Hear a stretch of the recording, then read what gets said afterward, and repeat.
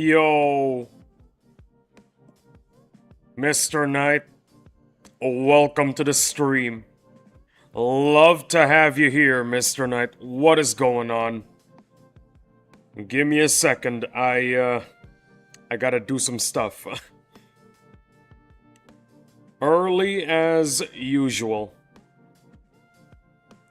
That is crazy.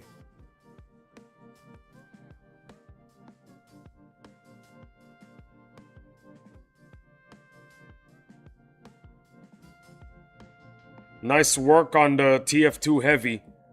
Oh, is that what you're seeing? Oh yeah. It is what you're seeing. Yeah, I gotta flex my progress with the TF2 heavy.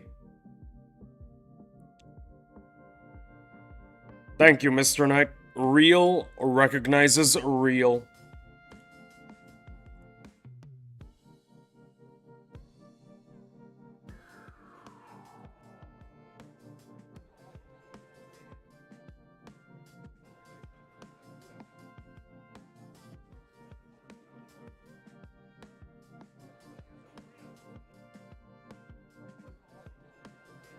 How's your day so far?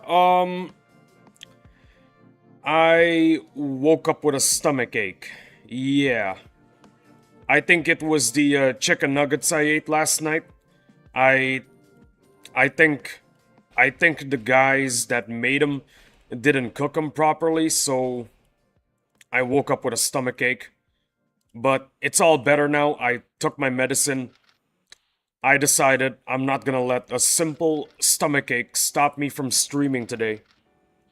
But besides that, everything's pretty okay so far. Pretty okay. It's been largely quiet. There you go. Nothing crazy has happened as of yet. Um Oh yeah, something did happen recently, and one of my maids decided to wait, no, she didn't decide that. We kinda made the decision for her. She went to Bali. She just left this morning, I think. Or was it last night? I don't remember.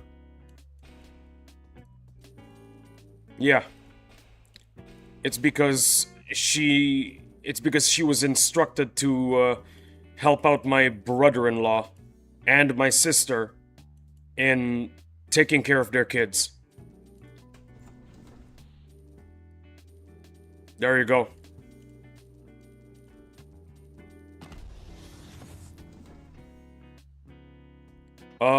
What else happened today? Let's see.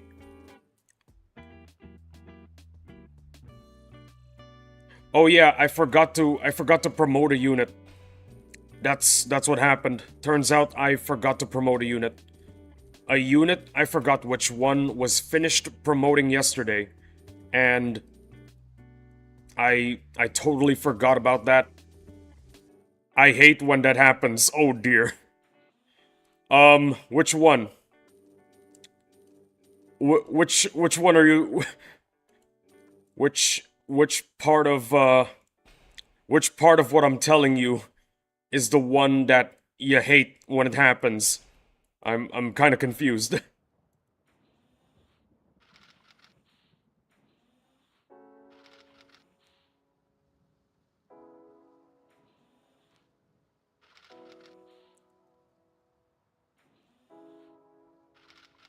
I just told you I just told you about well, I wouldn't call it a story. I would say I don't know. I just told you a bunch of stuff. Which part specifically is the one you're talking about? When you think you're promoting a unit just to find out 9 hours later that nothing is actually promoting. There you go. Yeah, that sucks. It really does.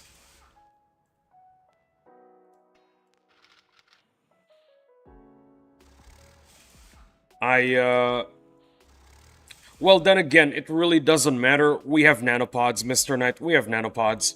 We are whales. I also hate when my servants go away, because I totally have those. Well, the thing about servants here in Jakarta, Indonesia is that it's basically it's basically common for anyone, no matter what class, to have servants. Because labor in Jakarta, Indonesia is really, really cheap. It really is. The downside, however, is like you saw yourself a few weeks ago, the salary, the average salary is abysmal. It is abysmal. Absolute disappointment.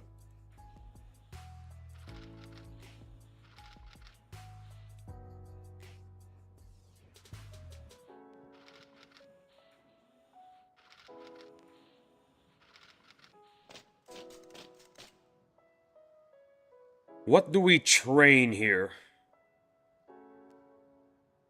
More soldiers is my guess.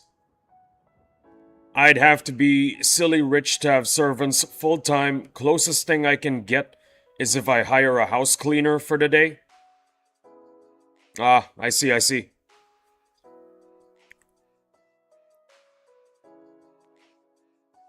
Well, it's like I said. It's like I said before. It's it's really common to have servants here. It doesn't it doesn't matter what social standing you're in. If you have servants, it's not that big of a deal. In Jakarta, Indonesia, at least. Yeah, it's normal in Indonesia. It is. It actually is. Actually, the average Indonesian salary being absolutely abysmal compared to a Westerner's salary. That's part of the reason why a lot of people here have servants. No matter your social status. Which is pretty insane. It's also normal for you to send me 200 bucks so I can buy nanos XD. Brand new keyboard. Take it or leave it. Brand new keyboard, Mr. Knight. Brand new keyboard. Best I can do is brand new keyboard. Hey, look, the Streamlabs bot is working. How about 100 bucks of nanos and a Tesco's meal deal? I'ma be real with you, Mr. Net. I don't know what a Tesco's is. I have no clue what a Tesco's is.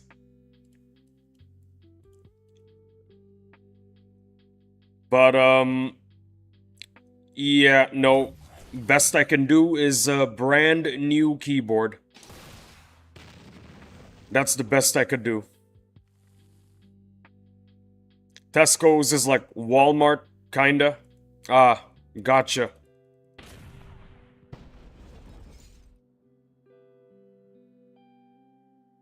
Well, in that case, what about a Tesco's rotisserie chicken? How about that?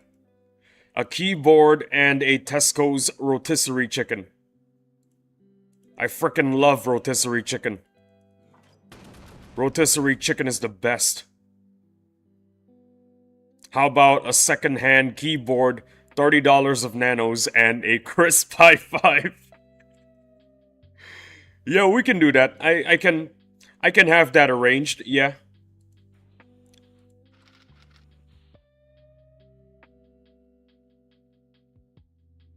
Bet.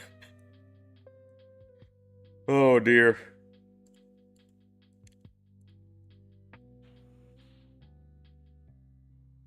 Today is a very quiet day.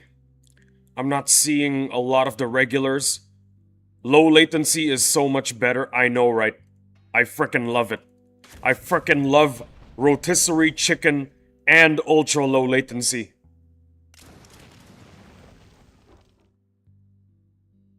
I wanted to say something, but I don't remember. Let me try and remember. Ah, yes. It's a very quiet day today. The regulars aren't here yet. Well, we've got one regular, but the rest haven't exactly shown up yet. Usually it's 30 minutes after the stream starts. One of the reasons why I do boss fights 30 minutes after the stream starts.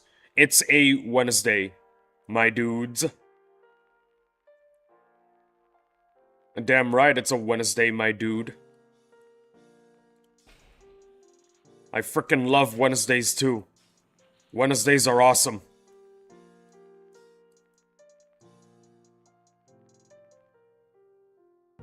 Okay, time to... Monday and Wednesday are odd days for pretty much everything. Tuesdays and Wednesdays are the worst. Well, Mr. Knight, the show must go on.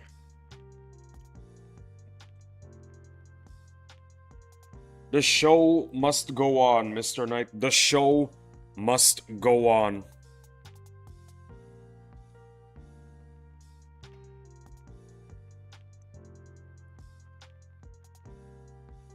Oh yeah, by the way, I just wanted to apologize for not being able to VC last night.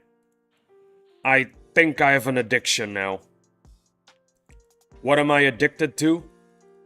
2-point museum. Build your own museum. Build your own aquarium. Build your own haunted house. Build whatever you want. All good, bro? Thank you, Mr. Knight. Thank you. You should really try 2-point museum. It's challenging. It's fun. It's got a lot of funny humor. Overall, it's just a wonderful game.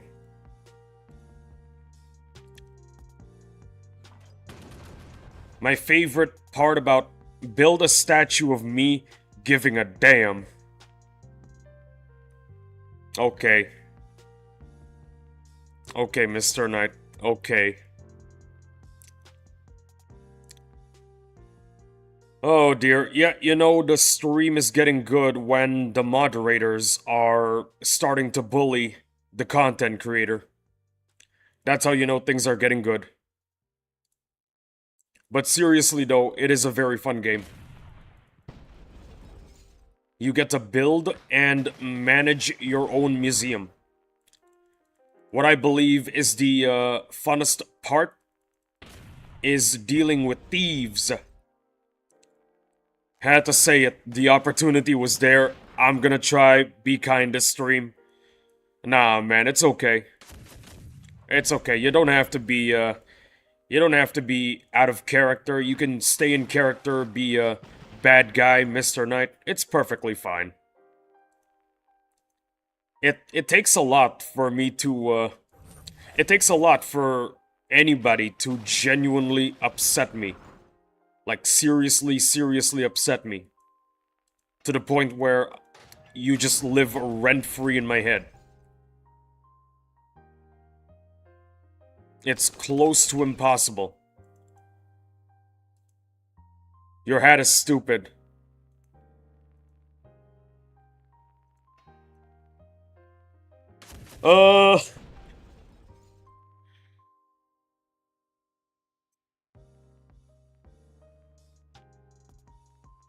Should I send you something? The thing is, I want to send a message to you via DM, but you know what? I'm gonna be a good boy, and I'm not gonna... Uh-oh, what is Four Eyes gonna send me? Alright, fine. Fine, I'll send it to you. Send it, okay. I'll do it. I'll do it.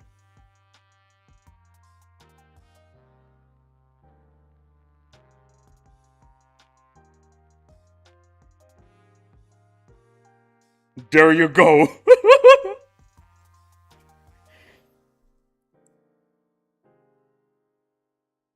There you go.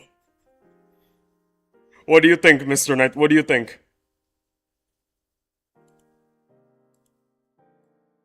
I was struggling to not say that.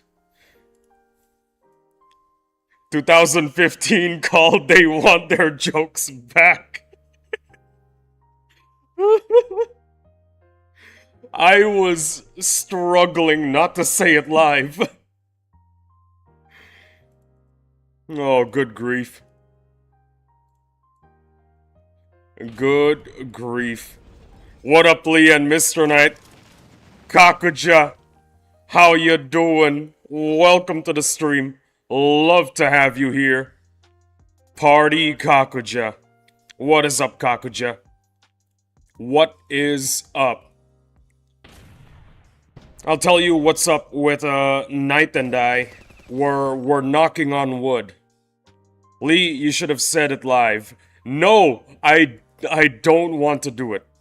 Well, I didn't want to do it. Moment has passed now, but still funny. No, I do not want to be a bad influence on children. You know, there was someone who was a bad influence on children. I'm not gonna say who, because we should leave that stuff behind us. We should really leave that stuff behind us. Okay, Mr. Knight. Huh? LOL? Oh no, Kakuja, Mr. Knight. Mr. Knight was insulting my hat, and then I decided to do a yo mama joke. That's what happened. Oh my god. Okay, yeah, whatever you just sent me via DM, I am not gonna say that out loud.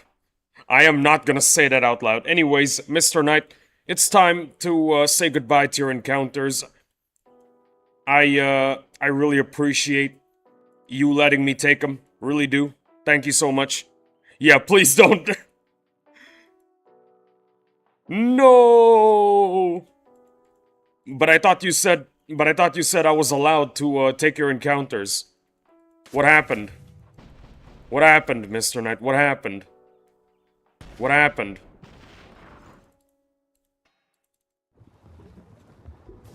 Not my navel. That's gonna respawn next time I log in. Oh yeah, by the way, did you like last night's clip? Last night's clip, I feel like it was one of the funnier ones that I created. Unfortunately, not a lot of views. Indonesians don't exactly care about my content. It was funny, thank you. Well, the Indonesians didn't exactly appreciate it, but I'm glad you did. Hey yo, Kakuja, what about you? Did you see last night's clip? I hope you did. A lot of people from yesterday really wanted me to clip that, so that's exactly what I did.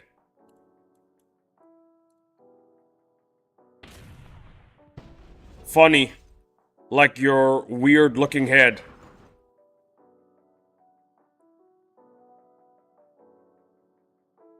Okay. No, I went to bed early. Sorry. The clip, you can still see the clip. It's a short. It's the latest short. That was the moment that a lot of people from yesterday night told me to clip. Because they believed it was funny. I found it funny as well, so yeah, I made it into a clip.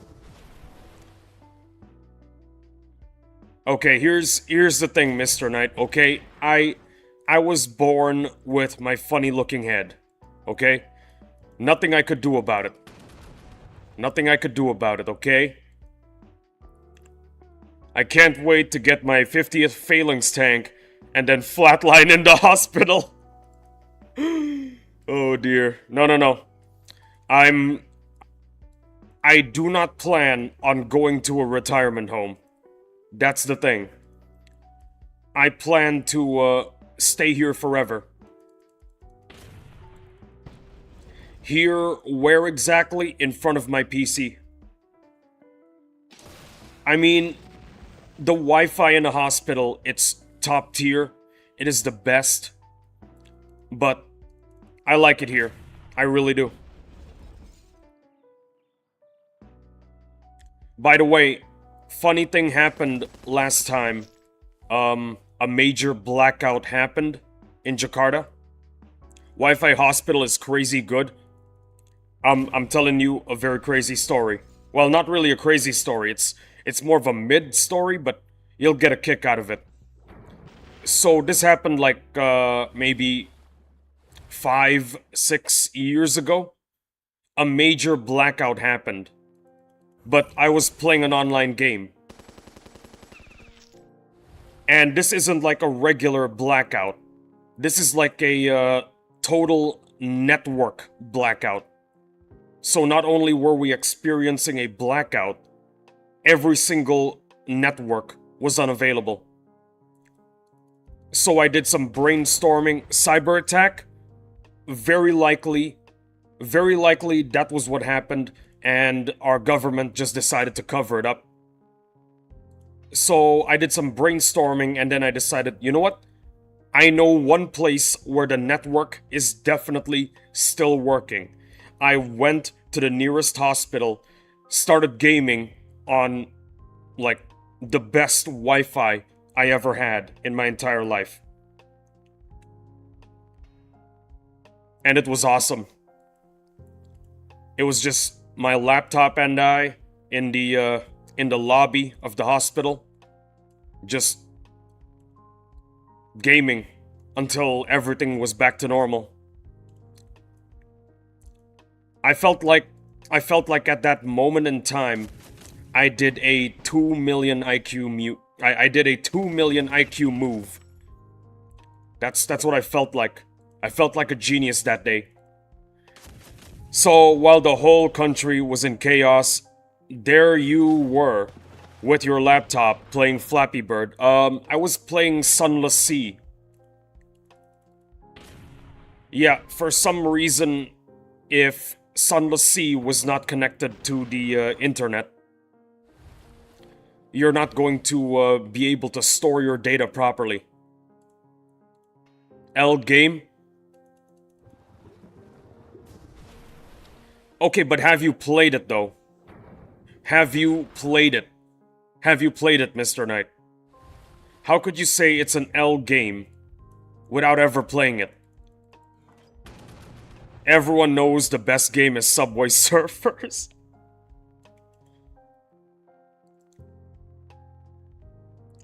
You know what you're like, Mr. Knight? You're like one of those Elvis haters who have never even heard a single song he made. Have you played Subway Surfers? Huh? Huh? Yeah, I've played Subway Surfers before. The reason why I stopped enjoying games like those is because, well, what you do in the game, it means very little. That's the thing. When I want to play a game, I want to play the kind 1v1 me and Subway Surfers. No, I'd lose. Same reason I'm not going to 1v1 you in an actual fight, Mr. Knight. I am 100% certain that I will lose. Going back to what I was saying, basically, I want to play a game. When I play a game, I want to play the kind where what you do has some meaning, you know? There's some decent progression. There's a competitive atmosphere. That's the kind of game that I want to play.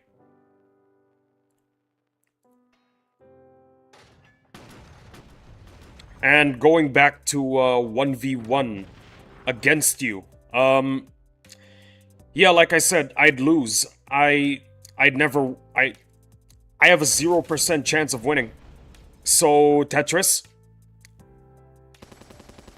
Okay, but here's the thing, okay? I'm not gonna be playing. It's my mom that's gonna be playing. My mom was a Tetris champion. I'm serious, by the way. She is crazy good at Tetris.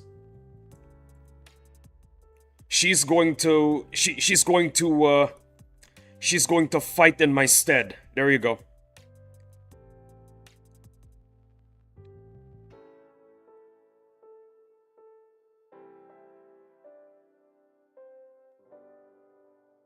What do you think of that, Mr. Knight?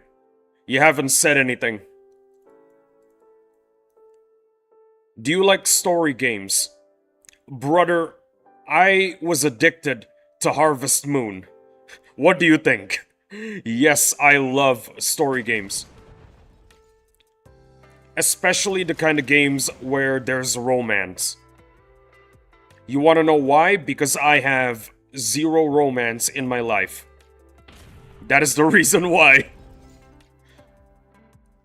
Yeah, romance in the real world, it's not my thing. It's just not my thing. It just doesn't interest me. Who knows, maybe in the future I might change my mind. I don't know. Getting a partner is easy? Absolutely. It's very easy to find people that are interested in the same things you are. Or you could just marry Battle Nations. That's the plan. That's the plan, Mr. Knight. Thing is, Mr. Knight, I've been in relationships before, and after all those experiences, I decided, you know what? This isn't my thing. This is just not my thing. But it's like Dominus told me one time, you could change your mind one day. And then I just replied with, yeah, that's true. I'm very much open to changing my mind. The best thing about being a mature adult is the ability to change your mind when exposed to new information. I will die on this hill when I say, if you can't change your mind based on new information, well, I got bad news for you, kid. You might not exactly be an adult. You might be a kid trapped in the body of an adult. Yo! What up, Isaac? Everybody, how's it going? Just chilling here. Hey, Henry. Henry, how are you doing, my guy? Love to see you here. Love to see you here, always. Don't mind me, Henry, just knocking on wood and other stuff. As the title says. Knocking on wood. What up, Mr. Knight? Let's face it, all of us playing Battle Nations are kids trapped in adult bodies.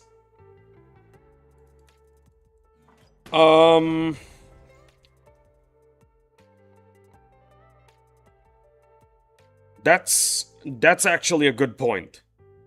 I'm not gonna lie, Mr. Knight, that is actually a pretty good point. Yo, Henry, got any more supers or megas lately? I bet he's made like 10 more. 10 more. Supers and megas. Hell yeah.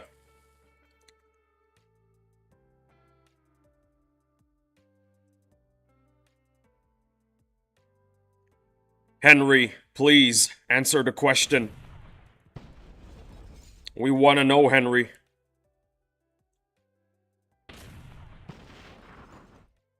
Ah, there it is. Mr. Knight, nah, just only stayed at 70 each XD. Also, I don't know why my stream chat is not showing up. Super weird.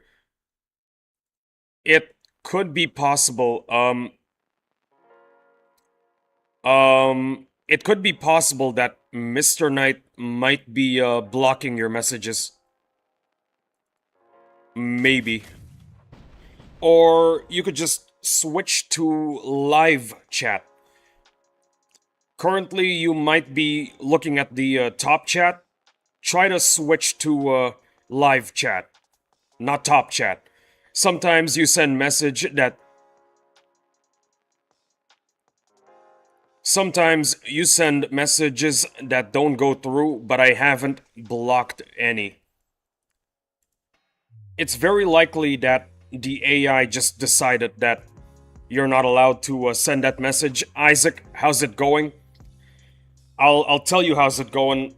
I woke up with a stomach ache. I woke up with a really bad stomach ache because of some really bad chicken nuggets that I ate last night. Bruh, for Lee's sake, I need to get better with my grammar. Nah, don't worry about it. Language is a means to an end. Now, where was I? Ah, yes. I then decided, you know what? I'm not gonna make excuses to not stream today.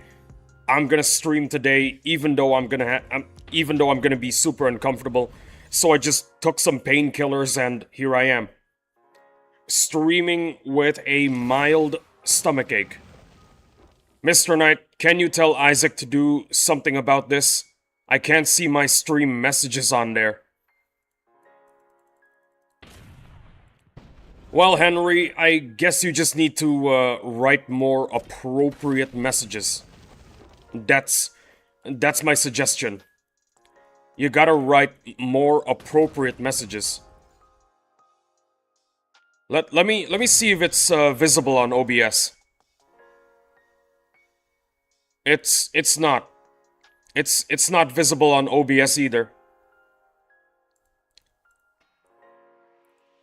Yeah, my advice is you gotta word things properly. If you offend the stream AI, unfortunately, no chat messages. Yeah, Henry, we are on strict moderation. Some stuff you send gets complicated, hidden by the AI. And the reason why we're running on strict moderation is because of a certain someone that I spoke about. Yeah. If if you want to send me a message that's I don't know, inappropriate, I guess just do it via DM. It doesn't even need to be an inappropriate message. It could just be a message that you feel like is appropriate, but YouTube just decided to remove. That's why I use words like doo-doo, even though as Supermod, technically, I could swear, but I choose not to. Good man.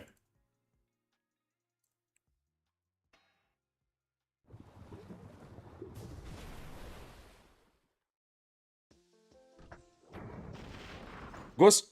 Rame, Gus? Rame, yeah, yeah.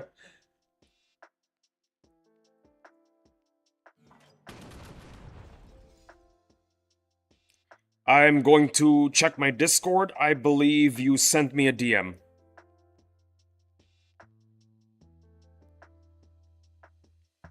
I got nothing. Greetings, other human. That's, hold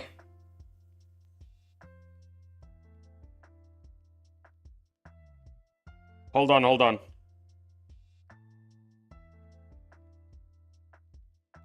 There we go. That's the guy that takes care of my, dogs. And cats. Yeah. That's what he does. He was also the one that... He's also the one that, hold on, give me a second. I need to, check this out. Let's see, let's see.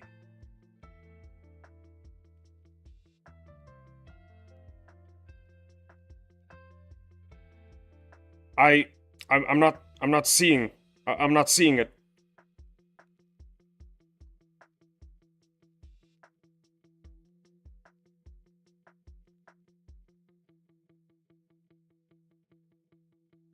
Oh, I get it. I get it.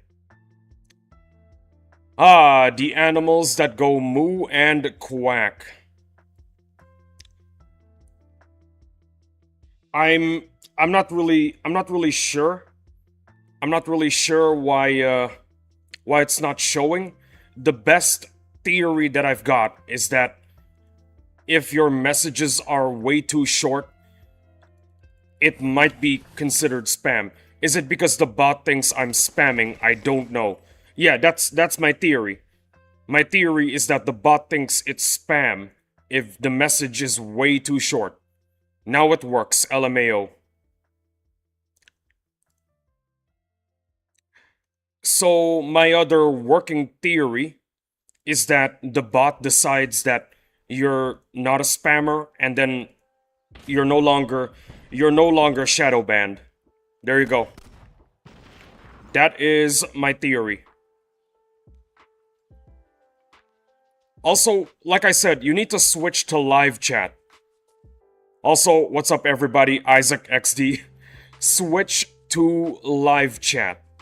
Do not use top chat. Top chat doesn't work. The bot didn't like the word at 70 each. Hold on. Let me...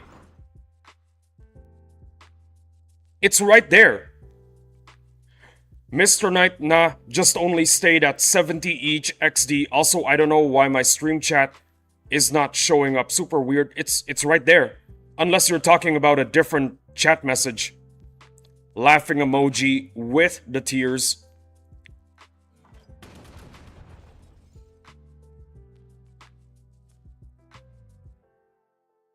I mean, you gotta tell me, what was the, okay, Lee, just wrap it up. End stream. What was the actual message that you sent, Henry? What was the actual message? What was the actual message? Unless, of course, you already sent it. It was my earlier messages starting from my first "What's up, everybody?" for my greeting. I can see every single chat message that you sent. I can see all of them. You're on top chat. You need to switch to live chat. I sent it to you in the DMs for the Discord. All of them showed up for me. You need to use live chat. So I think the message did in fact go through, but on his end, it didn't load for him properly. I can see the messages. You need to switch to live chat. Top chat does not work. Top chat seriously sucks. I think it could be lagging a bit, yeah. But it works fine now. That is also another issue. Lag. It could be because of lag that your messages aren't shown. But if it works fine now, it is what it is. We are all good. By the way, Henry, to fix this, you need to buy more supers and megas. Good grief. Henry, did you see the clip? Did you see the clip? Mr. Knight, LOL. Did you see the clip, Henry? Did you see the clip?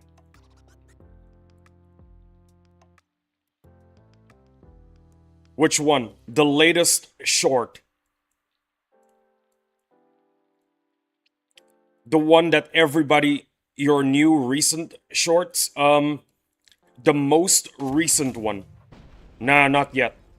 Every single person that was in chat at the time of the moment told me to clip it. So that's exactly what I did. Everybody's wish is my command. Let me just forward you. Let me just forward it for you real quick. I'm just gonna forward this. There we go. Boom. There we go. That is the latest clip. Alright, we'll check it out later. XD, awesome sauce. Everybody said it's funny. Well, Everybody except for the Indonesians. The reason why I don't get a lot of views in... The reason why my clips don't get a lot of views is because YouTube advertises my content to Indonesians, mostly. And no Indonesian cares about my content, except for my parents. Okay, I'm back. My Wi-Fi just had a heart attack. My Wi-Fi has a heart attack every single time I end the stream. Because I'm running on ultra low latency, every time the stream ends, my Wi-Fi just decides, okay, is it my designated heart attack right now? Master Lee? Can I have a heart attack now, pretty please? I've been holding this heart attack for a very long time.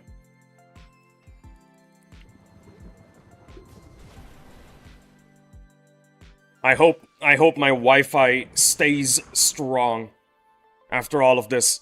Why not just get a Wi-Fi for your PC and PC only?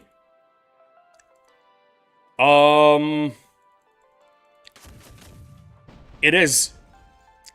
It is for my PC and my PC only. Nobody else can use it. Nobody else in this house. Yeah. I'm a very greedy boy. Oh, so you have KFC Wi-Fi. Good grief, Mr. Knight, good grief. KFC Wi-Fi. No, there isn't a KFC next to my house, okay? I live in the suburbs, okay? I live in the suburbs. Okay, who's next? Vix. Vix, you're next. Makes sense that you're on KFC Wi-Fi. Just look at your outfit. Bro over here calling me Colonel Sanders. Yo, Big Hoss, what is up, my guy? Welcome to the stream. Love to have you here. Don't forget to knock on wood, by the way. That's what we're doing here. We are knocking on wood. Welcome in, Big Hoss. We are knocking on wood right now. Always knock on wood. Welcome in, Big Hoss. Don't forget to knock on wood, fellas. What if I want to knock on metal? If you knock on metal, I will remove your supermod status. I'm just kidding, Mr. Knight. Why always knock on wood? It's a funny thing that people like to say because it has to do with the what's it called? The legendary log. Yes. That's the joke. We're referencing the legendary log. I think it's a metaphor, LOL. It is a metaphor. It is something like a metaphor, but it's largely associated with the legendary log in the Battle Nations community. There you go. Always, always knock on wood. Never forget.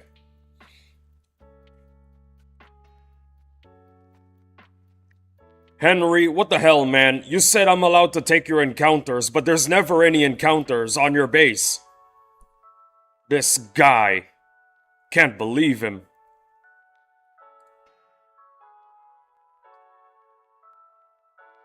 Always, always knock on wood. I'm always active, laughing with the tears emoji. Henry, you're a legend. You know what Henry kinda reminds me of? He kinda reminds me of that player who got #1 on the Battle Nations Boss Strike leaderboard by playing the game for 16 hours a day. You can take my naval.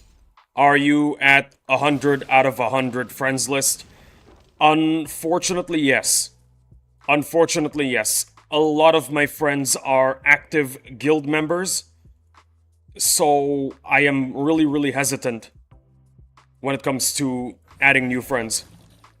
I would never do that, XD. I got a life. Honestly, same. Same. I may play Battle Nations for 5 hours a day to an audience, but I'd never do 16 a day. That's crazy. No worries. Thank you. Thank you for your understanding. Thank you for your understanding, Big Hoss. I really appreciate it. I've removed all of the inactive players, but yeah, I still have a lot of players that are on my friends list. Lee, you're slacking off. Back in the day, you were playing for 11 hours a day. Now you're down to 5 hours. Brother, if I keep on playing 11 hours a day, eventually I'm gonna stop having fun, and eventually I'm gonna stop playing Battle Nations altogether. I did like 14 hours during Triple S. I did like 14 hours during Triple SP, but otherwise, maybe do an hour or two. Good man. Mr. Knight. Mr. Knight, he's becoming an unk now. Just kidding, XD. I am an unk. I am 25 years old. I managed to pull off 19 hours on Triple SP event. Holy moly. That is crazy. The thing is, Mr. Knight, if I keep on burning myself out, eventually I'm gonna stop having fun. Eventually I'm gonna stop streaming. Eventually I'm not going to make this my career. Eventually I'm going to detest playing Battle Nations. That is the issue, okay? I think I got 6 units to max rank and 1/2 units to R5. Good man.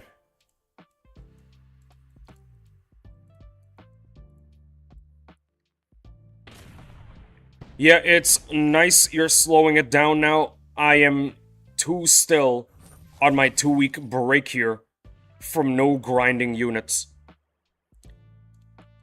Well, it's like I said, you gotta take breaks. If you keep on burning yourself out, you're gonna stop having fun.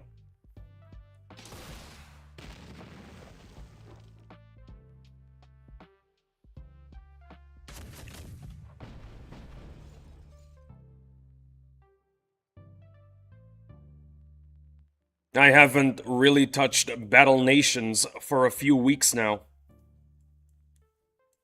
Well, like I said, it's always good to take a break. It is always good to take a break, Mr. Knight. Because, yeah, like I said, if you keep on burning yourself out, eventually, you will detest this game.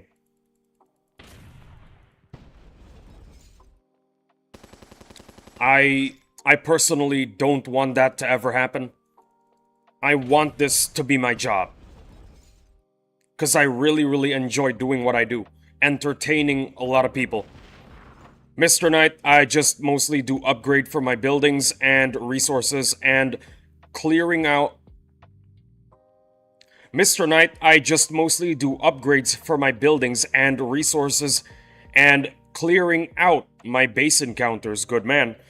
I log in for XP and boss checks, but unless I get a tentacle, there's no point. One of the people that actually told me to not burn out was actually Clyde.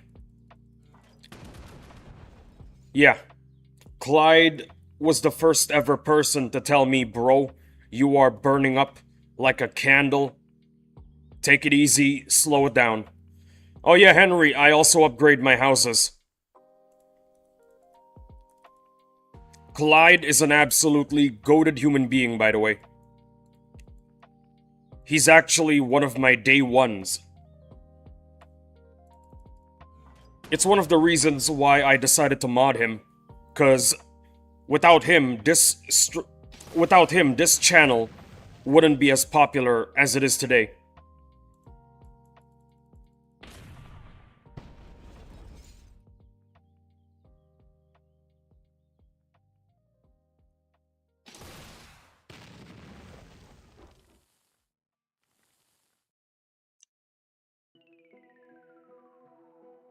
Oh yeah, and also there's Noah M. We he's basically the first ever donor, and ever since that donation and stream visit, we never exactly got to see him again. I miss the guy. I wonder how he's doing. I have 40 Suburbans, all level 7, and on the way to level 8. After they're all level 10, I'll work on maxing my Morgans. Bro, are you serious? You still have Suburbans? But I've done the math, it's gonna take me like 3/4 months to max out all my Suburbans and Morgans. Bro, you're actually spending stars on Suburbans? Are you serious? Come on, man, you're better than this.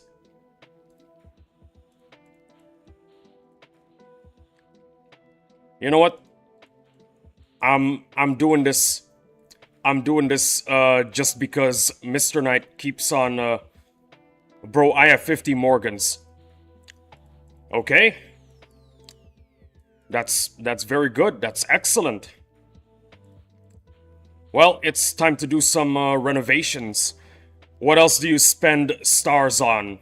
Plasma field technicians, baby. That's what you spend them on.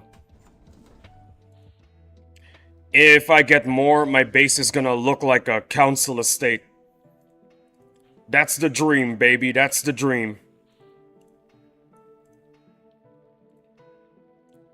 That is the dream. Let me just plonk this down here.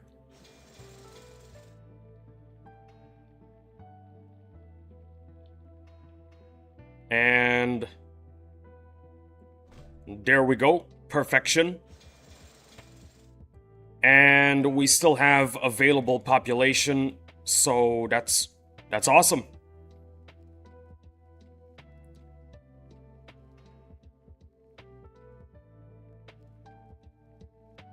Hope they release an update where you can trade stars for SP.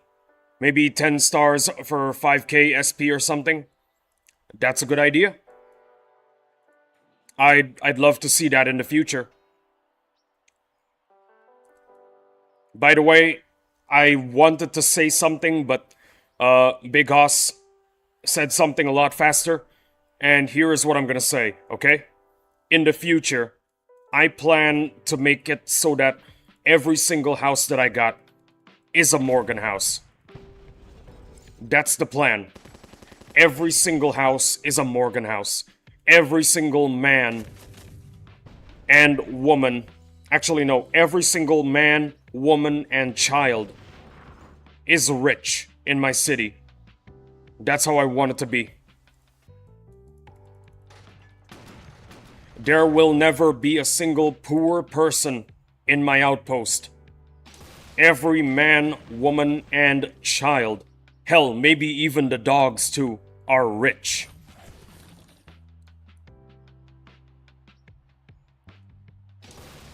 There will be no poverty in my city. I have 5 PFTs at R6. I'm probably going to go for 10, then hold on to my stars if I'm about to go over the star cap limit. I'll get a prestige unit that I don't have. Also, if you get nothing but Morgans, you're gonna regret it. Why? Please tell us why, Mr. Knight. We'd love to hear it.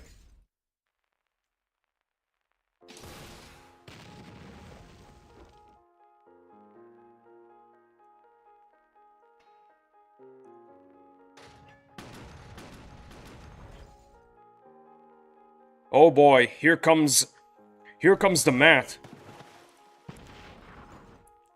Let's see the math, Mr. Knight. Let's see it. Show us what you got.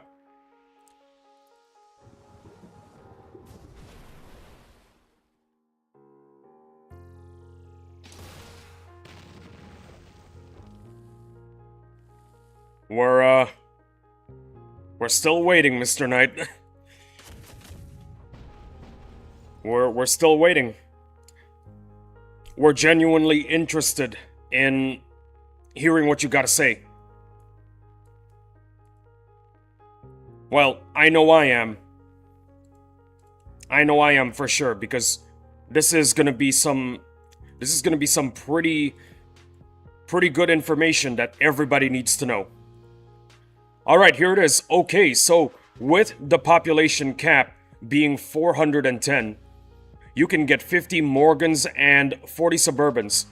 This will make your base be able to look pretty when you do a base design.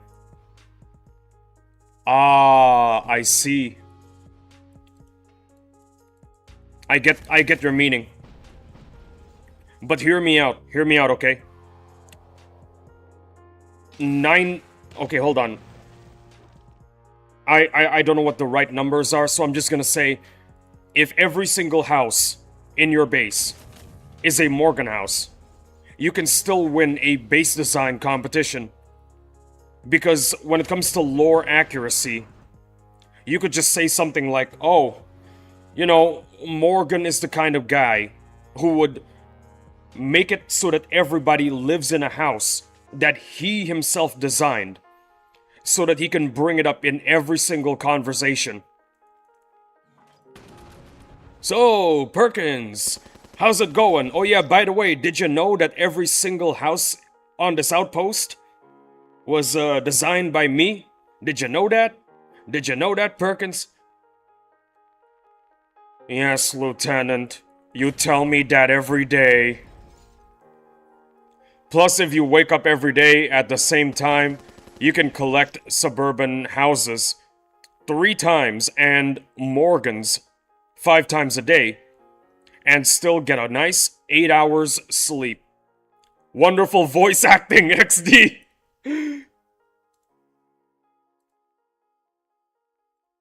Thank you, Henry, thank you.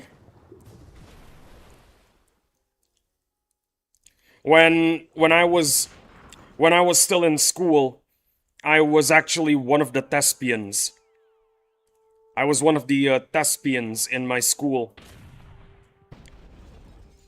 Every time someone from drama class wanted someone to do a big role, they'd usually have me. Yeah. Although I suck at singing, so they'll give me a big role, but it's more of a nuanced character. You know what I mean? Not like the main character. And to add another thing, you'll easily be leveling up every day with the nano shops and the solar power plant. Well, Mr. Knight, I'll tell you this though. I will make every single... If you get all Morgans maxed out, you could probably prestige twice a day. Hear me out, Mr. Knight. I'm gonna make every single house on my outpost a Morgan house. But if it doesn't work out, you are going to be the first guy I speak to. And the first thing that I'll say is, Mr. Knight, you were right. I was wrong. Let's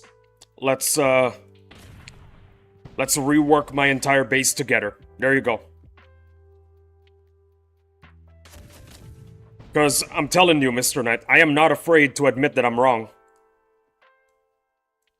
If I find out that I'm wrong, based on new information, I will admit it. I hated doing drama class back in high school, XD.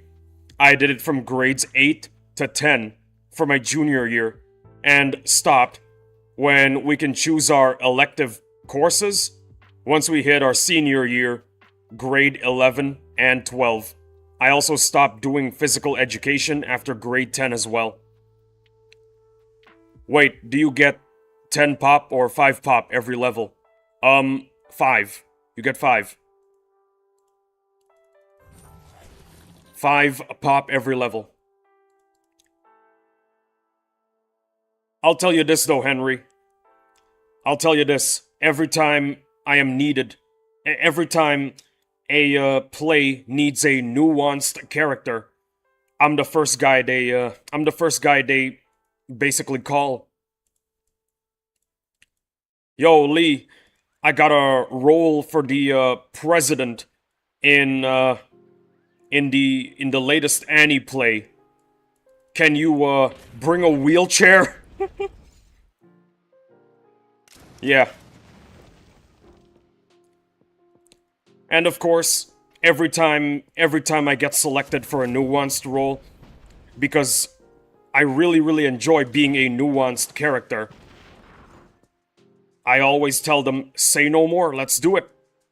Let's get started right away. I'd love to be the president in the upcoming Annie play. Why the hell not? Oh, and by the way, wheelchair is on the house. I'll bring it myself from the clinic.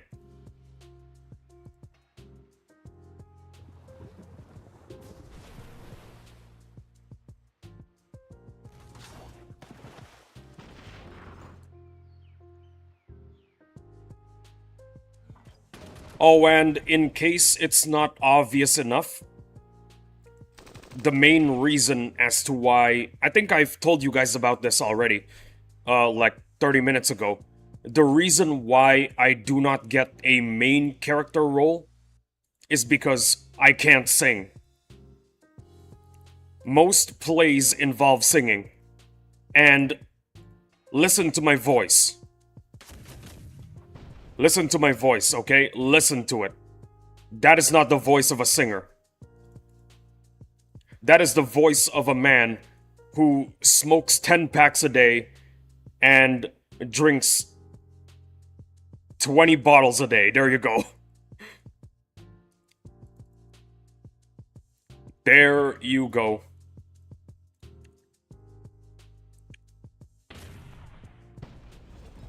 I really miss those days. Henry may have hated the days when he had to do drama plays, but me, I kinda miss them. I really do.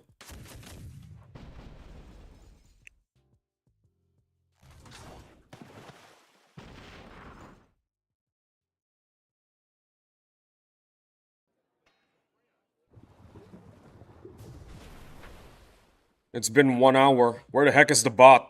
It's supposed to show up. Well, it is what it is. Better late than never.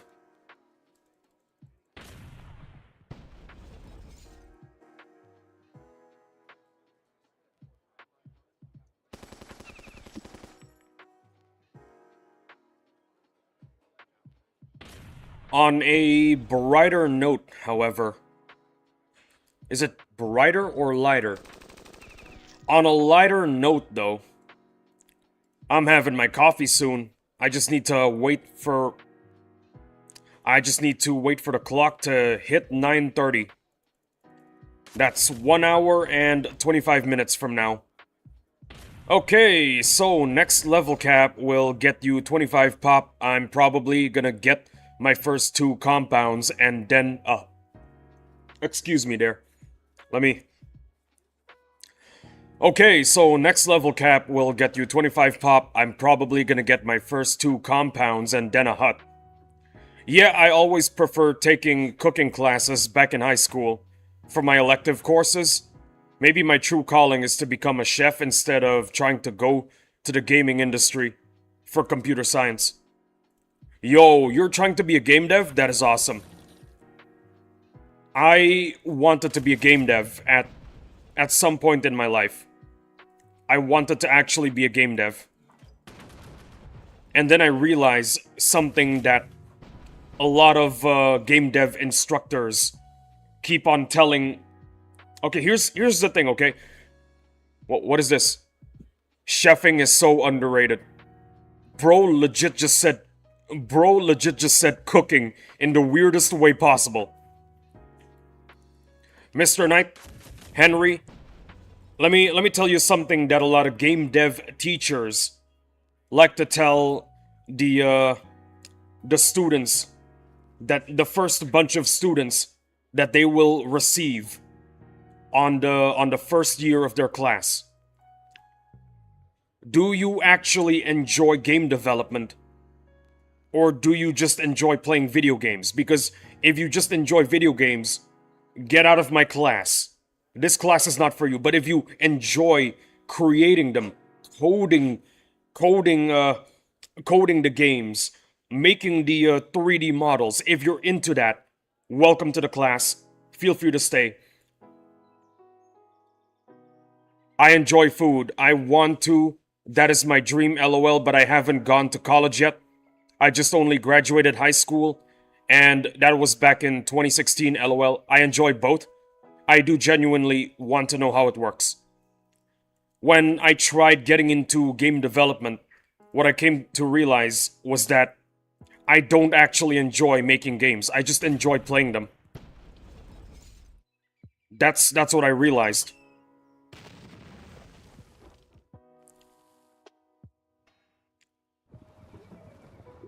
I'm interested in, like, making my own kind of game, you know?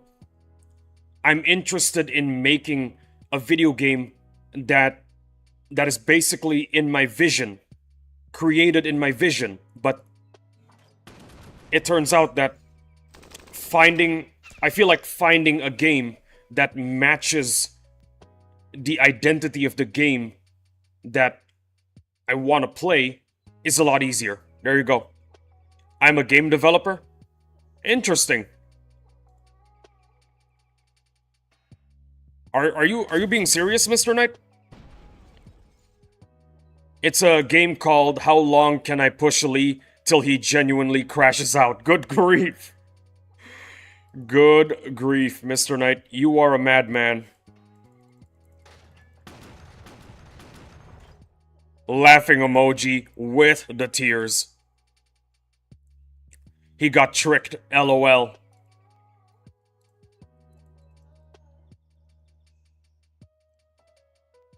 I think I know the best way, Mr. Knight. I know the best way. All you gotta do is just spam in chat.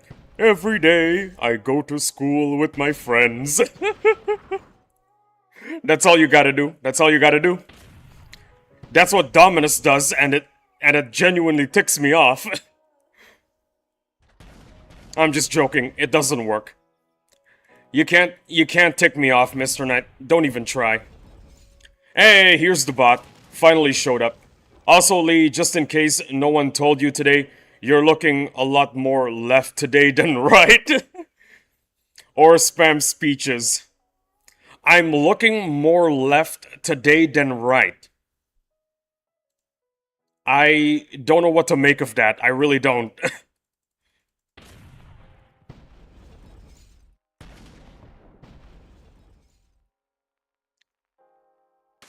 Every day I go to school with my friends. Every day I go to school with my friends. Every day I go to school with my every day I go to school every day I go to school with my friends. Every day I go to school with my friends. Every day.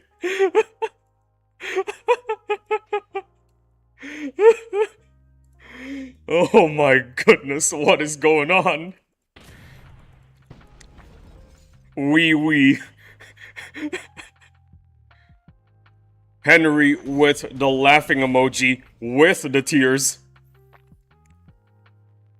Okay, Mr. Knight, you can stop now. You can stop now, Mr. Knight.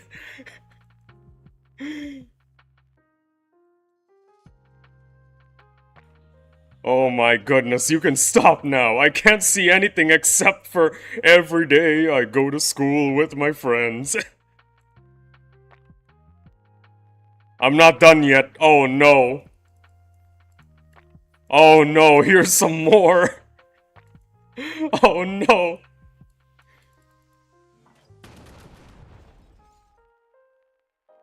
How old is the confetti cannon? Gotta be a month old now at this point. LOL. Let me check. I will be the Wizard King. Let me check real quick, Henry.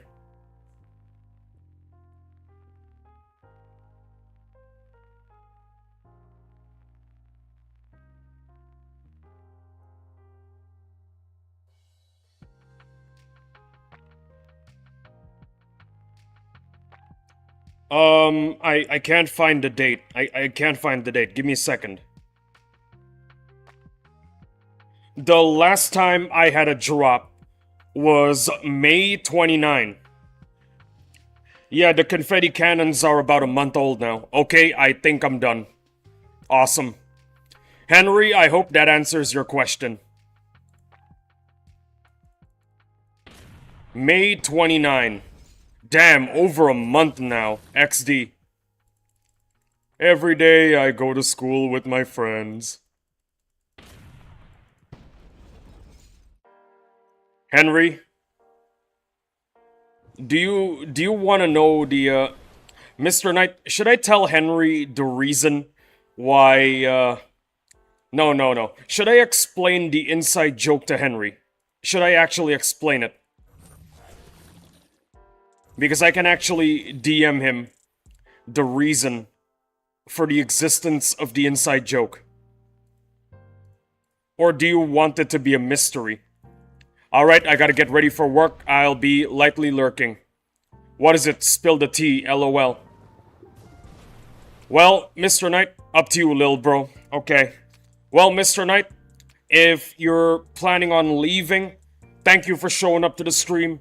Really appreciate you showing up, okay? Always love to see you here. Take it easy, Mr. Knight. Don't forget to knock on wood. See ya, Mr. Knight. You know what? I'm gonna keep it a secret. Brother Lee, Knight, Henry. A man leaves and a man enters. What is up, Vix? How you doing, Vix? Love to have you here. Welcome to the stream. Are you knocking on wood? Have a good shift. I'll be listening. Hey, Vix. Hey, Vix. Hey, indeed. Bruh, I'm not leaving, LMAO. Well, you're lurking, so... In case you don't come back, there you go. I'll be lurking and listening the whole time. Eyes emoji, grinding navel myself right now, too.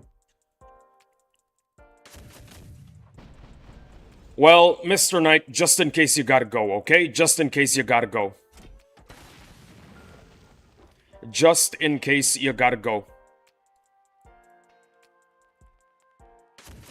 Oh yeah, by the way, guys, don't forget to subscribe to, It's really hard to say his name. Give me a second.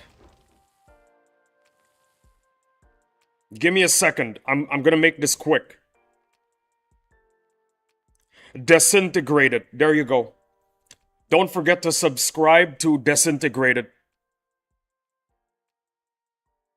Alright, every day I go to school with my friends. Tell them about the story time yesterday.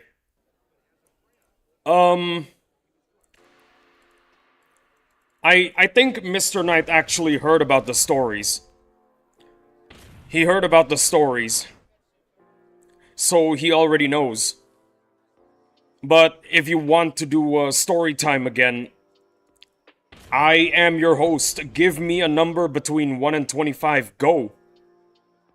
1 and 25. I watched the VOD. There you go. He watched the VOD for the Battle Nations Lee lore. 57. 6. I'm gonna go for... Mr. Knight, somebody made a 6-7 joke. Mr. Knight. Mr. Knight. Somebody did a 6-7 joke. Mr. Knight.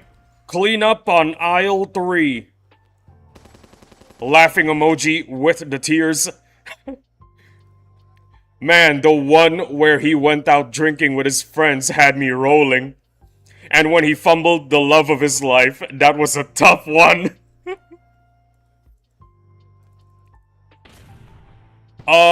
6. What did I do when I was 6?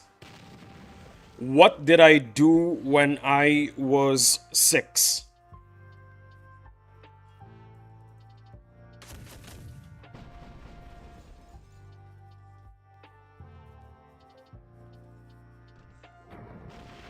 Lee, tell us a story for when you were age 57.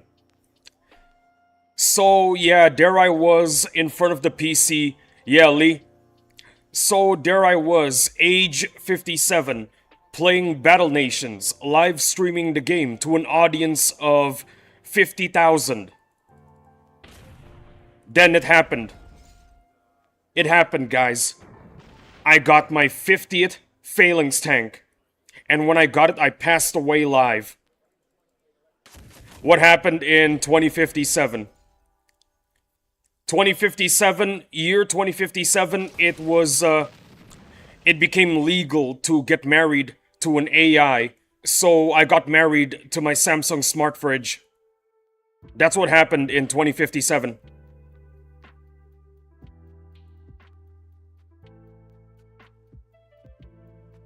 "2058, that was when I passed away live." That's beautifully wrong. What do you mean? What do you mean?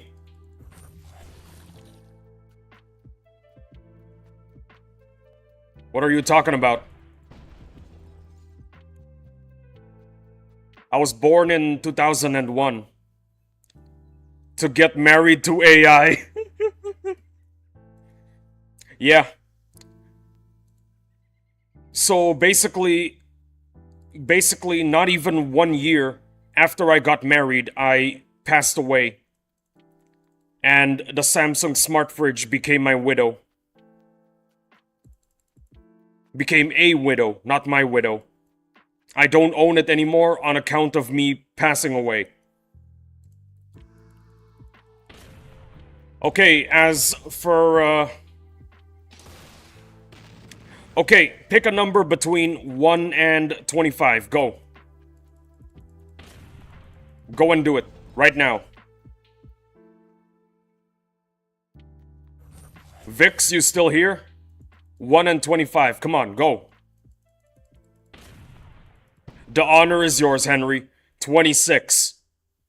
Yeah, at the age of 26, I had a bit of a midlife crisis, so I decided to run a kombucha business. 25. That's a good one. What happened this year? I actually got a good one. So, we had a villain. I'm not gonna talk about that. I will not talk about that. I will talk about the first time I ever streamed. First time I ever streamed, I was expecting like 0 views. Skull emoji with the roses. Will you let me finish? Will you guys let me finish? I was there! Yeah, when I first started out streaming, I thought to myself, ain't no way I'm gonna be getting any views, but I'm going to do it anyway. Vix, yeah, that villain is Sheriff.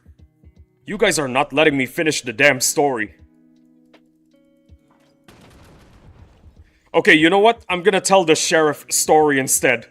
Laughing emoji with the tears. Do you want me to tell the Sheriff story instead? Because I can do that. I can actually do that. I remembered exactly what happened. No. Do it? No. I'm not gonna do it. We don't talk about Sheriff. I'll do the story when I first started out streaming. When I first started out streaming, I streamed the second boss strike. I was about to say rush. Yeah, that's what happened. The first time I started streaming Battle Nations, it was during the second ever boss strike. I believed that I wasn't gonna get anybody watching. So, I decided, you know what? I don't care. I don't care if I don't get any views. If I failed, well, congratulations. Most people don't even try. I'm not gonna be most people. So I streamed anyway. And one of the guys that showed up was Clyde. I think I told you guys a million times already. Clyde was absolutely goated during my first few streams. He would basically stay until all the 11 hours are just gone. Done, I mean. Yeah, that's what Clyde would do. Clyde would stay for the full 11 hours until the stream was over. Absolute madman. And basically what Clyde told me was, not a lot of people are streaming Battle Nations right now. I need to stay entertained because I'm currently in the top 20. I need some motivational speeches, Lee. And that's where the speeches started. It started with Clyde telling me to give him some motivational speeches to keep him going so he could stay in the top 20. And it worked. By the end of the 3 days of the boss strike, Clyde stayed at the top 20 spot. Thanks to my speeches. There you go. Sheriff and Volactic had a baby and Headless popped out. Good grief. Are we still angry at Headless? I'm already over it. I'm already over Sheriff, Volactic, and Headless. Now I'm just waiting for somebody new to piss me off. Clyde is definitely a founding father. True. Absolutely true. No, my boy Headless did nothing wrong. Ya boy Headless did something wrong, okay? I'm not letting him back in. Put it in the off-topic channel, LOL. Henry, I told Dominus and Mr. Knight to be a lot more lenient now, okay? They're a lot more lenient now. Please be happy. Thank you.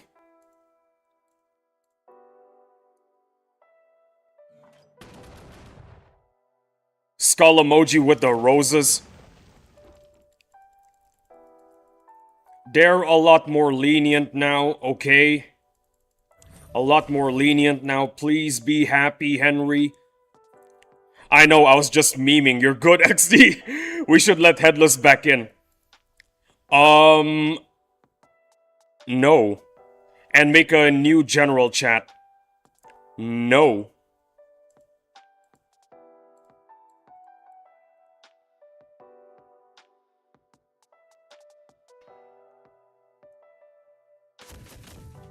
Hey, Mr. Knight. No. You haven't sent a new message yet, but I already know that I'm gonna answer with a no. Alright, time to make an announcement on the server. There you go. You already heard my, What the? Vix! Thank you for the $10 donation! $10! Yes! Yes! This is better than a drop. This is better than a drop. Oh my goodness. Thank you so much, Vix. Vix, you are a goated human being. Vix, you are an absolutely goated human being. Thank you so much for the 10 bucks. Only 10 bucks? Shut up, Mr. Knight. Shut up and type W Vix. That is an order. JK. No, no, no. W human. There you go. Vix, you're a W human being. This is better than a drop, honestly. Brother Lee, I want you to know I had to make a PayPal and do some extra stuff because my debit card doesn't work. Oh dear. W Mr. Knight, JK, W Vix. Well, Vix, regardless of your, regardless of everything that goes on in our lives. Thank you very much. I really appreciate the 10 bucks. I don't know why I still can't connect my debit card. W Barbecue Smoky.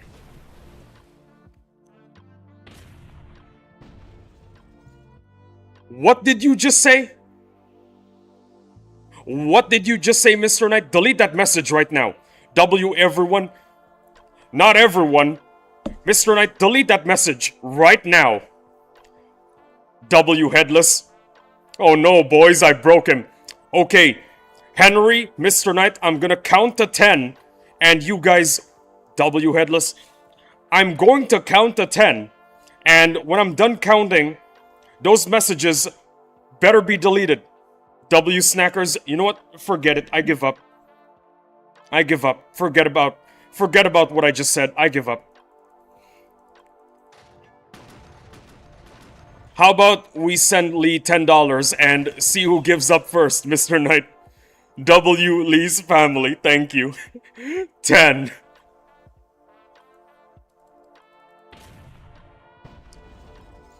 Oh dear.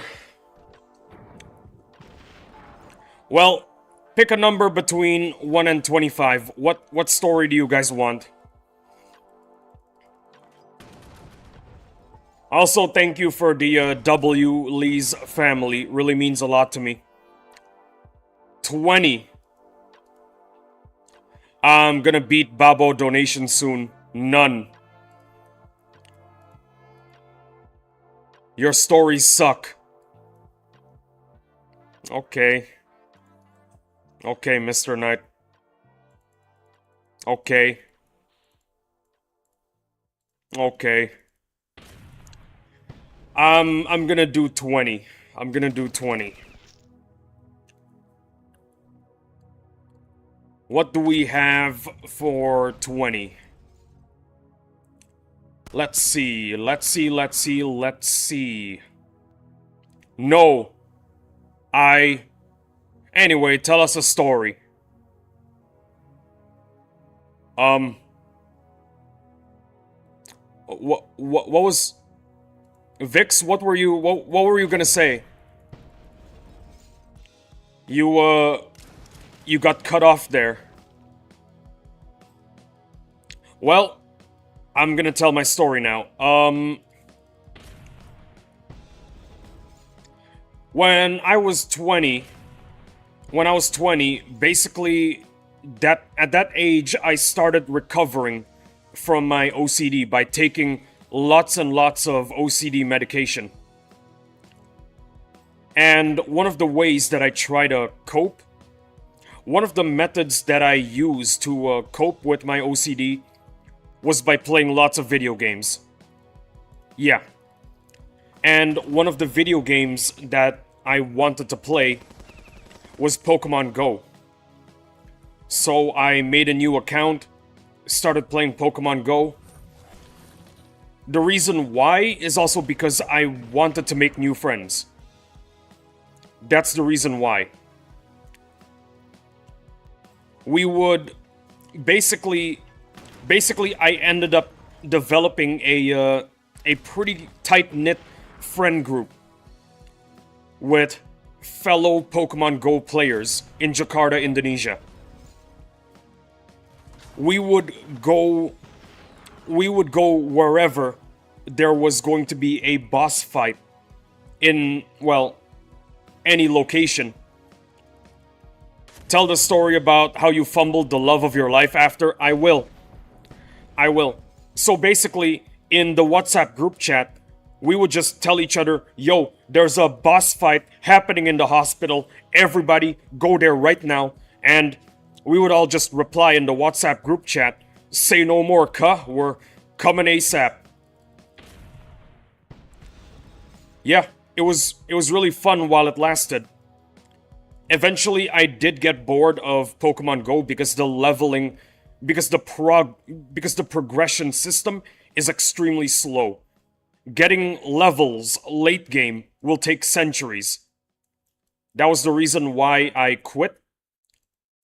But the reason why I stayed for a really long time was because of the camaraderie. We were like brothers, battling Pokemon bosses together, catching shiny Pokemon together. Hell, sometimes they would actually eat together, but I don't go with it. Sometimes they would actually go to a restaurant and eat together, but I don't usually go to those events cuz I prefer I prefer other kinds of food. They prefer eating street food mostly. I preferred something else. Pokemon Go was goated during COVID. Hell yeah, it was. There was this one particular moment in particular. There was this one moment in particular which was really hilarious. Mr. Knight, I remember trying out Pokemon Go for a week after launch. Guys, I got a funny moment that I want to tell you guys. So, I told the gang, yo, there's gonna be a boss fight over at the hospital. Let's all go there right now. And only like 5 people showed up. Only 5 people showed up because it was nighttime and the majority of players are actually hackers that routinely break the TOS. These hackers, we call them flyers. We call them flyers. I don't know what was the actual term that we used, but something like flyers.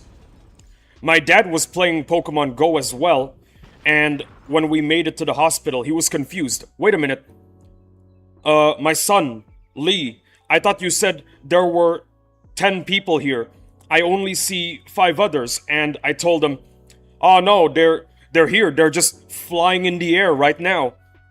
And one of the guys chimed in, yeah, it's just really dark, that's why we can't see them. Yeah, that was a funny moment.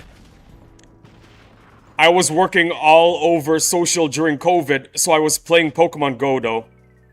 I didn't know Pokemon Go was a thing till 2019, lol. Wow. There was also another funny moment. Now, the thing about Indonesia is that we're in the Ring of Fire.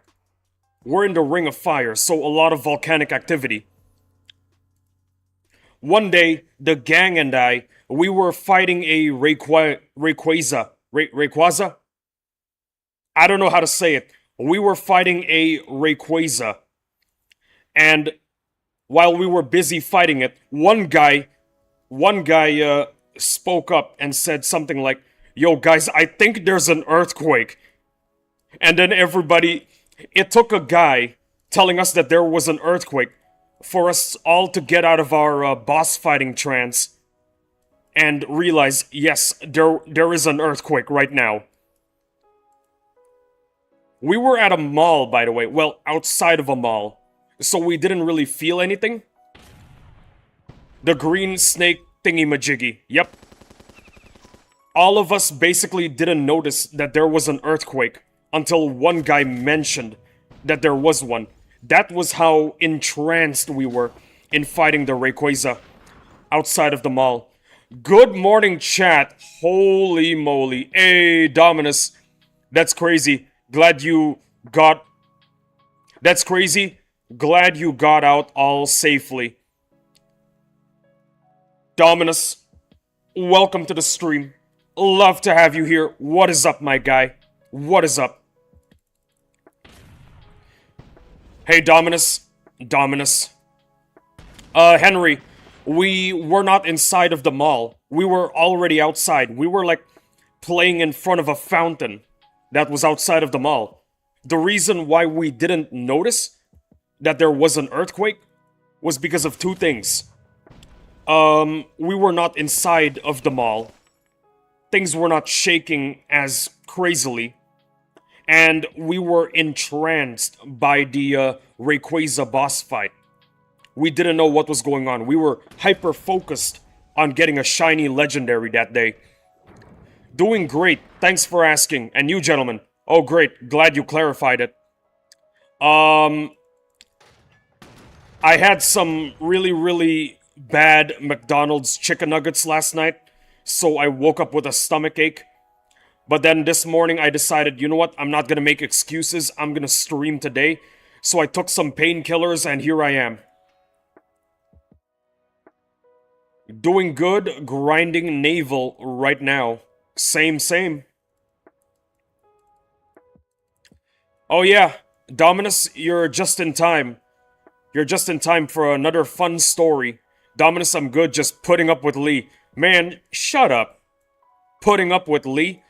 You enjoy my stories, okay? Dominus, gonna head out in a bit and work out again, working on my stomach routines today. Might be back in the stream later, maybe, I don't know yet. Okay, but before you head out, the important story that I need to tell. It happened when I was like 12 or 13, I don't remember. I basically... No, you shut up, Lee. Your stories are as good as a one-star hotel.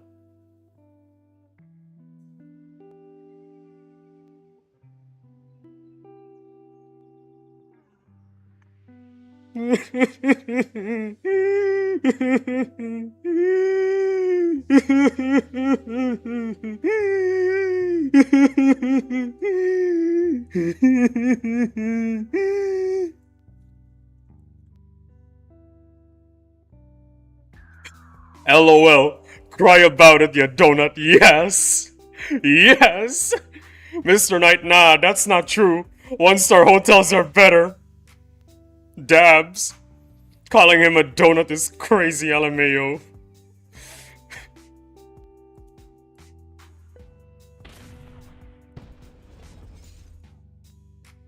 Okay, but it's a funny one though. It's a funny one. You guys need to hear it. You guys need to hear it. It is absolutely hilarious. So it happened when I was, at least you know Dominus and I are staying at that hotel, LOL. There you go. It happened when I was like 12 or 13, I don't remember. Somewhere between those two ages.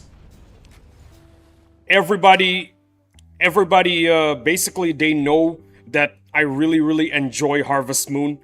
I like to talk about Harvest Moon. Like, a lot. I would usually bring my DS with Harvest Moon in it and play it whenever I'm free. Now, there was this girl. She wanted to know what I wanted to get for my birthday present. And I told her, anything Harvest Moon related. I freaking love Harvest Moon. She got me Harvest Moon Animal Parade for the Nintendo Wii.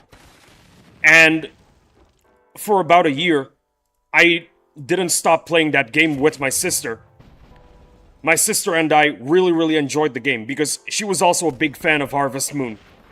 It was the most fun 1 year I've ever had with my sister. Every other moment I've had with my sister since then, I felt like was kinda mid. Dominus gets it. My favorite story, Lee's stories are as good as a car without an engine. And guess what he did? He didn't play it with her. Yeah, so eventually, the girl eventually, hold on, let me get my story right. Eventually, the girl left our school. She left our school, never to be seen again. And then, several months go by, after the year of non-stop playing Harvest Moon with my sister. A few months go by after that. And a friend of mine told me, yo, Lee, apparently she hates you now. I don't know why. She didn't give a reason. But basically she just said, Lee knows the reason why. Lee already knows. He knows it himself.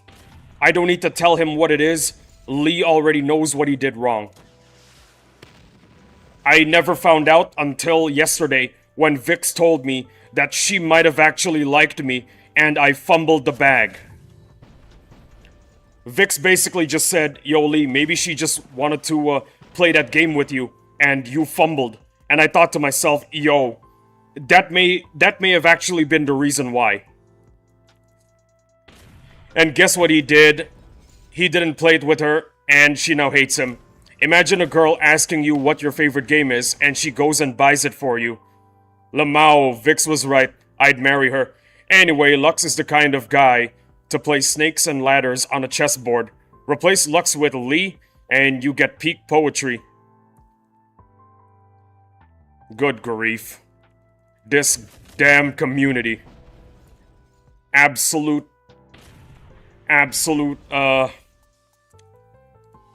what is that word? What is that word that one guy likes to say? Absolute punishment or something like that? Absolute torture? I don't remember. So yeah, that's the story of how I fumbled a girl in 5th grade. You may now laugh. De-goated, am I right? Well, that was fun. Gotta go work out. See you in a bit later tonight. Maybe. I don't know yet, though. Henry, don't forget to knock on wood. Stay awesome, my guy. Stay awesome and goated. Always love to see you here in the streams. Thank you for showing up. Until we meet again. Absolute goat of a human. See ya around, Henry.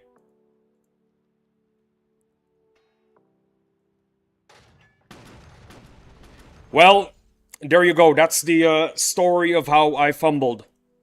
You may now laugh. Thanks, Isaac. See you, everybody. See you, Henry. You may now laugh at the story of how I fumbled. Go ahead. Laugh. Laugh it all up. Later, hen dog. Oh, you're not saying later then, dog. You're saying hen dog. Hen as in Henry first. Hen as in... Hen as in... Hen as in short for Henry. There you go. I get it now. I get it now, Vix. I get it now. Damn, go and speak! Stuttered like 32 times. Who's Henry? Oh, hello there. Hello there, AJ. Welcome to the stream. Love to have you here. Henry is the guy that just left. That is the guy who just left to do a workout. Hello, AJ. Hello, AJ indeed. How you doing, my guy? Lee is the kind of guy to sound like a broken record. He's a goat. Welcome in, AJ. AJ is a goat? Is that so? For real, Mr. Knight LMAO.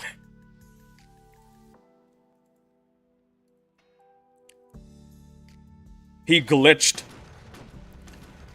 Hey guys, haha, thank you for the warm welcomes. It's always gonna be a warm welcome. It's always gonna be a warm welcome whenever you pop into my stream. Always. I'm talking about Hendog being a goat. Ah, I get it now, I get it. Lee's the kind of guy to not be able to read the room when a girl likes them. Mr. Knight, shut up. I mean, yes, it happened, but why do you need to rub salt on the wound? Poor Lee. Rubbing salt on the wound. Jesus, Lee, spit it out. You guys are rubbing salt on the wound, you know? Don't you guys ever... I got spidey senses for it. Don't you guys ever think to yourselves, maybe Battle Nations Lee has feelings as well. Maybe he doesn't want to get insulted. Maybe I should treat Battle Nations Lee the same way he treats me. With respect, dignity, and principle. I was trying to be cool until you stuttered, LMAO. Mr. Knight rubs acid on the wound. Not even salt, XDD. What's 9 plus 10? 21. It's 21. 21, there you go. Lee, if you were on fire, I'd drink all the water on Earth. Oh dear. I actually have I actually want to show you something, Mr. Knight. I want to show you something. Give me a second. Hold on.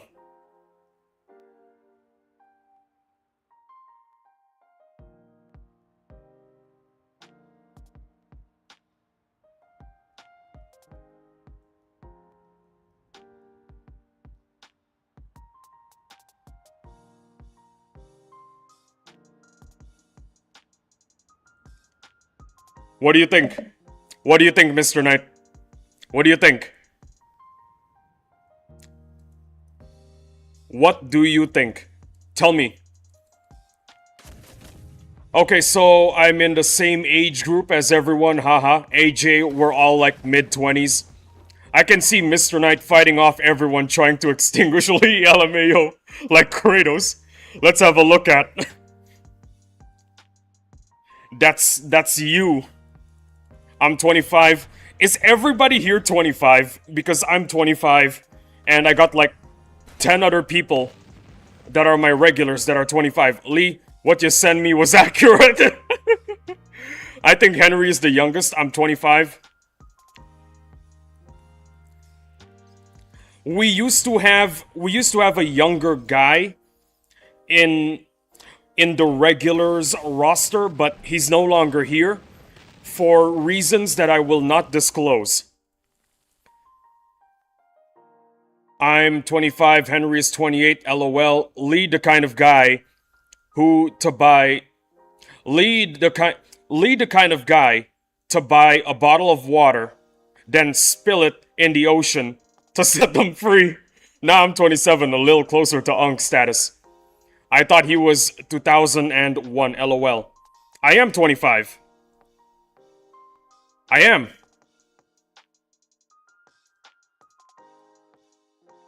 What, you want me to, pull out my birth certificate or something? Proving that I am indeed 25? Dominus, then he cries after because he misses the water element.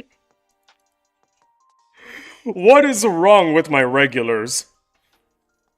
Why are my regulars like this? Why are you guys like this? Why? Don't you guys ever think maybe Battle Nations Lee has feelings? Maybe we should treat him with love and respect, the same way he treats us with love and respect. You guys ever think about that, huh? You guys ever think about that? No. You guys are big fat meanies. That's what you guys are.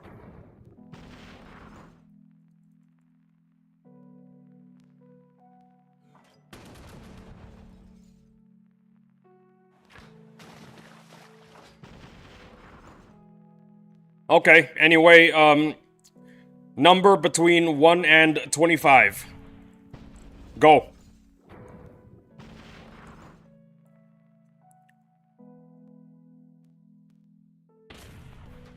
Nobody wants to pick a number. Pick a number, guys. Pick a number. 1 and 25. All you, AJ. Okay, yeah, that's a good idea. AJ, why don't you pick the number? Since you're kinda new here, you get to pick the number. Wait, everybody gets to pick a number. Yeah, okay, since you're new here, why don't you pick the number?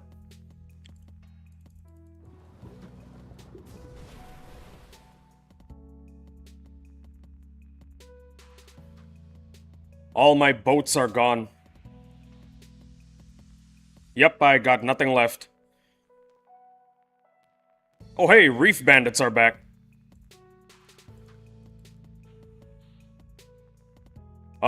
Vix, I'm pretty sure. Lee, check off topic. I think AJ is, I think AJ might not be here anymore.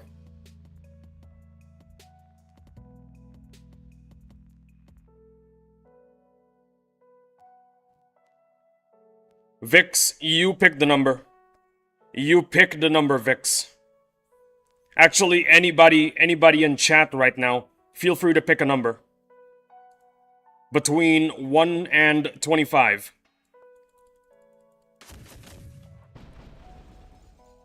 Also, Mr. Knight, that was a funny meme. 9.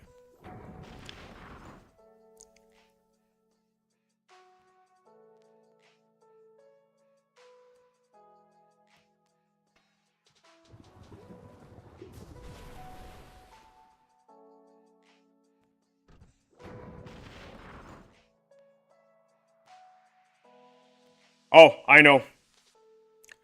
I know a very good one. At the age of 9, it was the first ever time I had Taco Bell. My entire family on my dad's side decided to do a family trip to America. One of the restaurants that we went to was this Vietnamese restaurant, and I told my parents, "Guys, I'm not that interested in Vietnamese. I want to try American cuisine, you know. I want to try what the Americans eat on the daily. I want something other than Vietnamese. We had Vietnamese yesterday. We had Vietnamese the day before that. I want something else."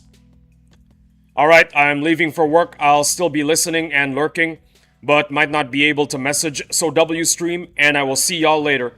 Mr. Knight, until we meet again in the next stream, take care, Nighty. I feel the same way. Take care, Mr. Knight.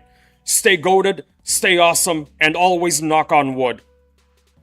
Always happy to see you here on stream. And, thank you for... Lee, shut up. Okay then. Also, Peter, the horse, is here.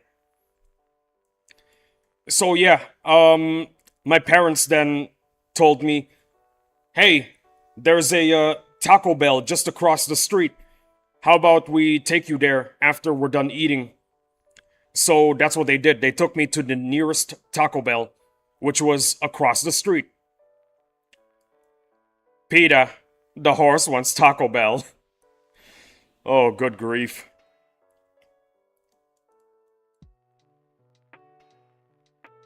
So when I had my first ever Taco Bell experience eating tacos and a quesadilla, boy oh boy, I fell in love. I fell in love with Taco Bell. Ring the taco for real. That was how I fell in love with Taco Bell. Every time my parents ate at a restaurant, probably Vietnamese or Thai, in America, I would head to the nearest Taco Bell, and whenever I see the restaurant, I tell my parents, "Yo, I see that there's a Taco Bell nearby. Let's go there right now." And yeah, it's either after my parents were done eating the Asian cuisine that for some reason they came to America for, or one of my parents takes me to Taco Bell. It's either one of those two. Hold on. Let me rephrase it. Either I go to Taco Bell when my parents are done eating, or one of my parents takes me to the Taco Bell nearby. That's what would usually happen. There you go. I worded it properly. Burritos are goated, not gonna lie. My first ever bean burrito was in a Taco Bell. It was amazing. So, fast forward several years later, I started studying Spanish, and I told my Spanish teacher about how every time my parents are eating at a restaurant I didn't enjoy, like Thai or Vietnamese, and there was a Taco Bell nearby, I'd always go to that Taco Bell and eat the food there.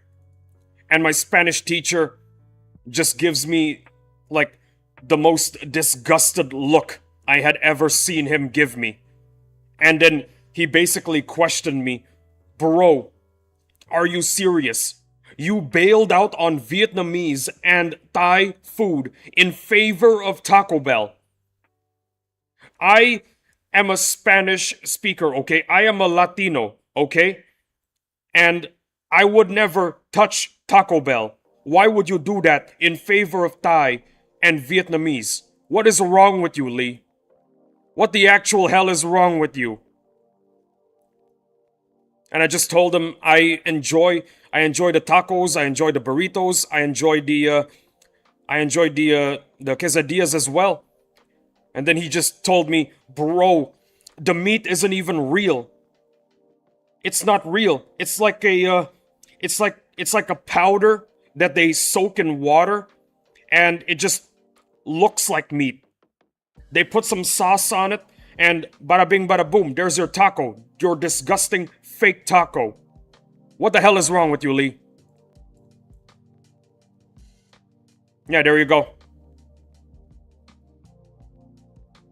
I'm gonna rank up the fence, cause why not?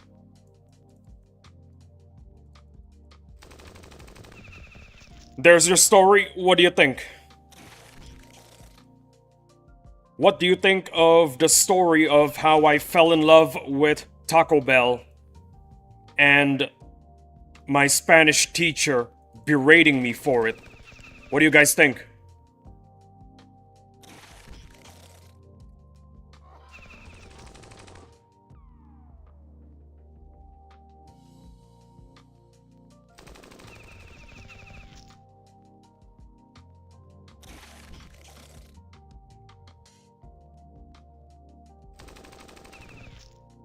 Don't worry, guys, I am a very patient individual.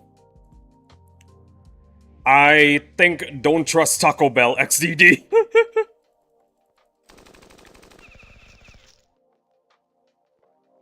Yeah, you know what? I kinda regret going to the Taco Bell nearby whenever my parents are eating some delicious Asian cuisine. I kinda regret it.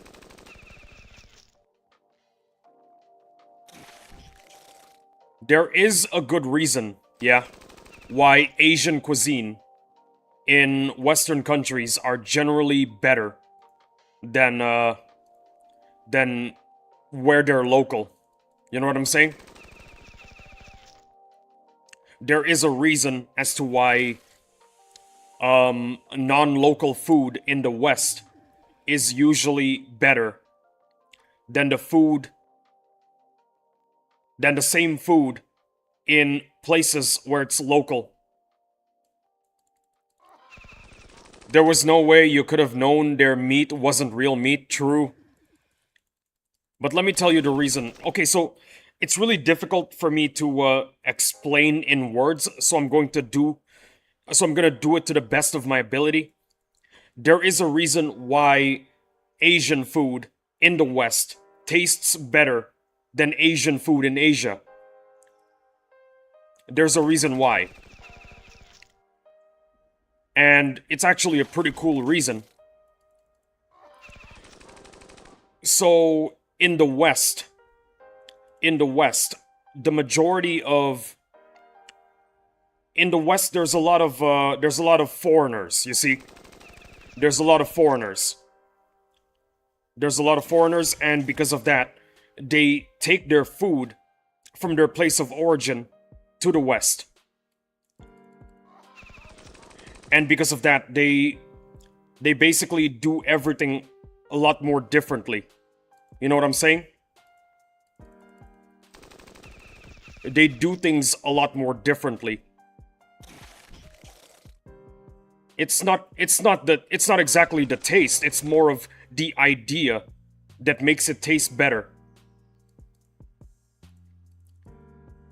The idea that people from faraway places came to your country bringing recipes from where they're from, improving it in ways that you couldn't really imagine, and eating it, you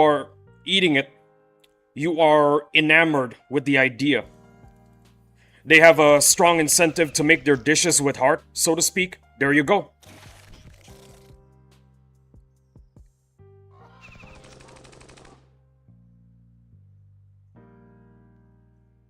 I think it's also the effort.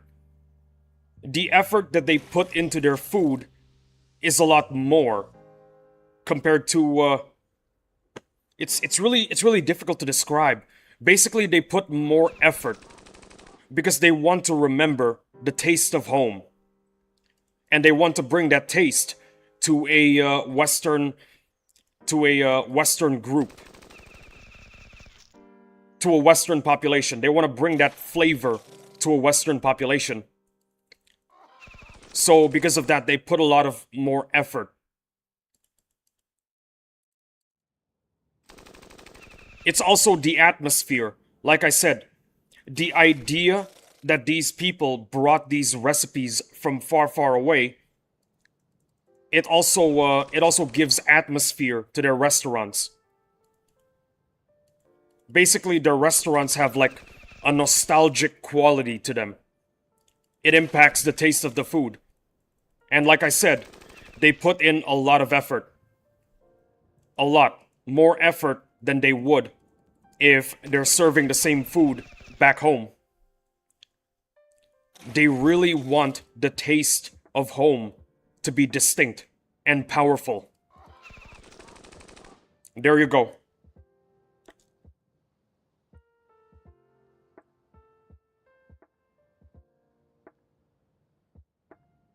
A piece of home in a foreign land.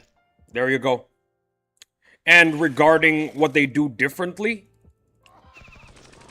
is definitely they try to westernize their food a little bit. Some people say it's better, some people say it's worse. Me personally, I feel like it's better. I feel like it's kind of better because as a kid, I couldn't handle spicy very well. And when I tried the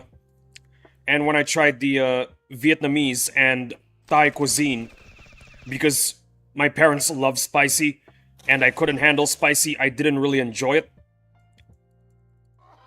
So whenever they served me a milder dish, I actually enjoyed it a lot better. But my parents, they want the real deal. They want the authentic experience. They want full spice. Yeah, I can see the beauty in that feeling. I love spicy. Me too. I can easily handle sour, but spicy is a whole other kettle of fish, XD. I love spicy now. Back when I was 9, the Asian DNA hasn't kicked in yet. Only when I became a teenager did the Asian DNA finally kicked in, and I enjoyed spicy. So whenever I got in a Vietnamese or a Thai restaurant in my teenage years in America, we'd always tell them to give us the authentic experience. All the spices, all the herbs, everything. Make it authentic. And they just look at us and, well, and the waiter would just look at us and think, okay, you're Asian, you can handle spicy, we'll give you the real deal. Not the westernized edition, which we gave to your son several years ago. Less spicy, less herby. Yeah. Alright. What do you think, Vix? What do you think? Do you like it? Do you hate it? I'm talking about the story, of course. And my experiences with Asian cuisine in America growing up. What do you think? 10 out of 10 story? 20 out of 10? 9 out of 10? What do you think? Oh, and also the Taco Bell story. What do you think? What do you think, Vix? I'd love to hear what you gotta say. Well, read. Read what you gotta say. I can't exactly hear you.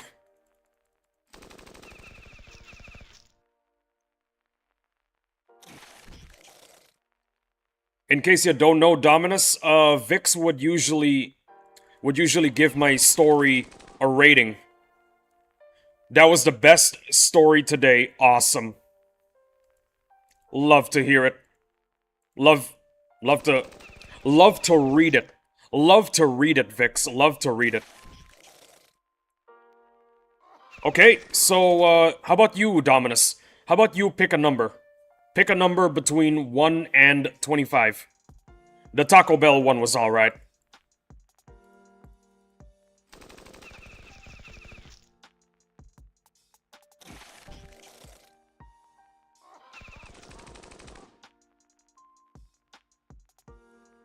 Dominus. Come on, Dominus, pick a number. 1 and 25, you can do it.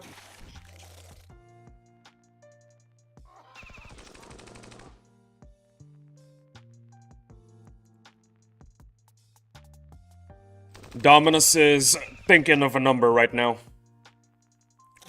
I wonder what that number is gonna be. 1. I'm not a fast food type of guy, but I've heard similar experiences. I remember we took my Asian friend to try In-N-Out for the first time. Interesting. Well, I hope they managed to fall in love with In-N-Out the same way I fell in love with Taco Bell. In-N-Out is awesome, okay? 1 year old. Dominus, I think I already told you the story. 10% of all children born, they have a certain gene. Surely he didn't try Arby. Arby is also awesome. Arby is also awesome, okay? Have I actually told you about the story of when I was 1 year old, Dominus? I'm pretty sure Vix already heard about it. Well, yeah, heard about it.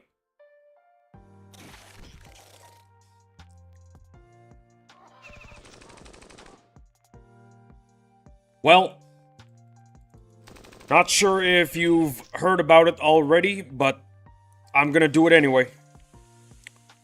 So, 10% of all children born are born with a gene that makes them distinctly remember the majority of their childhood.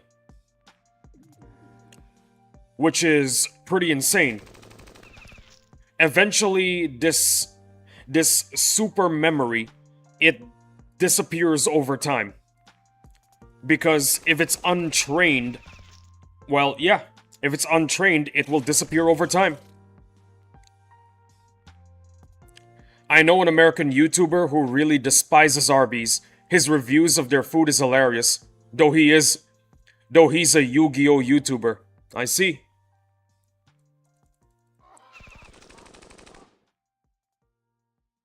Continuing with my story, I am one of those 10%. You know, children born with that gene. I remember being in an airplane bassinet, kicking around the sides, because I was bored. I was supposed to be sleeping, the airplane was dark, but no. I was kicking around the bassinet. Because I was bored and I was a baby. What else was there? I was a baby. What else was there for me to do? That became my earliest moment. I was like 1 year old. I'm pretty sure I wasn't even a year old. And I could still remember that moment distinctly. Yeah. Oh yeah, by the way, fun fact. Vix also has that gene. I'm serious. He told me last night. He's got the gene. Oh, and also, hold on. Give me a second. I got really excited there. Oh, and also my uncle. My uncle has that gene. That is true. There you go. My uncle has that gene. He remembered when he was a baby. He was like in a crib or a cradle. I don't really know the story, but his grandmother made a funny face and he laughed. That was his earliest memory when he was less than a year old. He's a, he's working as an artist now. Oh yeah, by the way, fun fact, guys, my uncle worked on Borderlands 4. This chat turned to Asians Are Us real quick, XDD. Wait, no, not Borderlands 4. Borderlands 3, I think. Or was it 4? I don't remember. My uncle worked on either Borderlands 3 or Borderlands 4. I don't remember. I'm serious. It's actually true. Lamau. It's true. He used to be a serious 3D animator. But now he's working as a regular artist. He's retired. Well, now it's time to pick another number. Go. Pick another number. I think it's been 15 minutes. I gotta go back to base. I got some stuff to collect.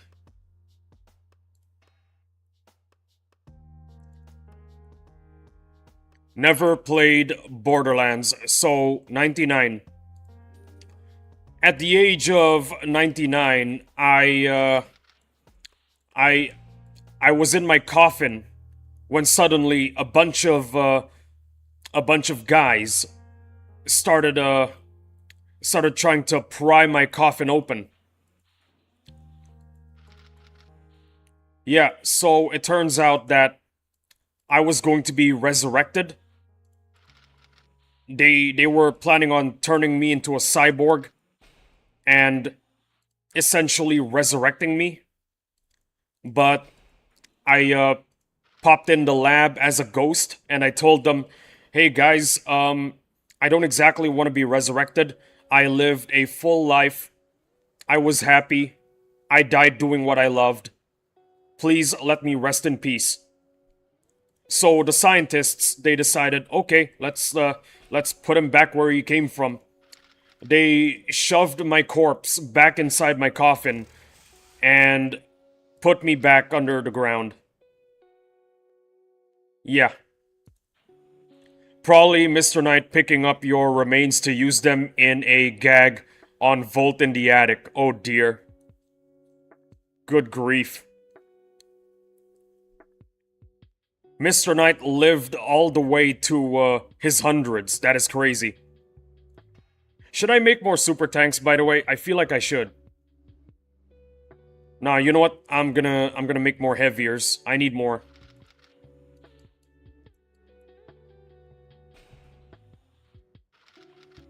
Okay, pick another number. Pick another number. Go.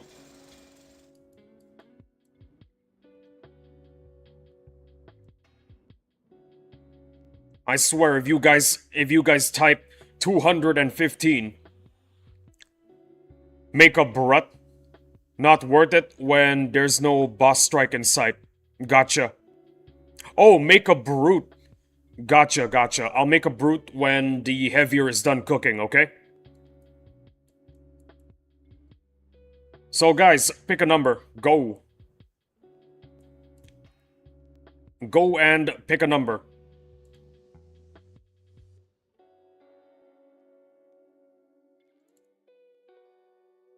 Woot, woot. Woot, woot indeed. I don't know what we're woot-wooting about, though. Pick a number, guys. Pick a number.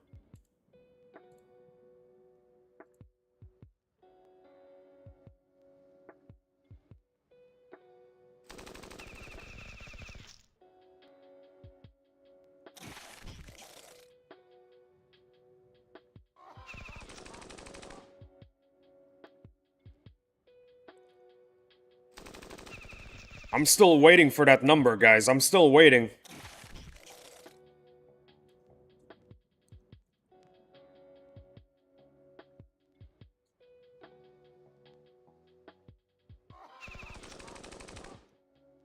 I wonder what kind of number I'm gonna get this time.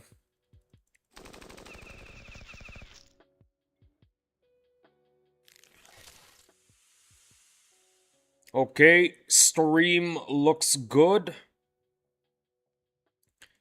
Just wanted to check the condition of the stream. Sorry about that. 5 million. You had like 2 minutes to think of a number and you came up with 5 million.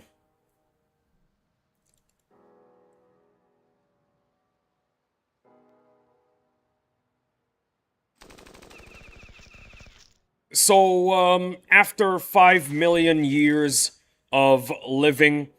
Wait, no. So, after 5 million years of existence, I became a lump of coal. Humanity has. I was thinking of typing the full number, lol, good grief. I became a lump of coal. Humanity has left planet Earth to travel the stars. They're in like another galaxy now. They're probably in the Andromeda at this point in time. So yeah, there I was, a lump of coal, when suddenly there was shaking.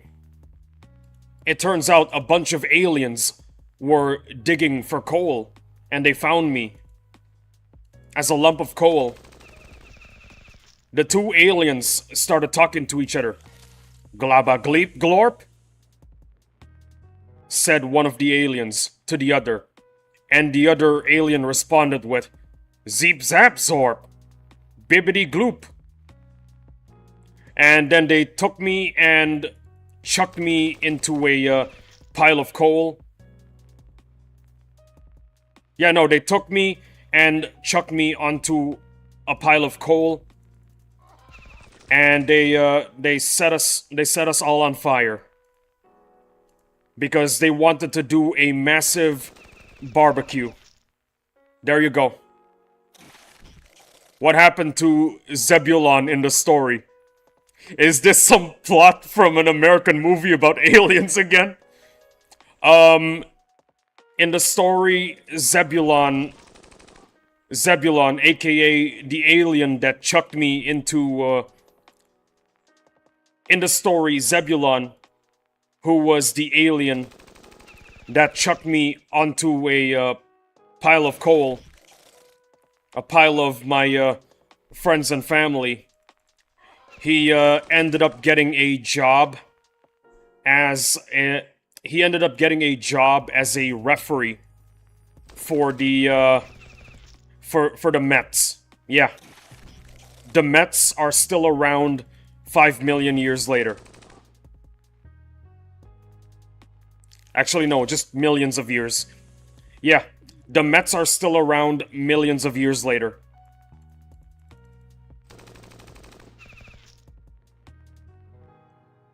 Honestly, I can't believe that the Mets even lasted that long. Crazy. Crazy how the Mets lasted for millions of years. Is Arby's still a thing? No. Arby's got bought out by McDonald's and shut down. But on the bright side, now when you go to McDonald's in the year 5,000,001, you can get a McArby's. That's right. The McArby's is a real thing now. It's basically the same roast beef sandwich you can get in an Arby's, but it's, McDonald's now owns it. Yeah.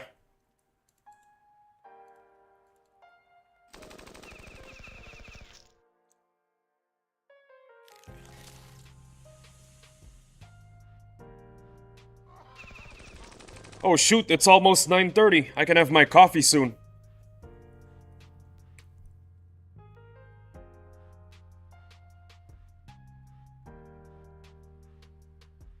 There you go.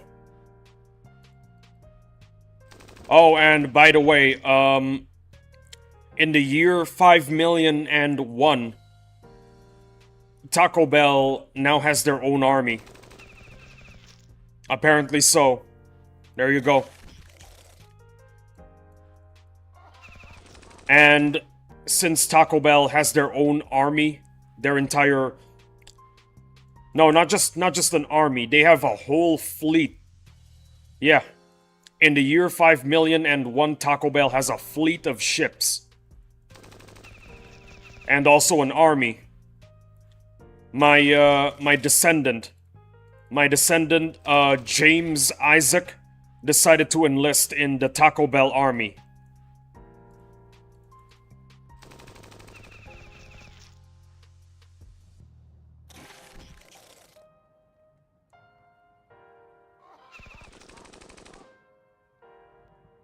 And then the sun explodes and everybody dies. The end. Oh dear.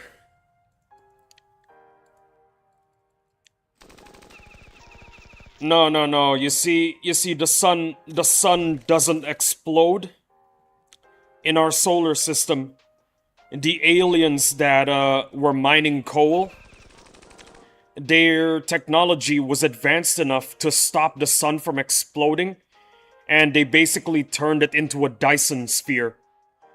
Damn, that's a good ending. Nah, I changed the ending. I'm gonna be back in 10. Gotta take a phone call. See you later, Vix. Dominus, number between 1 and 25. Go. I'll wait 7 minutes until I drink my coffee. 0.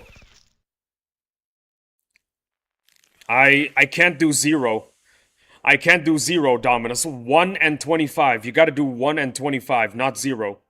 I can't do 0.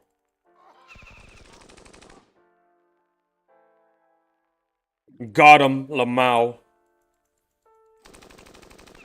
This crazy community of mine. I'm gonna start drinking my coffee. I wanna be in prime yap condition. My yaps are gonna be supreme grade now. Are you thinking of a number, Dominus? Are you thinking of a number?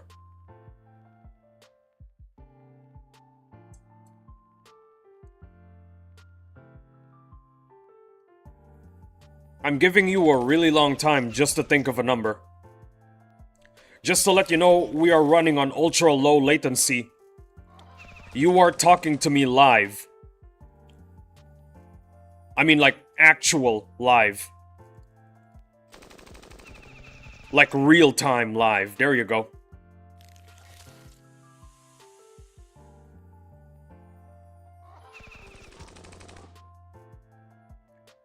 You know, since Vix is taking a phone call right now, I could tell a story that I already told him, but haven't told you yet.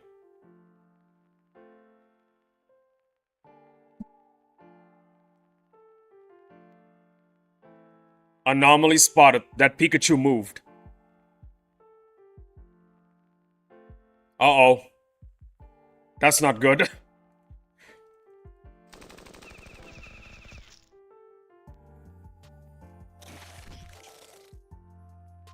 Come on, Dominus. 1 and 25.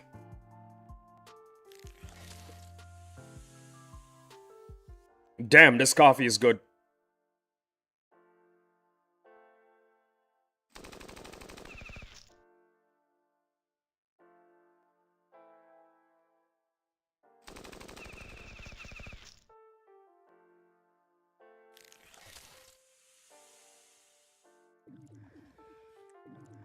Dominus, why are you taking such a long time to think of a number?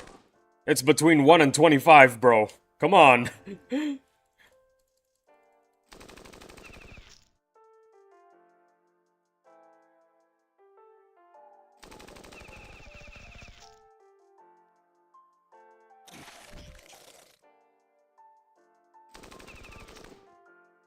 know, at this point, I'd be better off rolling dice. How about the story of what was before the channel was made? Okay, we can do that. We can actually do that. Before the channel was made. So, one day, I was thinking to myself, this This was a year ago, by the way. This was a year ago. I was thinking to myself, man, I am a parasite in my family. I'm not making any money. I'm not doing anything productive. I am just straight up a parasite. I think it was because I had way too much coffee that day that I started feeling really, really anxious about my place in the family and my place in life. So then I decided, okay, you know what? I'm gonna start posting videos of my cats and dogs. The channel blew up. Less than a year and already 3K subs. I was really, really happy. I was on my way to getting monetized, making my own money, making a name for myself, being a productive member of my family. And then I realized something. Sure, there were a lot of people watching my shorts, but the watch hours. That's what YouTube wants. YouTube wants watch hours, and I'm getting none. I'm getting none because the thing is, people only watch my videos for like 10 seconds. It's not enough. So I thought to myself, this isn't enough. I'm gonna get monetized in like a million years. I gotta do something. Then it happened. Battle Nations returned. I was giddy, I was excited. Since you already know what happened back then, right? The reason why I quit Battle Nations was because I was a poor idiot. No money, no brain cells. I couldn't buy all of the expensive units, and I was kinda stupid. I refused to look at guides. I played however I wanted to. I didn't know what grinding SP was. By the time I got to fighting mammoths, I fumbled. And then I decided, you know what? I'm not rich enough to play this game. I'm calling it quits. I'm done playing this game. No brain cells. Now brain cells exit the room when there's money to be spent on games, LMAO. Exactly. So, going back to how this channel started out, I decided, you know what? I'm gonna look at guides. I'm gonna look at guides from now on. I'm going to play smart. So that's what I did.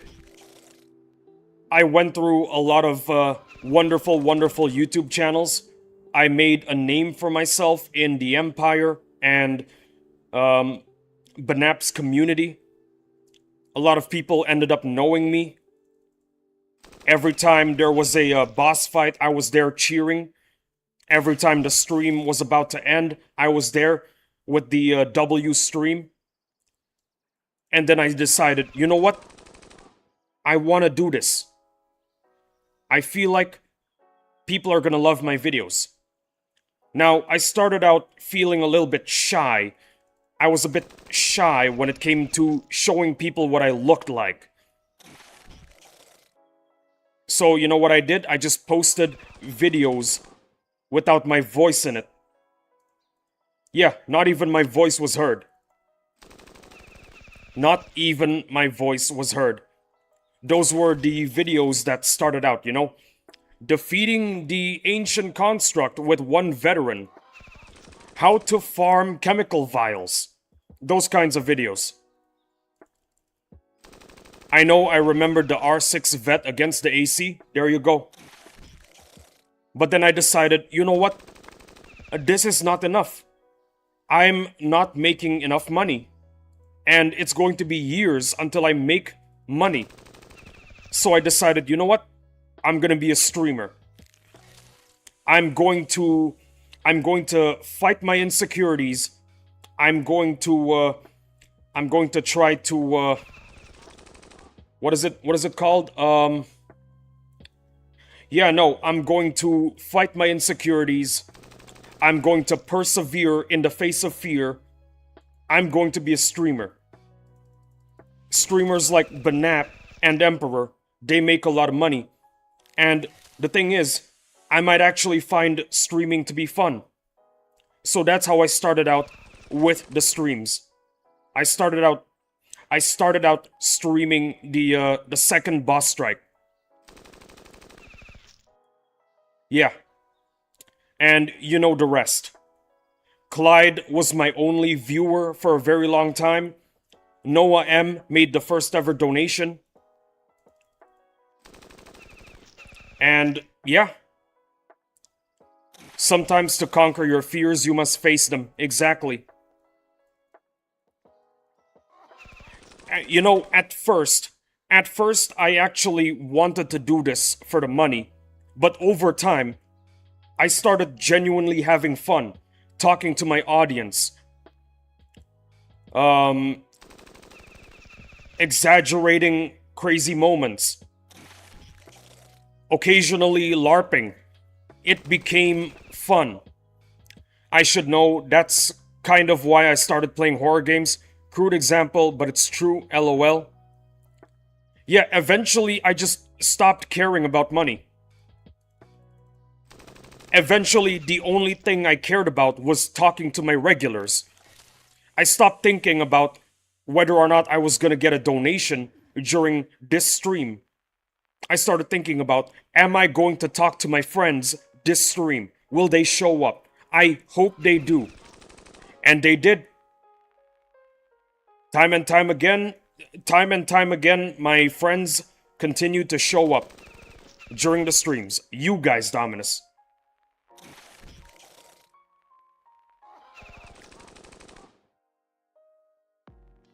Yeah, there you go. Hello. Lennon, what is up, my guy? Welcome to the stream. How are you doing today? What up, Lennon? What up, Lennon, indeed. Always love to have you here in my streams, Lennon. So yeah, Dominus, that's how the channel became a Battle Nations streaming channel.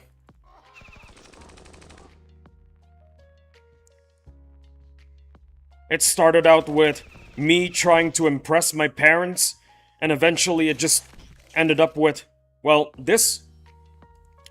Me having a good time talking with you guys. There you go.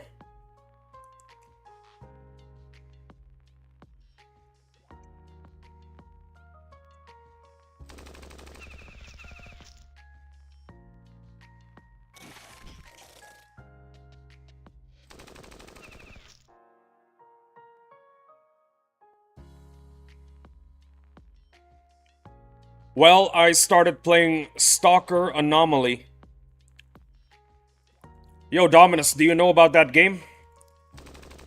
You guys should definitely talk about that game. Because I have no idea what it's about. I really don't. I have no clue what that game is. It does sound kind of fun. It does sound like the kind of game we should be playing during the game nights.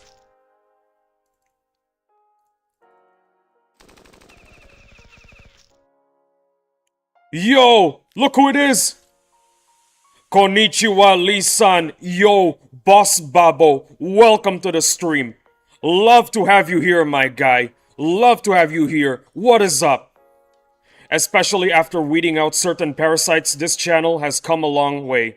It's an honor being one of the founders to something awesome. Well, I'm happy that you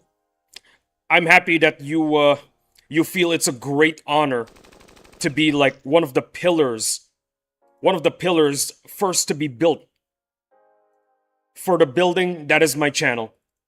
Hey yo, look who it is. King Babo, I'm back. Konnichiwa, everyone. Vix, welcome back. Welcome back, Vix. And welcome back to the streams, Boss Babo. Anyways, guys, pick another number. 1 and 25.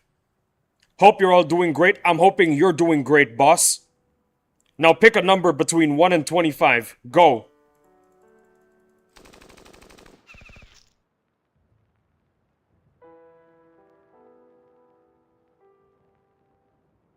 I'm tired of this, Grandpa. 17. 17. Oh boy, this is gonna be fun. Well, that's too damn bad. 17. 17. 17. 17. Oh, this is a good one. This is a good one. So, you guys know about Cards Against Humanity, right? Cards Against Humanity. It's a very, very fun game. I'm not gonna talk about what's in the game, because what's in the game is extremely inappropriate. Well, the Stalker Anomaly is fun. There you go, Dominus. Look it up. Look up Stalker Anomaly. See if we can play it during the game nights. So here's the thing, okay? About Cards Against Humanity.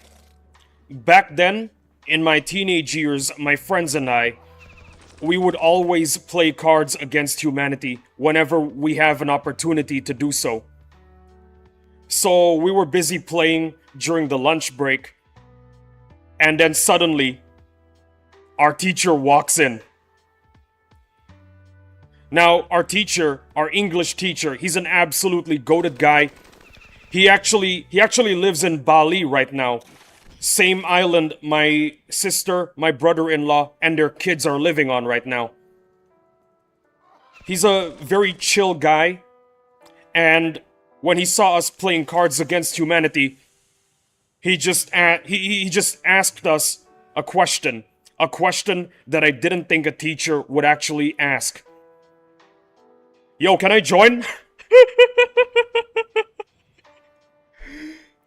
He joined for one round, and then he told us to clean up and get back to, yeah, he finished one round with us, and then he told us to clean everything up. Class is about to start. Is very hard. Cards Against Humanity is so much fun, to be honest. Stalker Anomaly is a mod, but I don't know what the actual game is. Yeah, that was a... It's a mod fan game. There you go. Yeah, so, that was a crazy moment. He actually asked us a question that I didn't think he would actually ask, as an English teacher. Can I join? It's free. There you go, guys, it's free.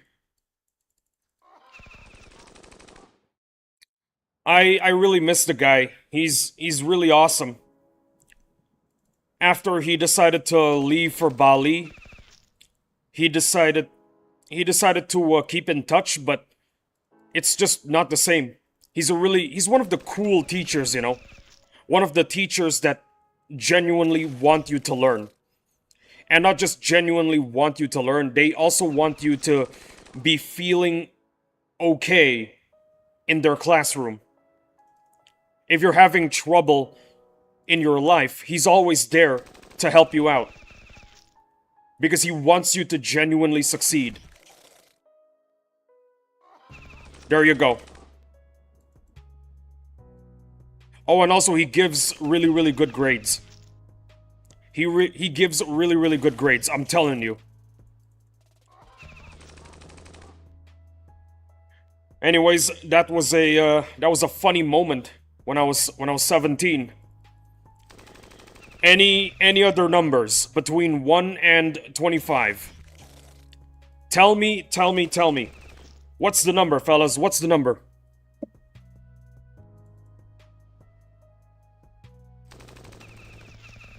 Oh, and also it's been 15 minutes. I gotta go check out my base.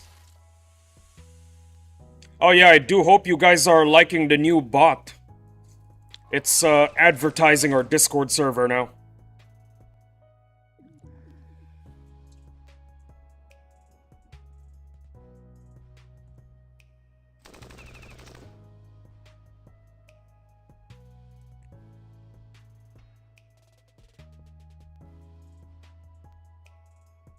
You know, strangely, only one job is available. Damn. Available to collect, I mean. Yeah, that's what I meant.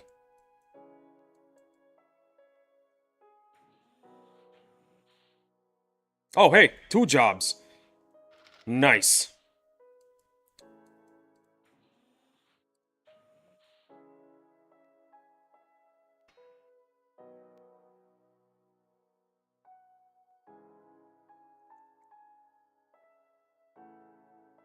Are you guys thinking of a number right now? It's been like 3 minutes, I think. Clearly, you guys have a number in mind. What is it? Come on.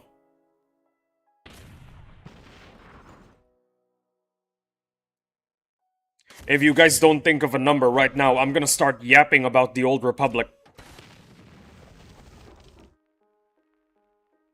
The Old Republic. The most 37,000 and 37,209. Well, it's the year 37,210. I lead the kind of guy to hold chat hostage into guessing a number. No, I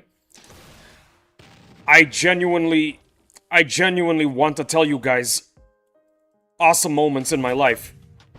Well, not just awesome moments, every single interesting moment in my life, cuz it's fun, you know, knowing Battle Nation's Lee lore.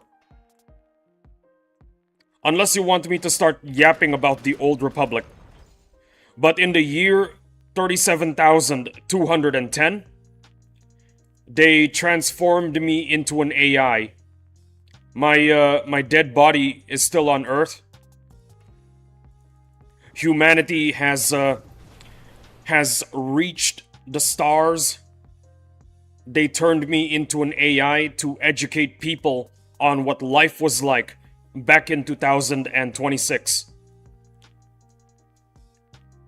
And the only thing people are learning out of my AI was that streamers were kind of a big deal back then.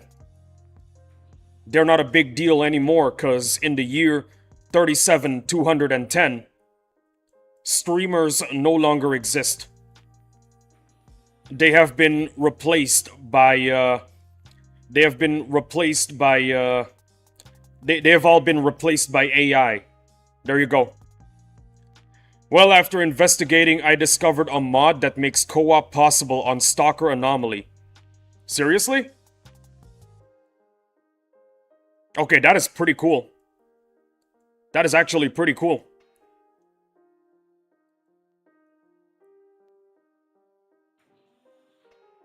I'd really... Dominus, what you need to do is look for an Anomaly game that you can play multiplayer. And Mr. Knight and I, we can play it with you. There you go. Wait a minute, I'm supposed to go to New Haven. My bad. To New Haven I go.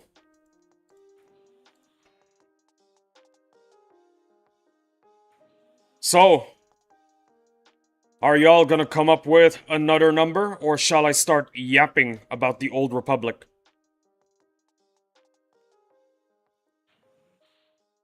The greatest time period in Star Wars history. Wait a minute, I think I have 100 gears. Start yapping. Okay, so, the Old Republic, it was a pretty crazy time. Hold on, give me a second. Let me just put my stuff down. The Old Republic era was, in my opinion, the craziest time period in Star Wars history. There were millions of super weapons that could destroy planets. Millions. You think the Death Star was powerful? Boy, oh boy, you have never seen a super weapon from the Old Republic, okay? They were crazy.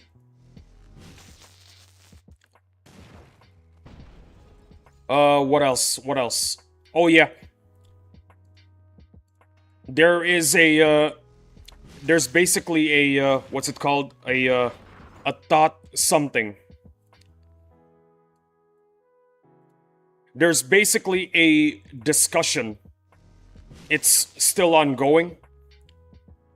It's still ongoing, so I'm gonna call it a discussion. There's actually an anomaly game that's co-op. It's called Hospital 666. It's so funny, XD. Also, SCP Containment 2 exist. Well, we'll check out the game. Send us the link via Discord, Dominus. We might be able to play that together. Where was I? Ah, yes. There's been a lot of discussions going on recently in the Star Wars community, and basically the topic is pretty simple. Can the Jedi from the Old Republic era survive Order 66? The answer is yes. It is yes. The Jedi during the Old Republic era, they have known nothing but war. 100%? Somebody agrees with me. There you go. Containment Breach 2, I wanted to say. The thing about the Jedi during the way colder than current Jedi, yeah. The thing about Old Republic Jedi is that they knew nothing but war against the Sith Empire. That is all they've ever known. Because during the Old Republic, there was a Sith Empire, okay? They had citizens and everything. It was a rough time. A very, very rough time for the Jedi. Because the Jedi during the Old Republic era have a lot of experience fighting regular soldiers instead of just droids. They're actually much better suited to deal with Order 66. That's the main reason.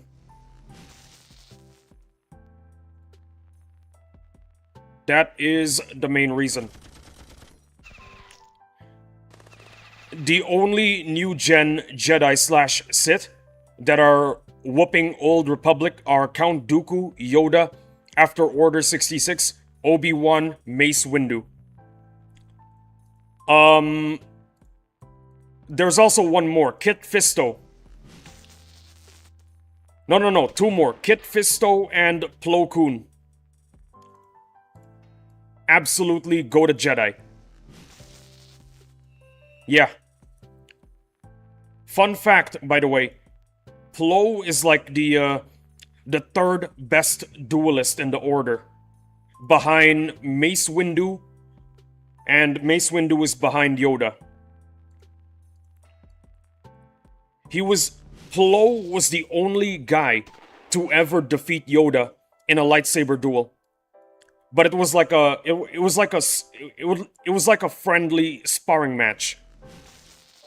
I mean, yeah, out of 1,000,000 duels, he only won once, but still, beating the Grand Master of the Jedi Order. That is crazy. Kit Fisto was also an excellent duelist. He actually lasted pretty long against the fight against Palpatine because he's just that good of a duelist. He was Buns? What? No.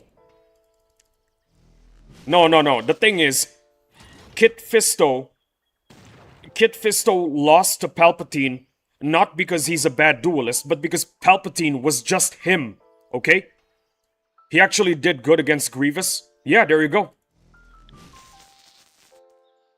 Palpatine is just him, okay? That's the reason why he lost.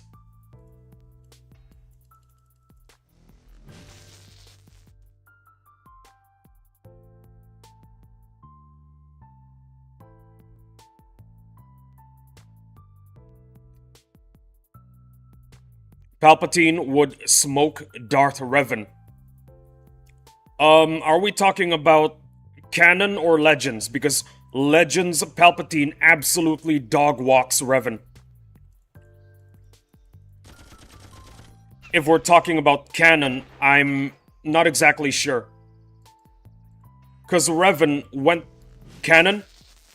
I'm not exactly sure about canon because Darth Revan, he was able to go toe-to-toe with Vitiate. Vitiate, okay? Vitiate. That is not something anybody could do easy peasy.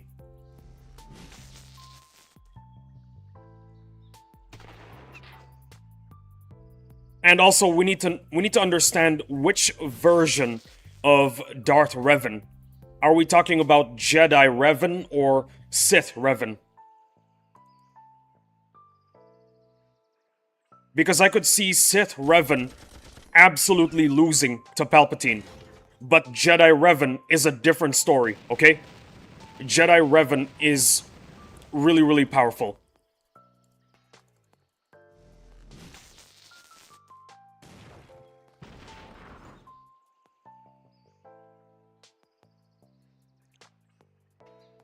Oh, and speaking of Revan, did you watch Andor? Because if you watch Andor, one of the exhibits is the skull of a Gungan, and on the Gungan skull is the symbol of Revan. So there are two possible things that we can extrapolate. Wait, no, I'm not gonna use that word. That word is too complicated. There are two things that we could possibly conclude. One, that Gungan served Revan during the Old Republic era. Or two, that Gungan was a Sith Lord. Imagine a Gungan as a Sith Lord. You saw in big doo-doo this time. Misa, a Lord of the Sith. You saw gonna die. Sith Lord. Flip.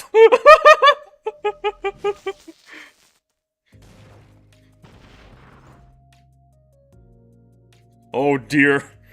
Well, there you go. That's the clip. There is the clip.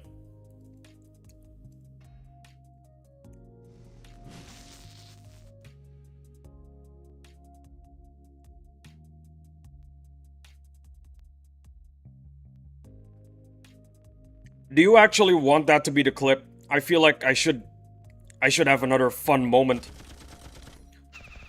Because I don't want that to be the clip.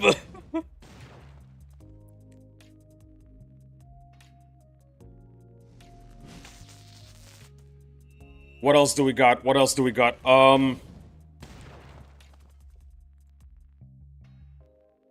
There's also a discussion.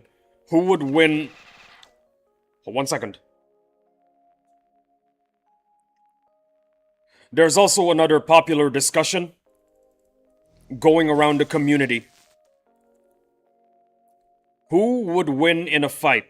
Yoda or Tenebrae? I'd call him Vitiate, but his real name is Tenebrae, so we'll call him Tenebrae. And in my opinion, the answer is pretty clear.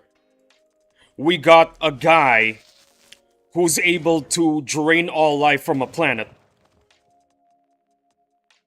who one-shotted the de facto emperor of the Sith Empire, and he basically took like the biggest big shots of the Old Republic to finally kill for good, versus a very fast puppet.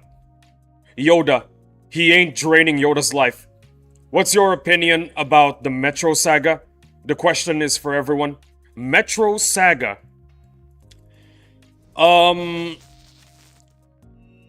it comes to the Metro Saga, it's just not my kind of game. I'm very sorry. I'm very sorry to say this, but the Metro games just never really clicked with me, you know? This is the kind of game that entices me right here. Battle Nations. When it comes to games like Metro, I've always wanted to give Metro a try. I've always wanted to give it a try as well, but looking at the Let's Plays, I came to realize maybe this game is not for me. I had it on the PS3 as a kid. Brother, I haven't even bought it yet. I have all the saga. I respect your dedication to the Metro saga. That is admirable.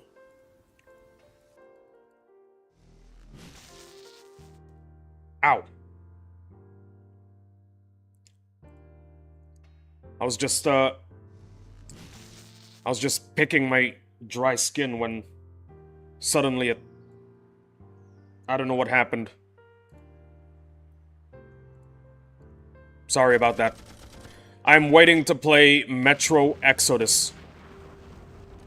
You know what? Maybe in the future, I'll give Metro a try. It's unfair to say that you played the game when all you did was watch Let's Plays, so I will give it a try. For sure. But right now, I'm trying to finish 2 Point Museum. A very, very fun game. Do you want to run a museum? Do you want to manage staff? Do you want to catch thieves? 2 Point Museum is the game for you. There you go. 2 Point Museum. But I need to wait. Gotcha. All good things come to those who wait. Me personally, I'm waiting for 2 Point to develop 2 Point Zoo. Yeah, because I tried 2 Point Museum, it was fun. I think I'd like it better if I was playing like, I don't know, 2 Point Zoo. There you go. Gonna use the restroom, be right back. Gotcha, gotcha. The best thing about the 2 Point games is that they don't take themselves seriously.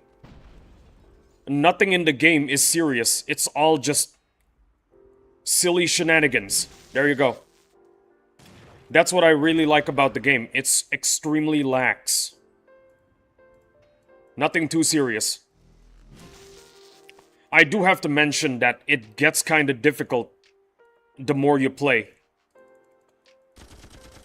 So, just a bit of a warning. It looks like it's gonna be an easy game, but it's not. You might start getting bankrupt if you keep on playing things incorrectly. If you keep doing things incorrectly. Yeah. You will actually go bankrupt if you do things incorrectly.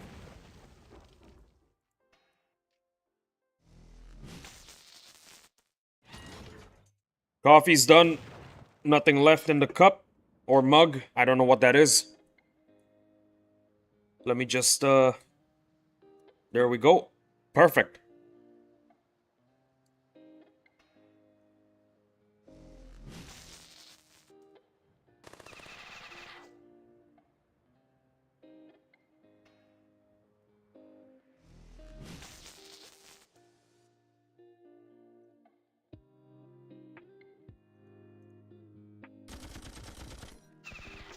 Oh, wait. I suddenly remembered something.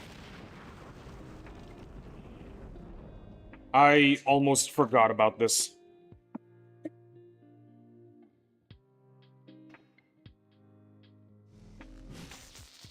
Come on. I will DM you the way I am waiting. I'll check out the DM. I actually have to do something really important right now. I need to check for encounters. Why? Because I can. I can check your DM right now. Even though I'm streaming, I can still check DMs. Now, I gotta check for encounters that belong to my friends. Let's see. King Babo. Hey, the encounters are back. Nice. So yeah, I just want to say to everybody listening, massive shout out to Babo, Knight, Dominus, Nappa, Blue, Boris, Vix, and Henry. Massive thanks to you guys for letting me take your encounters. Naval encounters are extremely coveted these days, so thank you. Really appreciate it. DM sent.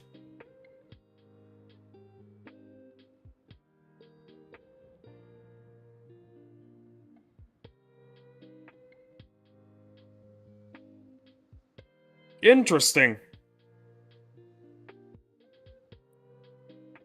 Lennon, what exactly are these?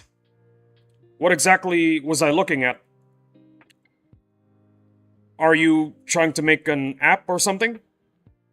You can also take my encounters. Yo, thank you. Thank you so much. I'm gonna write down your name right here. So, what did you DM me? Is it an app that you're developing? Is it I have no idea what you just sent me. I really want to know. I really want to know.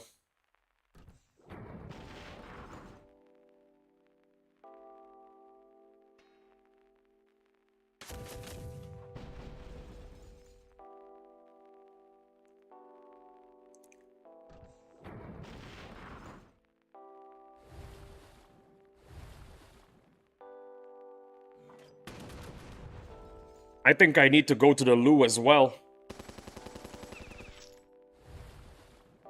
Actually, you know what? That can wait.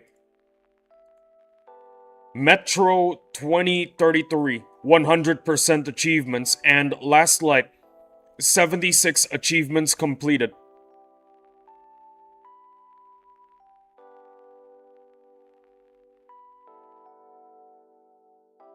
I respect your dedication. I really do. That is amazing. Oh, 76%. Gotcha. I respect your dedication. I really do. That is amazing. I could never 100% any game. I do not have the strength. I really don't. So if you could 100% a game, well, there's one thing that you are superior. Wait, no, hold on. Well, if you can 100% a game, clearly you are superior. You are a superior in that regard. Because I cannot do something like that.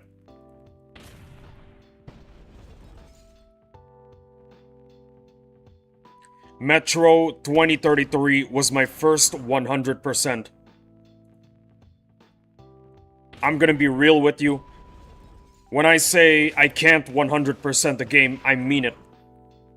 I used to play Pokemon Platinum. Didn't catch all the Pokemon, only captured the ones that I liked. Also, I didn't have the patience to capture a Feebas, so there's that. I never ever 100% completed any game in my entire life. There you go.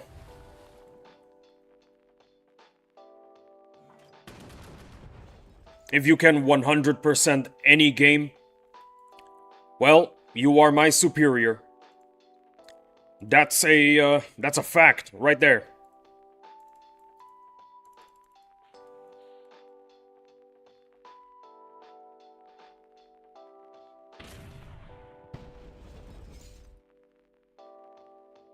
Me? Heidi Lau. Boleh? Ini selesai kita pergi. 12. Okay, cool. Back, but I have to head out now. Great stream, Brother Lee. Vix, thank you for popping in to say hello. Actually, you did a lot more than that. You stayed for a very long time. Thank you for showing up to the stream, Vix. Really, really appreciate it. Thank you so much. Until we meet again, Vix, stay cool, stay goated, and don't forget to knock on wood. What up, Isaac? I'm back. The workout went well. Henry! Just in time. See ya, Vix. Well, there's Henry.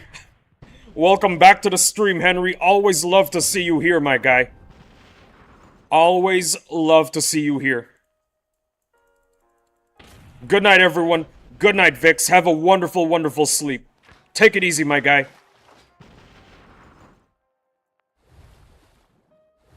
Yo, Henry, it's your turn. Pick a number between 1 and 25. Go.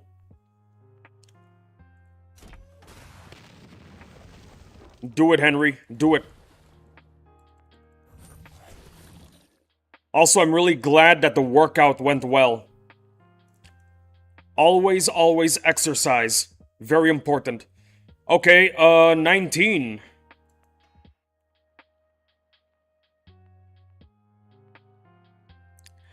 Let me think.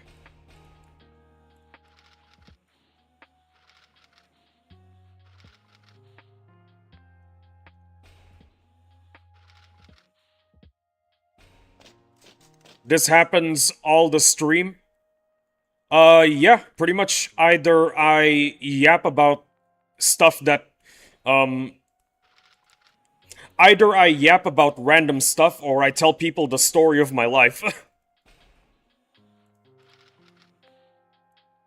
Okay, this is a good one. This is a good one. So, my family, my entire... No, not my entire family. My family from my dad's side... Okay, so, yeah, my entire family from my dad's side, we decided to go on a trip to Hawaii. At the time, I was a pretty sporty guy. I did a lot of running. And I told my parents, hey, I'm gonna do some running later on. I hope that's okay with you guys. And they were pretty cool with it. Hawaii, at the time we were there, Hawaii was at a, it was at a very good condition. I don't know if that's the right way to describe Hawaii, but it was in a very, very lovely condition. The sun was shining, the wind was blowing, everything was wonderful. So I decided to run next to a reservoir. In case you guys don't know what a reservoir is, it's a man-made lake. I decided to run next to a reservoir because, you know, I like to look at the fish. So I was just running as usual. Well, not really running, more like jogging. And suddenly, it happened. I saw a massive pufferfish. Okay? It was like half that Pikachu size, okay? That's how big the pufferfish was. I stopped jogging and I thought to myself, damn, that is a massive frickin' pufferfish. My parents need to see this. Holy moly. It's the biggest pufferfish I had ever seen in my life. So I finished my jog, headed back to the hotel, told my parents all about it. My dad did not believe me. My dad did not believe me at all. A pufferfish that size? Impossible. And then I decided to show him. I took him to the reservoir. So then we started walking. We started walking next to the reservoir. My mom was there too. And after like 30 minutes of walking and no pufferfish in sight, my dad just tells me, Lee, you're lying. I don't see any pufferfish. The moment he says that, we saw one. We saw one swimming. And all doubt in my father's body disappeared. Yeah. So then I told my parents, I wish here in Jakarta we have reservoirs this clean. The reservoirs here in Hawaii are so clean, fish are swimming in it. That is insane. The reservoirs here in Jakarta, Indonesia are dirty. They are freaking dirty. From now on, he believes whatever you say, lol. True. Absolutely true. Yeah, from now on, Yeah, from that day on, he believes everything I say. It was massive, okay? Half this Pikachu, okay? That's how big it was. And like I said, the reservoirs of Hawaii are so clean, fish are swimming in it. Not only were the fish swimming in the reservoirs, you can see them clearly. Here in Jakarta, Indonesia, our reservoirs, like I said, very dirty, very muddy. You can't see anything there. But occasionally, a giant water monitor would usually pop out from the reservoirs and say hello to us. So we got that going for us, which is pretty nice. I've had like 3 giant water monitors. No, not giant. I've had 3 giant Asian water monitors visit my house in a single year. They're pretty docile.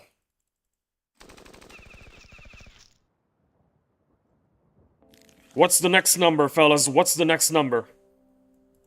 What is the next number?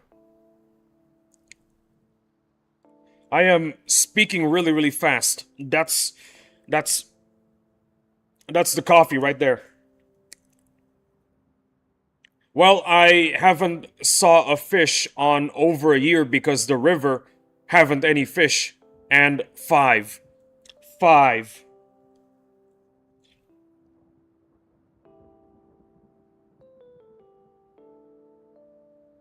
Um... 5. What happened when I was 5? Also, what up, Lennon? What happened when I was 5?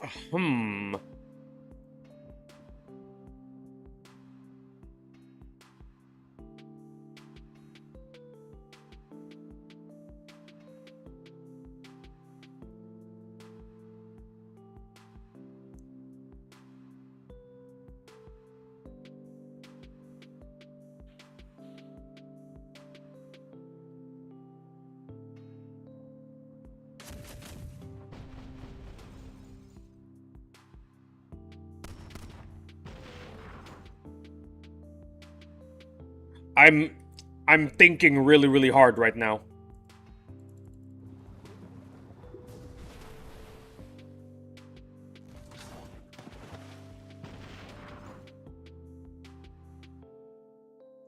Okay, I remember a good one. I remember a good one. It happened when we went, the entire family on my dad's side, yet again, went on a family trip to Venice. Venice was really, really fun. That was where I had my first ever pie and my first ever experience feeding pigeons. Now, if you don't know this, feeding pigeons is actually really, really fun. We went to a cathedral near our hotel, and all over the cathedral grounds, I mean, not inside the cathedral, there were pigeons everywhere. Everywhere. One guy was, occasionally we'd see a guy selling dried corn, and we'd make a purchase from him, because we wanted to feed the pigeons as well. Feeding pigeons was part of the fun of being near the cathedral and on the cathedral grounds. We didn't actually go inside the cathedral. My grandmother did, I think. She is religious, I'll tell you that. But feeding the pigeons, boy, it was so much fun. When the pigeons know that you have food on you, they will swarm you. They will swarm you like crazy. It's very, very fun. I had an absolute blast. There was this one funny moment where a pigeon landed on my shoulder and stayed there for a really, really long time. This was after I was done feeding the pigeons.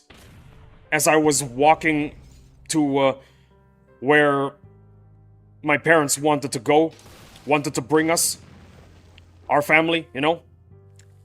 I then asked my dad, "Yo, Dad, can I keep this one? I think this one likes me. It's been on my shoulder for a really long time." My dad replied, "Oh yeah, sure, you can bring him home." And then it just flew away. That was a very sad moment.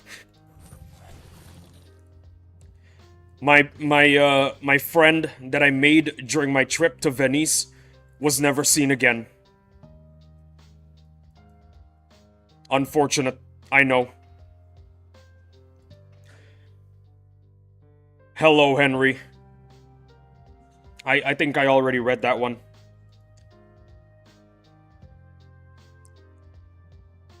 It's unfortunate. The friend I made, never to be seen again. But seriously though, guys, feeding pigeons, it's a lot of fun. They'll get on your shoulders, they'll get on your arms, they'll surround you. It's absolute fun. I had a blast. I remember having a pet bird.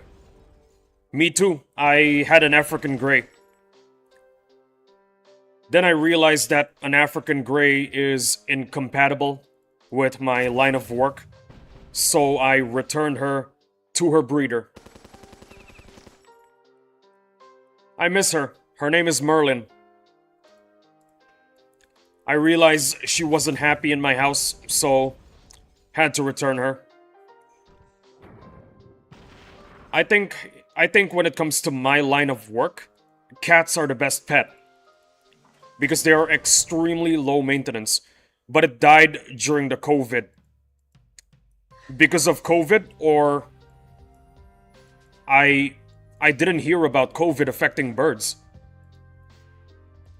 I know it definitely affects felines.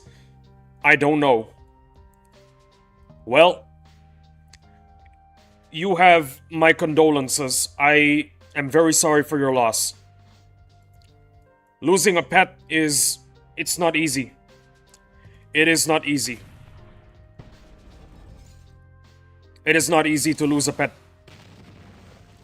Never is.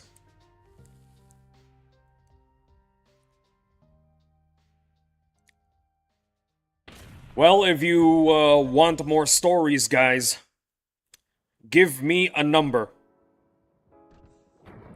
Give me a number. Right now. Also, I gotta say, it's like 10:20 in the States. I can understand if a lot of people are leaving right now in droves. It's nighttime where they're at.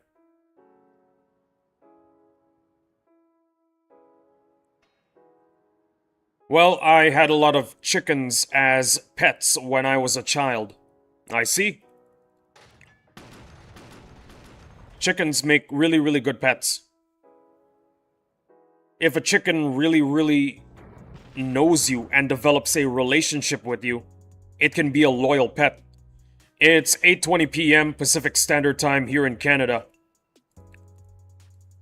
Well, do you want more stories before you go to bed?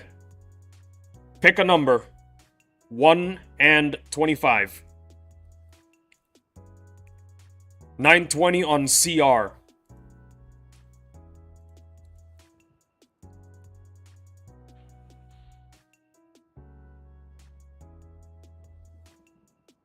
Nine.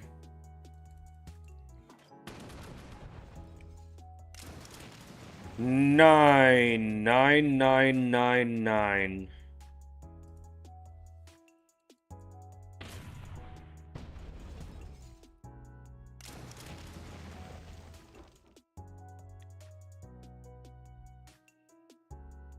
Oh, I got a good one. I got a very, very good one. So, you know about Nerf, right? You know about Nerf, right? Nerf. This thing. Back then, I was in a friend group. Back then, I was in a friend group where every single guy was a Nerf enthusiast. Yeah, I've heard of it. Nerf or nothing, baby. Let's go. So, I became a Nerf enthusiast as well. Now, the problem is, I wasn't as much of an enthusiast as the rest of my friends. My friends, okay, they had fully automatic ones. Well, it's late. I have to despawn. Change the world. My final message. Goodbye. Lennon Jay-Z. Stay awesome. Stay goated. Stay cool. And don't forget to knock on wood. Always a love to see you here in the streams. Thank you for showing up. Really appreciate it. There you go.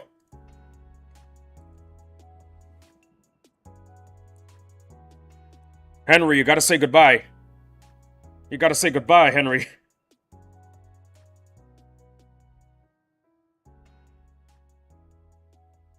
Hey, Vix got an encounter. Nice.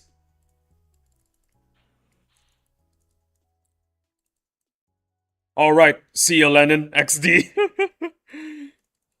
Okay, where was I? Ah, yes. I wasn't as much of a Nerf enthusiast as the rest of my friends. The rest of my friends, they had like fully automatic dart launchers, okay?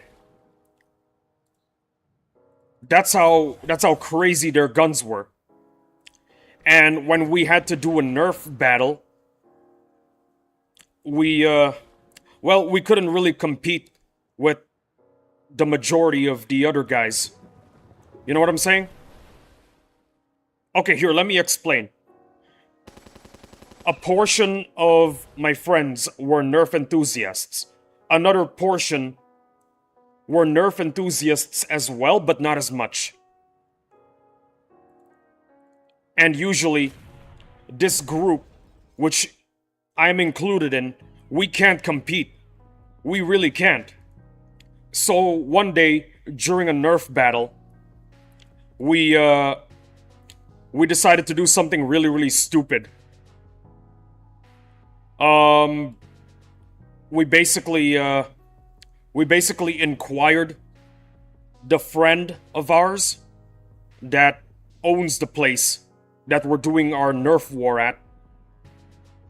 Where do they keep their toy melee weapons?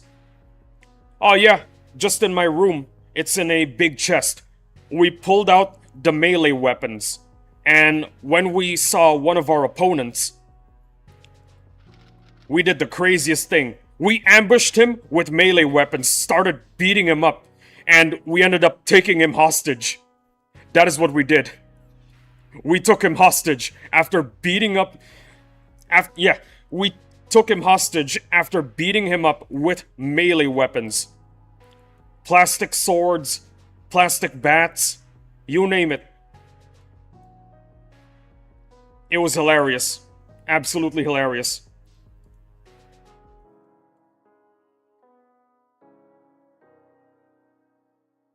Oh yeah, by the way, what was Lennon's name, by the way? Fine Bossman, was it? Was it Fine Bossman? Laughing emoji with the tears. I never forgot that moment. It lives rent-free in my head. When a bunch of guys with mediocre Nerf guns decided to ambush a guy who has the best Nerf guns ever with nothing but plastic melee weapons. I will never forget that moment. Also, I forgot what Lennon Jay-Z's name is. I don't remember. I really don't. And also, Lennon Jay-Z is gone now, so I can't really ask. Henry over here, laughing with the tears. Laughing with the tears. Gotta love that emoji. Alright. Pick another number. 1 and 25.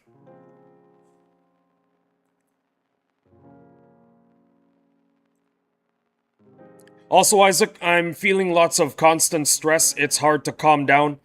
You got any tips? Matcha latte.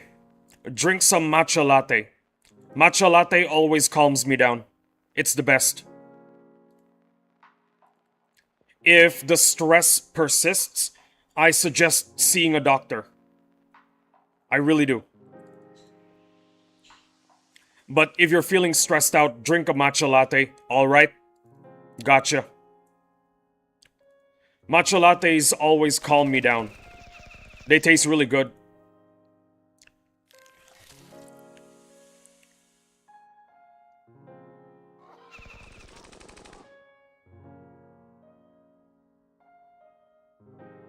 Also, I think I need to go to the loo. Once I am... 3 more fights, okay? 3 more fights, then I go to the loo. When I'm in the loo, during those 2 minutes, think of a number between 1 and 25. Or you can tell me what number you want right now. Alright. Oh wait, I already read that one.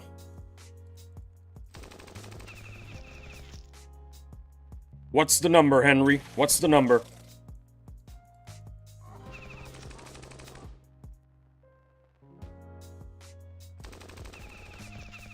Hmm, 16. I'll do the story after I go to the loo, okay? I think I have, like, 1 more fight that I need to do. I think it's this one. I'll be back in 2 minutes. I apologize for the inconvenience. Very sorry. If you're on VOD, skip ahead 2 minutes. Sounds good. Awesome.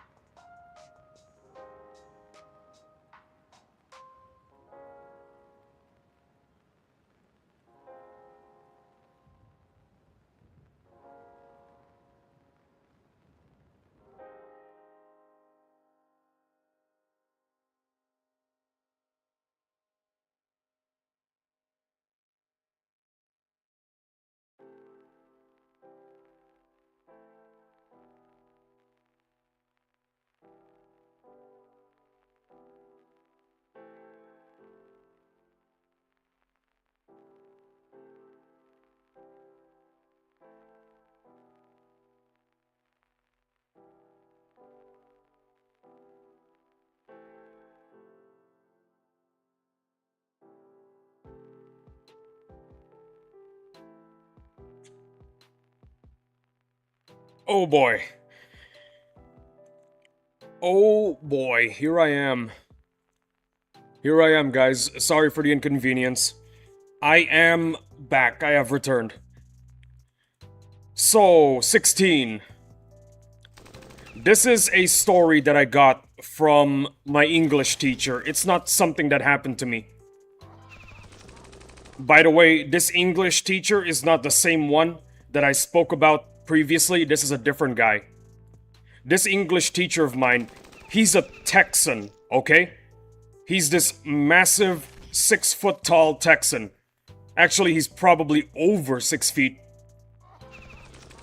And basically, when I was 16 and in his English class, he told me about a funny story about road rage here in Jakarta, Indonesia. Now, I want you to understand, Henry, that a majority of Indonesians are tiny people. That's all I could say. You will hardly find anybody over 6 feet here. Now, if I'm not mistaken, what happened was that my English teacher accidentally rear-ended someone, and that someone signaled them to park next to the highway. And what my English teacher saw was absolutely hilarious. What came out of the car was the tiniest guy he had ever seen. Like a 4-foot-tall dude. My English teacher got out of the car, and the moment he did, the 4-foot-tall dude immediately ran back inside of his car and drove off. Bro was not ready to fight a 6-foot-tall Texan that day. That's a funny story my English teacher likes to tell us. Honestly, pretty funny.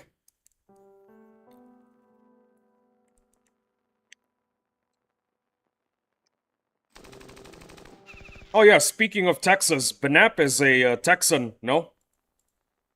He's a Texan, that's what I remember.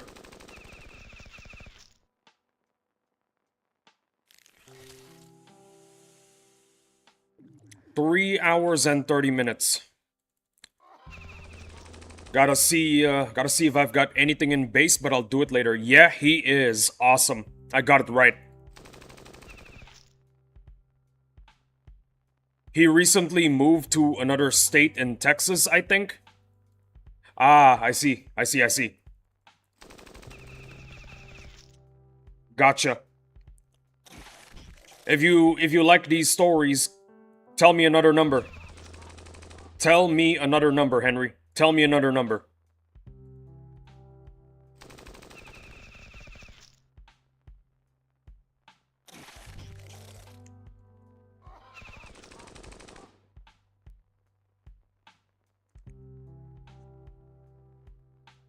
Oh yeah, by the way, Henry, I know I don't need to tell you this because you're a very dedicated health enthusiast, but stay hydrated.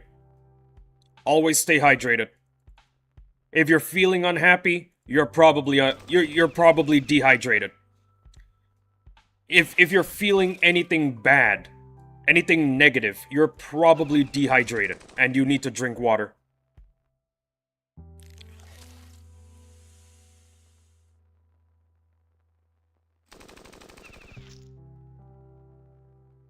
So Henry, what's my number? What is my number?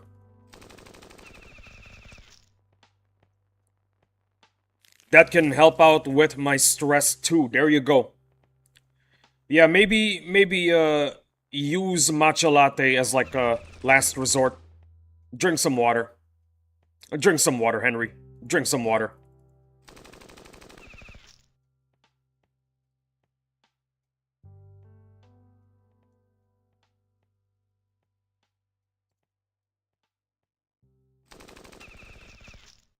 Stay hydrated, folks. XD. Stay hydrated, yes.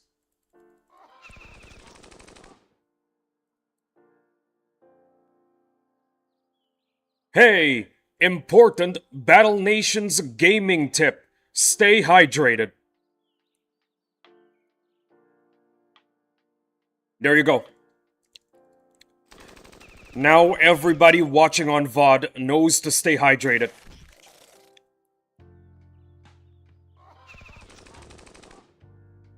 That's a short right there. Hey guys, important Battle Nations tip. Stay hydrated.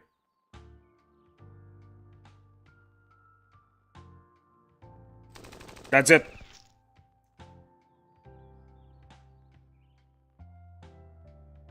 That's it, that's everything. Just stay hydrated.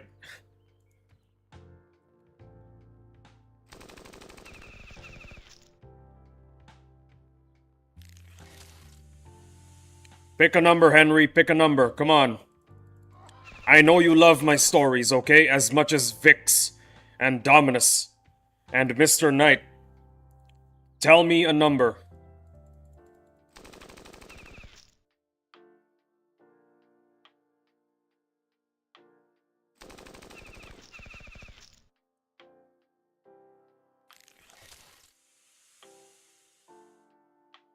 Also, I've been thinking of selling my Yu-Gi-Oh! And Pokemon cards.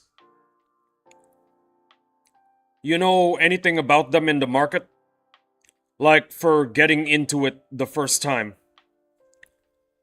I don't specialize in cards. I specialize in figurines. I specialize in reselling figurines. Basically, I buy figurines from Singapore and then I sell them at a higher price in Jakarta, Indonesia. There you go. If you want to get into cards, I recommend talking to Dominus. You already know who Dominus is, right? He is a card enthusiast. You need to talk to him if you want to get into the card trade. He's like the most expert in the subject of cards that I've ever met. Even more expert than my old friends back in school. Yeah, we used to play Yu-Gi-Oh! Pretty fun. I see, yeah, I just want to make sure on what to do carefully. Dominus. That is who you need to talk to. I don't trust eBay and Facebook Marketplace. Talk to Dominus. That's all you gotta do. Dominus will put you on the right track. Yeah, I will soon, XD. Now, do you want to hear another story or not? Give me a number between 1 and 25. Unless you want me to start yapping about the Old Republic, which I will do.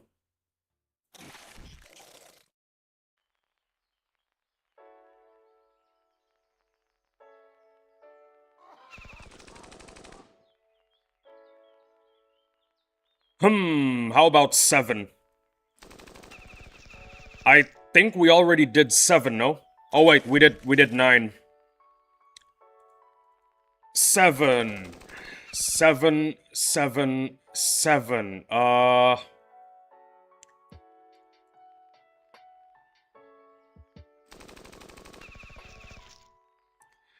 At the age of 7, I purchased something that... At the age of 7, I purchased something that became a huge part of my life. Well, not exactly a huge part of my life, but it's been with me for a very long time. What I did was I saw that one of my teachers was selling trees. Well, not exactly trees, more like saplings. And I decided, you know what? I'm gonna spend my allowance on a tree. Yo, teacher, can I get the tallest one? That one right there? I think it's gonna grow up to be big and strong. And she said, yeah, sure, go ahead, take it. Just give me my money. I brought the tree home, planted it, and it grew to be very, very tall. The thing is, that tree... There was just one problem, by the way. I live in a neighborhood where there's cables. There's basically cable posts, you know? And my tree was growing so tall that it was gonna reach the cables and it might burst into flames. So our solution was to trim the tree every so often. That was the idea. And my tree kept on living because of that. You might be wondering, why not just move the tree elsewhere? Bro, it was already freaking huge. I couldn't move it. I couldn't move it. It was already massive. And that tree has been with me for like, what? 15 years. No, maybe even more. Maybe even more. And about a year ago, there was a bit of a problem. Was this at a school event going on, LOL? Yeah. It was during like a Save the Trees event, something like that. Now let me tell you about how the story ends. It does not end well. A year ago, my father decided he wants to rework the lawn, the front lawn, and he told me, "Yo, Lee, I think we need to chop down the tree that you grew up with. I'm very sorry." Oh, similar to Mr. Beast XD, pretty much. And then I told my dad, "You know what? That tree's been around for like a really, really long time. It is what it is. You have my permission to chop it down. I will miss it. It is what it is, though." And there goes the tree. Gone. To this day, I still miss that tree. I really do.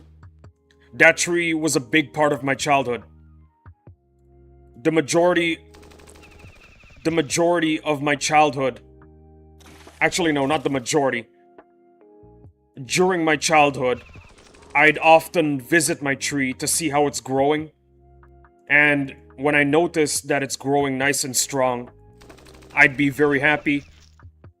My day would become a lot brighter.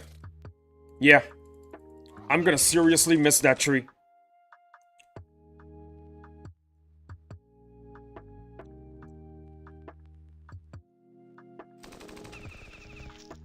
Speaking of trees, there's this really big one in my backyard, but I saw it was gone now.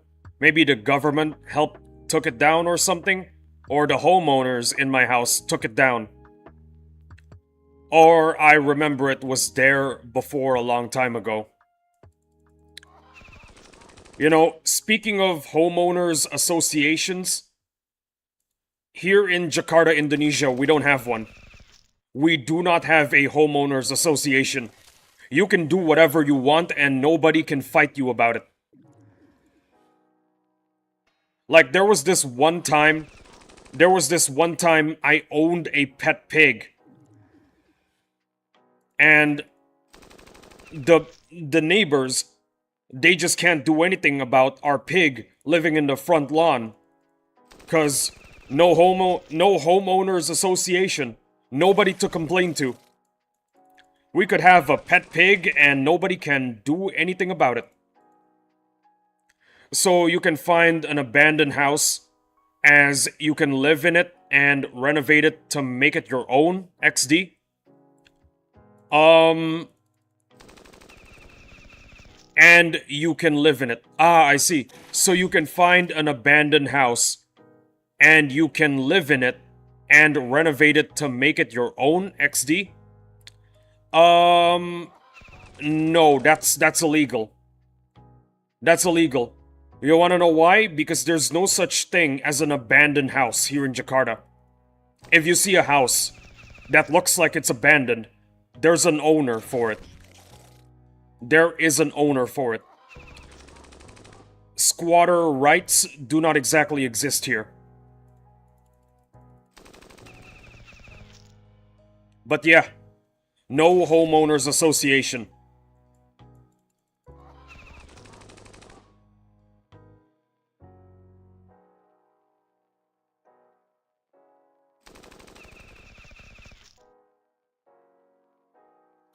Oh, that's odd and weird. I know people abandon homes in Japan.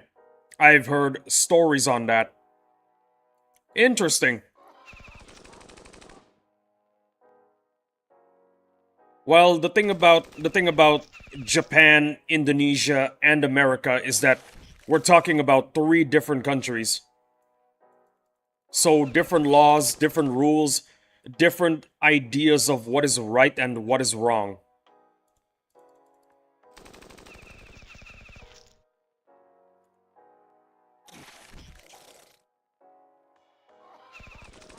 Oh, and you want to know a little something crazy going on in Indonesia? So we got this island, it's called Komodo Island. It's called Komodo Island, but multiple times we've had to close off the island from tourists. You wanna know why? Because smugglers. That's the reason why. Smugglers dressed up as tourists would go into the island, steal the Komodo eggs from the nests, and bring them to who knows where. I know they like to, I know that Komodo Island likes to post updates about their island, telling people they're being closed for bad weather. It's just a front. It's just a front. The real reason is because they had to deal with smugglers. Which is insane.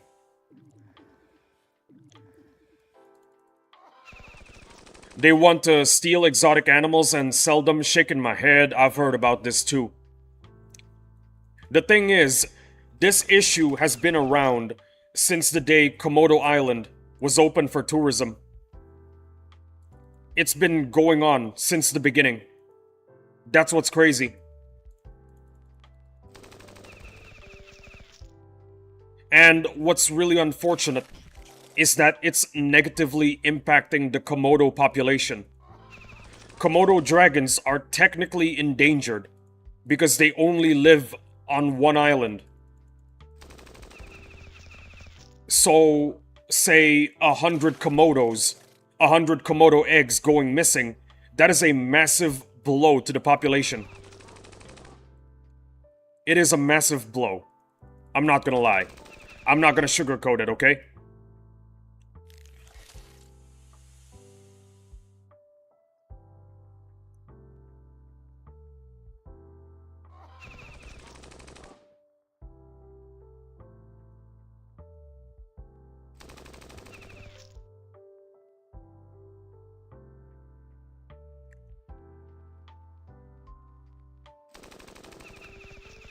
Oh dear. 13 more minutes and I gotta do a steel run. In case you don't know, Henry, but during the 4-hour mark, I do nothing except collect steel. There you go.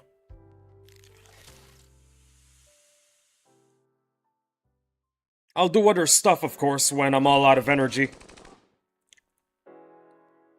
Also, is this a new topic you want to discuss, XD? Been noticing it lately? Are you talking about my country? I love talking about Indonesia, where you pick a number and you tell stories to get the chat more engaged. Yeah. Pretty much. Because nobody wants to listen to me yap about Star Wars, okay? Nobody wants me to yap about Star Wars, and people actually enjoy the stories that happened in my life. Wait. Hold on, let me word it properly. People actually enjoy listening to me tell about my life.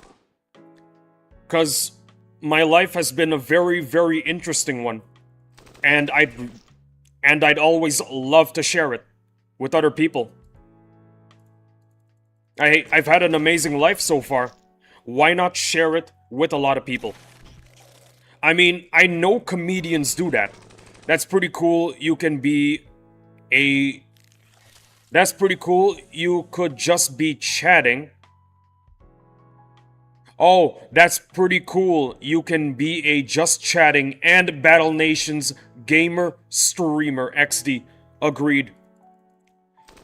The idea came from watching comedians talk about their lives and entertaining people with them. Because if you go to a comedy club, most of the time, the comedians would tell stories about stuff that happened in their lives. Comedians are generally very interesting people that way. You gotta have an interesting life if you want to be an entertainer. That's the idea. I've had an interesting life, why not let people know about it, you know? I know Vix really enjoys it.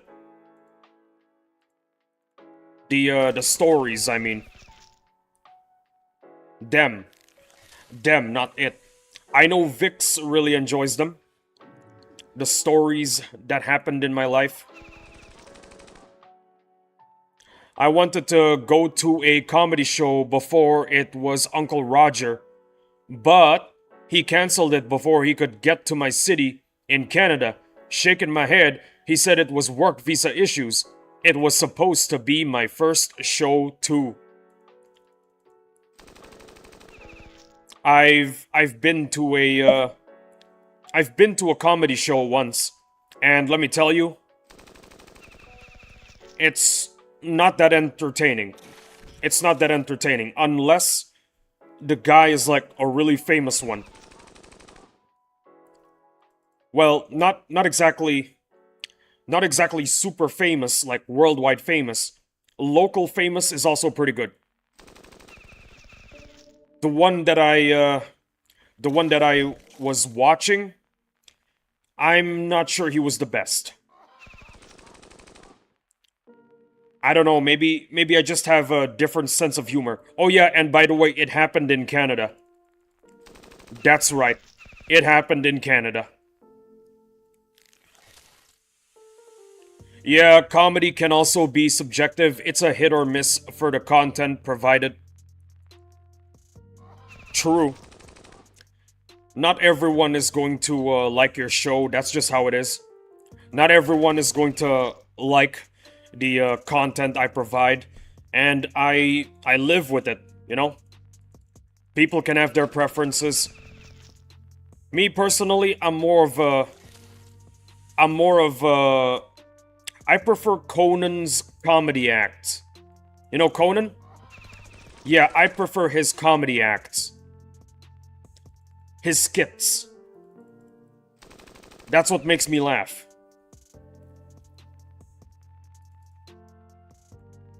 I freaking love Conan. I wish Conan was never cancelled.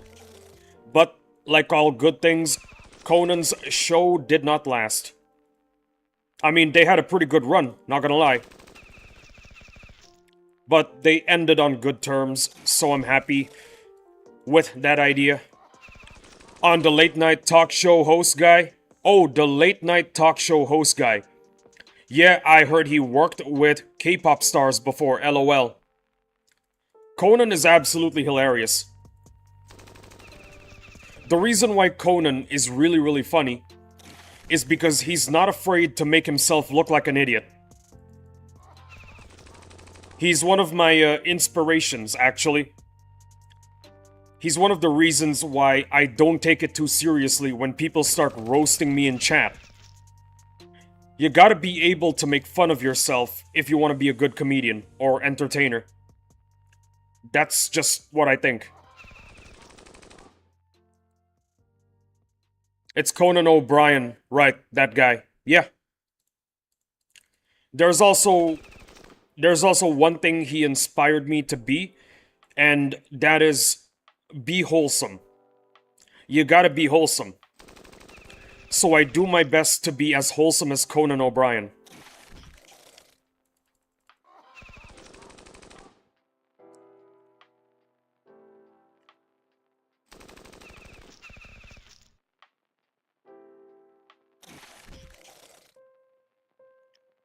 He's a very wholesome guy, you know?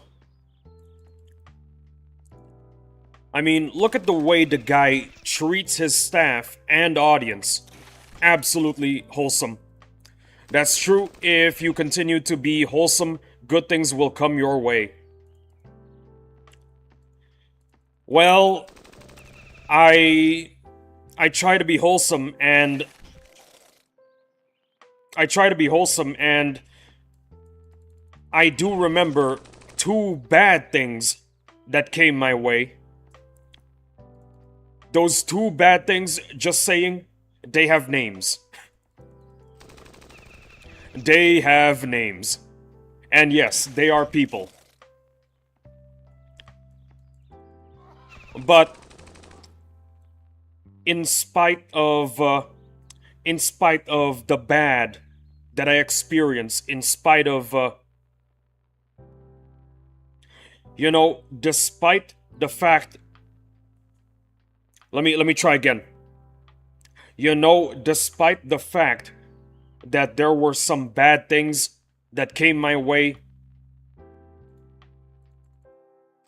there were also good. Yeah. There were also the good. Um, the community that I've got right now, that's the good. Let me guess. Headless Melon and the PSC members raid by Puckin and the other guy. Where Mr. Knight didn't like that, lol. Just Headless and Volactic. I don't really mind Puckin. I really don't. Headless and Volactic, those two guys. There you go. In spite of the bad, there's also the good that I managed to attract by being wholesome. Well, as wholesome as possible. You guys, for example, Henry, you guys, the community that I've got right now, you guys are the good. That's the bottom line, Henry. That's the bottom line. It's fine if you don't like them, you have your own opinion. And thank you. No worries, Henry. No worries. You too. Thank you. Thank you. You know, Puckin didn't really do anything wrong. A stream raid... Wait, no, hold on. Not a stream raid. A server raid. A server raid, that's pretty common. It's not that big of a deal. Puckin showed up, raided the server, and then left. He didn't do as much damage as Volactic.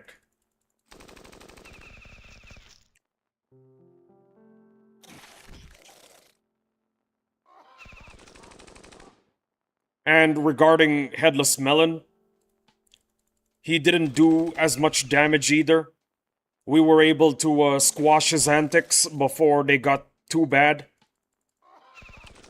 So yeah. We were able to pluck the weeds.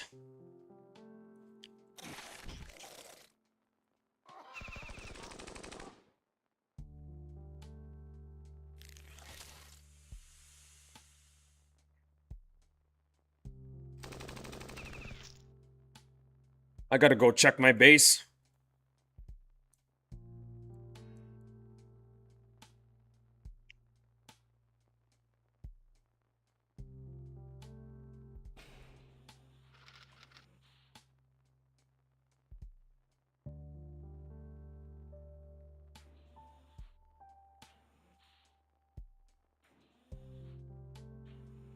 I think I want to build some more houses. Yeah, we need some more houses. I mean, we already have enough houses, but I just want better houses. That's all.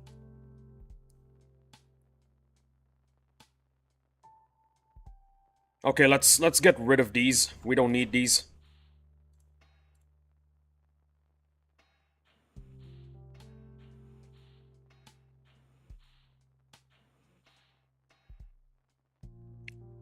What can we deactivate?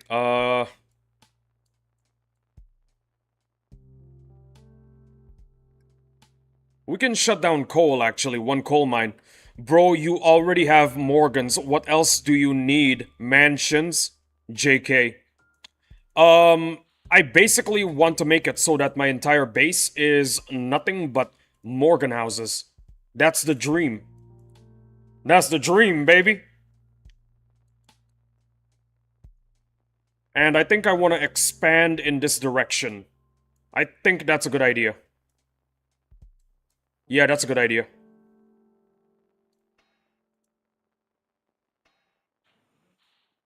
We got 380 pop. We can purchase more Morgans now. But where do we put them, though? We need to put them someplace good. This is a good spot right here. Ah, I see, so you can live your fantasy life as a billionaire but in a video game. Nice. Yeah, pretty much. Pretty much. I think we can actually put this here. This is a good spot. No, it's not. There's this area right here, pretty vacant. Maybe we can. No, no, no. Yeah, this area is good. I'll do this area right here. I think I want to remove this stupid memorial. I really want to do that. I really want to. Let's put this memorial someplace else. Where do I want to put this memorial? I legit have no idea.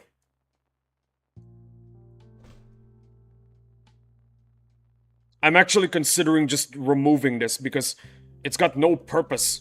It really doesn't. But you gotta keep it, Isaac. XD in honor of Galactic. True. True. I just don't know where's a good place to put it. I really don't. Oh, by the beach. Let's do by the beach. By the beach is good. It's a beachside memorial. There you go.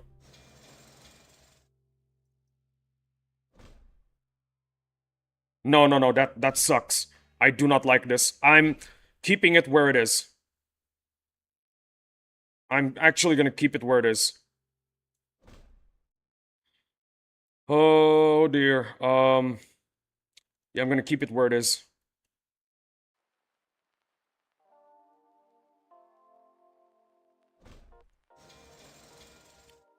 Okay, let's build more houses now. I think we can build 3 more of these. I'll put them in a miscellaneous spot for the meantime. Until I can get this memorial sorted out. I'll put them in like a miscellaneous spot.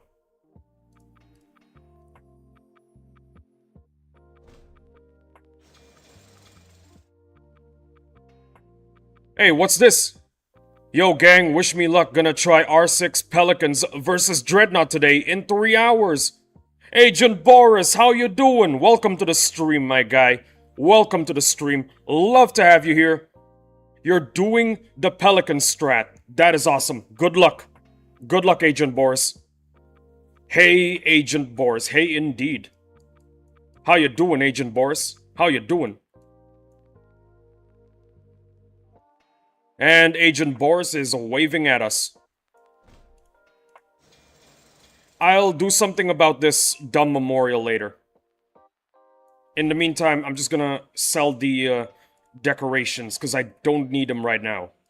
But I'm not gonna sell the statue.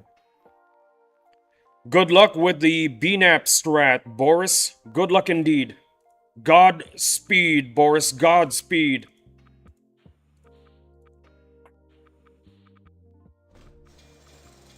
Okay, now we got a good spot for the houses. Look at that.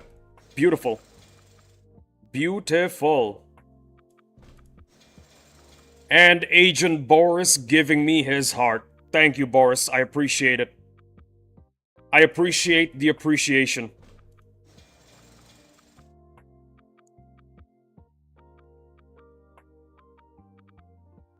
And regarding the memorial, I think I can just put it right here. Yeah, this is a good spot, right here. Look, open space. Open space, perfect for a memorial. There we go, perfect. See? There's your memorial. I appreciate the appreciation too. Hey, look, the taxes are here. I'm the tax man. Appreciateception. Laughing with the tears emoji. I love taxes. Taxes are amazing.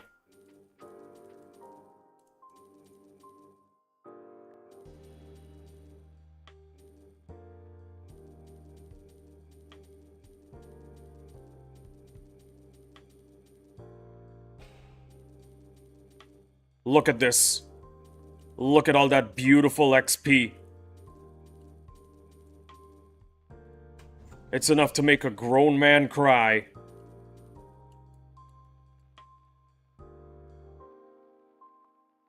Now, if only we don't have to ever pay them again and keep our work paychecks in full, that'd be the dream one day. That'd be the dream indeed. You know, maybe we can have the memorial right here. We should definitely move the orphanage elsewhere. Or we can move this orphanage and put the memorial right here. No, that's a bad idea.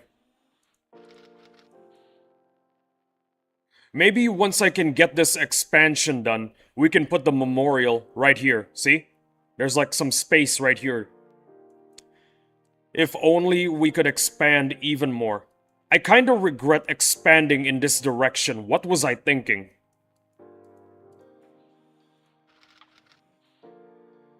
What the actual hell was I thinking? Alright. Time for Papa Lee to collect your steel. We are at the 4-hour mark right now. It's time for Papa Lee to take your steel.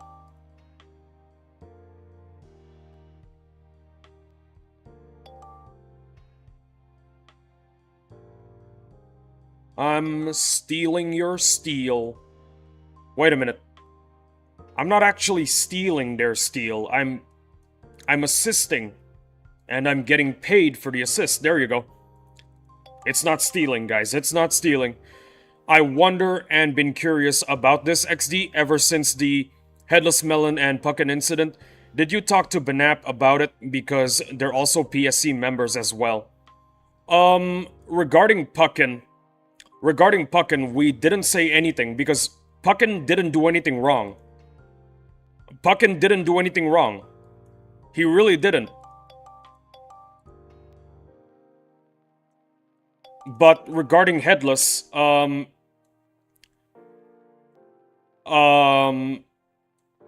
let's just say something has been done. I'm not going to give you the details because it's a bit private, but I will tell you that something was done. Love this channel? Join the Legion Discord server. That is all I can say, Henry. Something was done. Oh, that's great to hear. Yep, it is always good to hear when trouble is dealt with. There you go.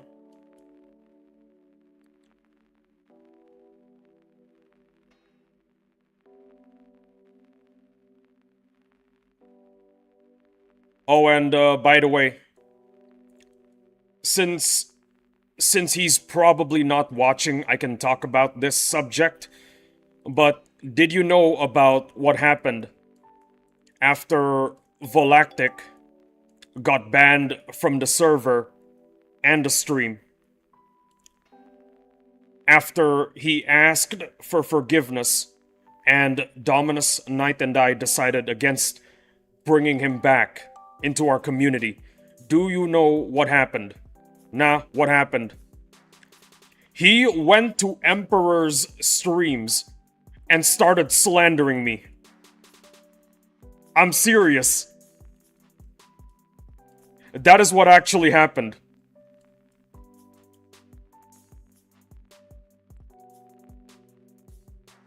That is what happened.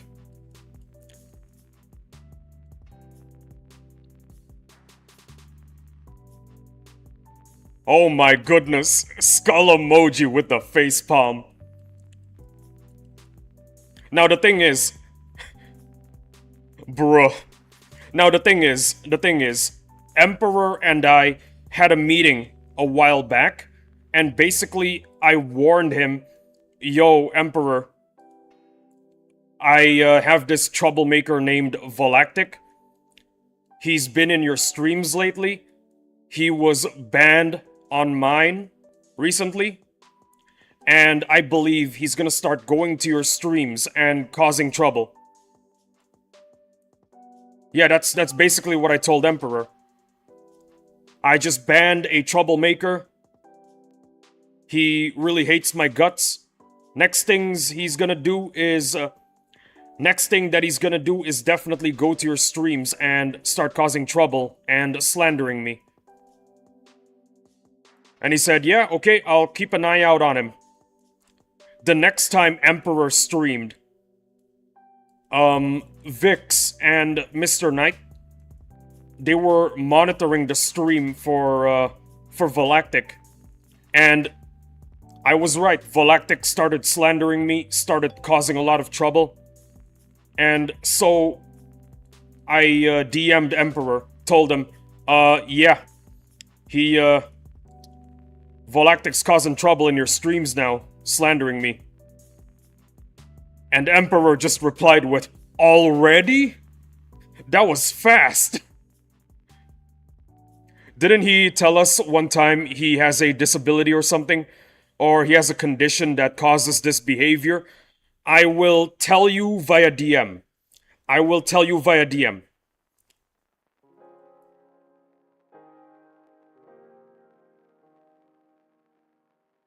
Hey, Blue, what's up? Yo, Blue, welcome to the stream. Love to have you here, mama. Give me a second. Give me a second. Hey, welcome to the stream, Blue. Love to have you here. What is up, my guy? Always love to see you here, Blue. Give me a second.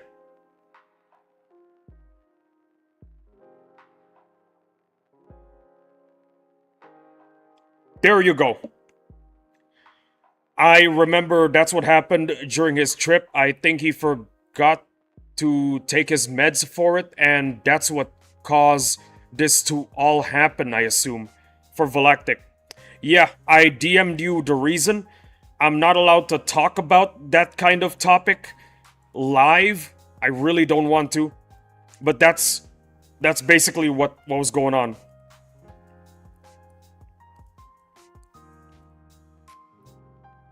Okay, since Blue is here, how about I start the story from the start? Yeah, I saw that. Yikes. Yeah. So, regarding... That guy is a butthead, exactly. So, this happened after he got banned from the stream and the server.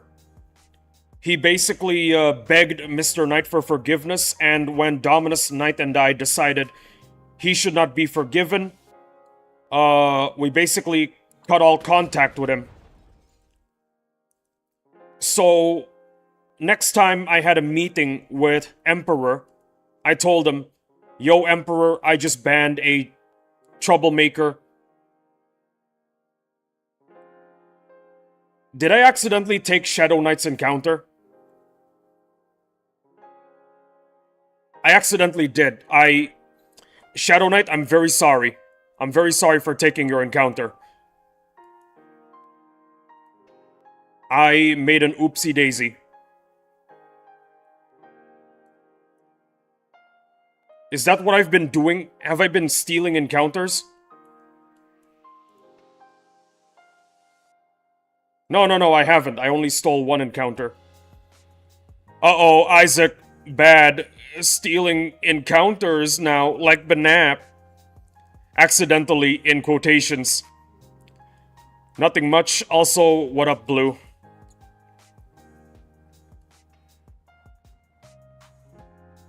I'm sorry, Shadow Knight. Please forgive me. So, where was I? Ah, yes. I spoke with Emperor during one of our meetings. I told him basically, yo, I just banned a troublemaker from everything. He's gonna start slandering me and causing trouble in your streams. And Emperor just said, okay, I'll watch out for him. The next time Emperor streamed, that's what happened. He started causing trouble in his stream and slandering me. Vix and Knight sent me some of the evidence, and I sent it to Emperor, showing him that, yeah, Volactic is causing trouble now in your streams. And Emperor was surprised. He responded with, "Already?" Thinking that it was only thinking that it was gonna take a while for this little troublemaker to finally make his move, but no, he did it instantly. He did it the instant Emperor made a new stream. And next meeting I had with Emperor, he told me, "Yep, the guy's banned." Nah, this guy, shaking my head. Yeah, that's what Emperor told me after the entire fiasco during Emperor's stream. He told me, "Yep, he's banned. He's banned now." Guess the rage was still there by him. What's crazy is that he was begging Mr. Knight for forgiveness. And basically telling Mr. Knight, "Mr. Knight, I've changed. I'm a better man now." But we but Dominus, Knight, and I knew that he's bluffing. He's bluffing. He hasn't changed a single bit. And we were right, because the moment we declined his apology, he started causing a ruckus over in the Empire stream. Didn't have time to cool off. Battle Nation's streamer lore is expanding. Blue LOL.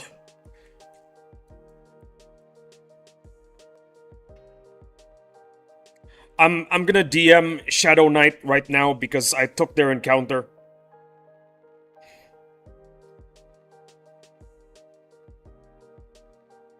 I have to do it. I have to do it. I actually have to do it.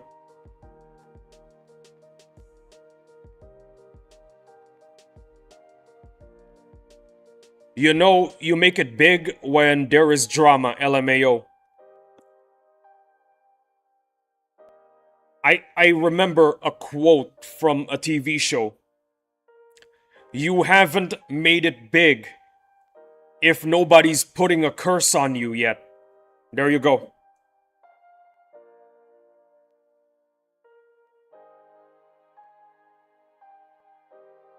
I need to apologize.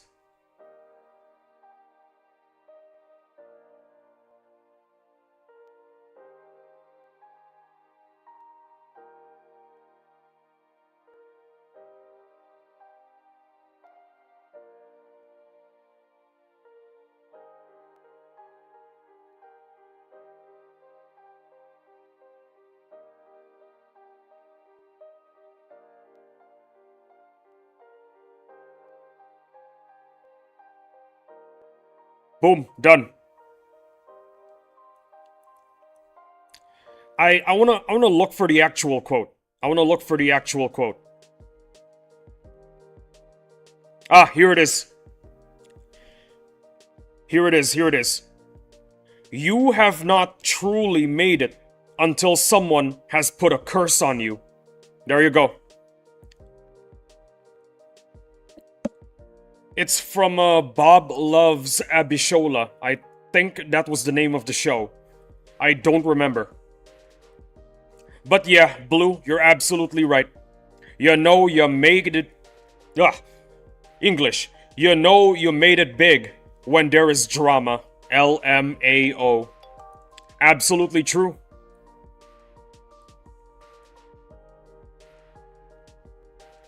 If people haven't put a curse on you yet, you haven't made it big. It's when people start putting curses on you, that's when you know you made it into the big leagues.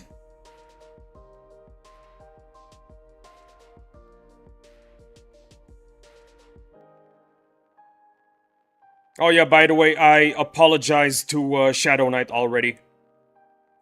I hope I am forgiven. If not, well, what can I do about it?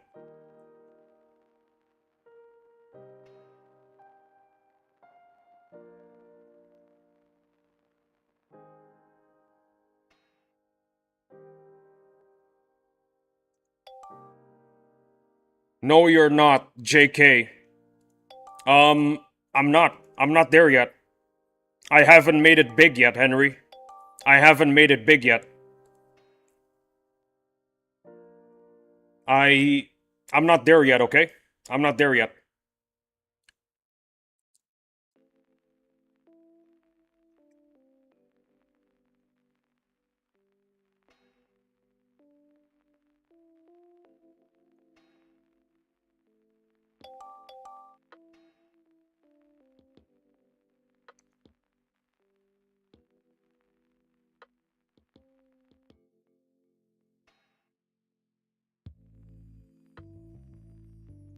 You know, I guess we can word the quote differently.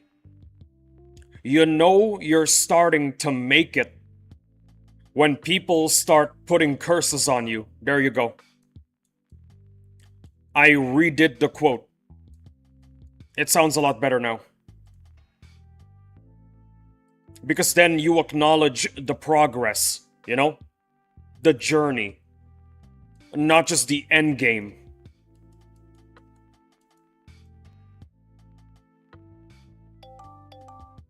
Okay, that's it. No more steel. No more steel, but I do have some stuff to collect. Which is always awesome. Always awesome sauce. Never not awesome sauce.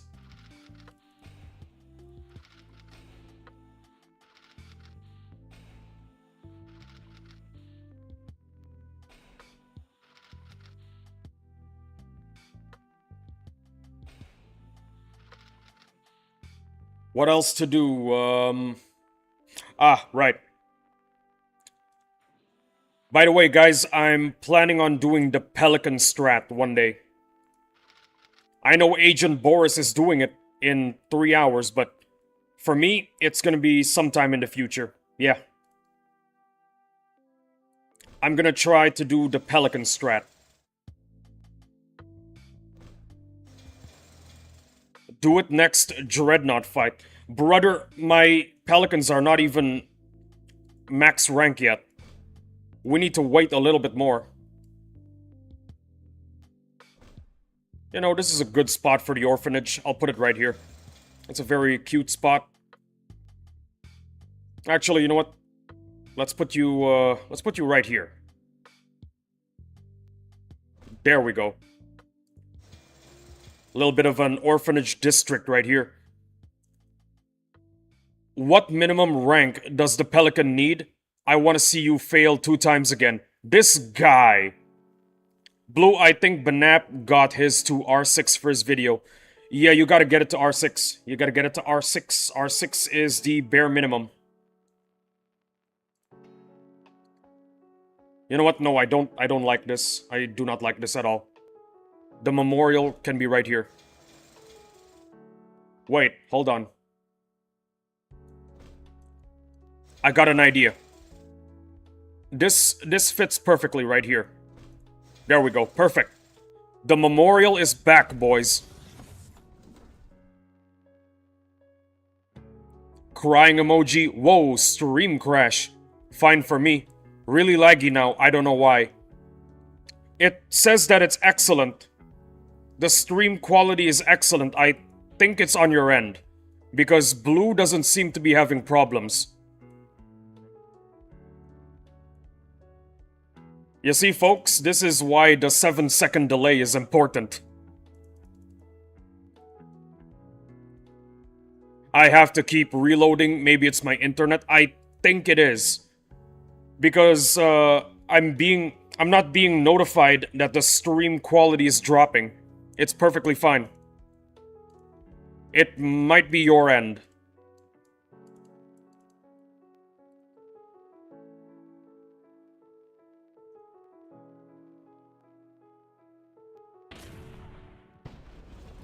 Also, we got like 30 minutes left. Or it must be a YouTube server issue. Could be, could be.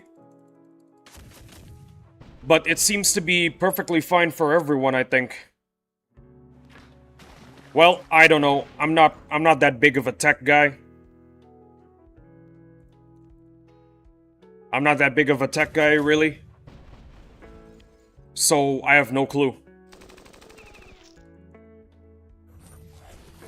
But yeah, I will be doing the Pelican strat sometime in the future. When I get my Pelicans to R6. Right now, my Pelicans do not stand a chance.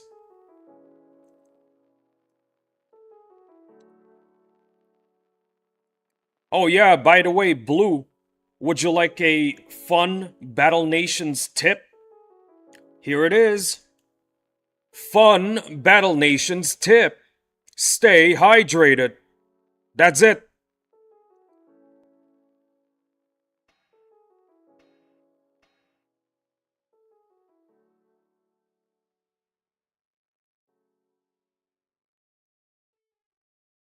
Is that just facts?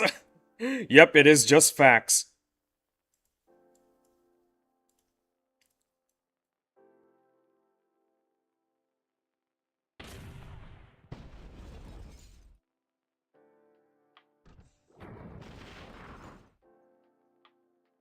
Also, the stream is ending in like 30 more minutes. So, I think we have room for maybe 2 more stories. Pick a number between 1 and 25, Blue.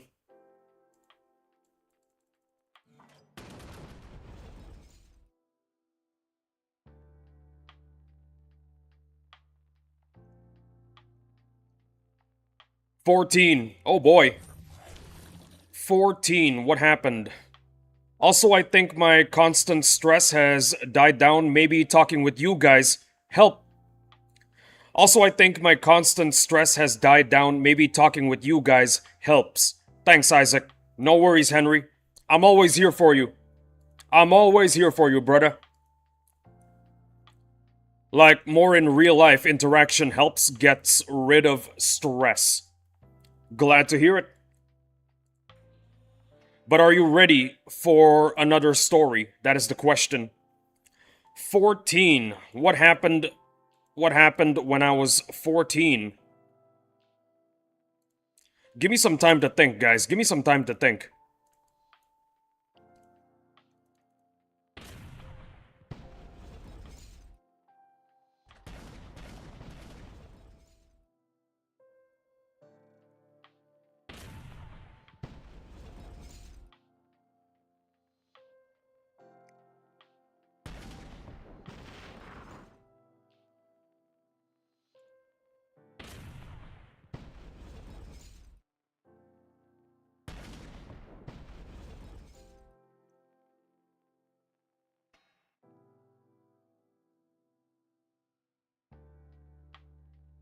I can't think of anything right now.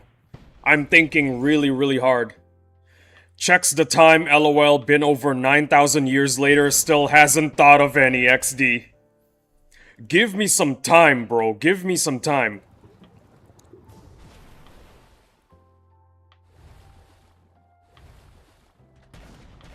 Mexico effing won. I'm so happy. Yo, no friggin' way.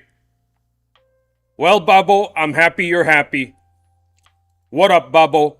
You heard what he said. Mexico won. Mexico won. Hell yeah.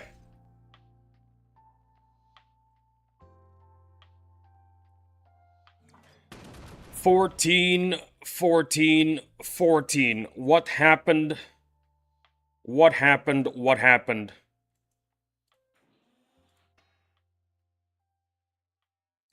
I hear Germany and Netherlands lost in FIFA lately. LOL, things are gonna get interesting. Oh boy.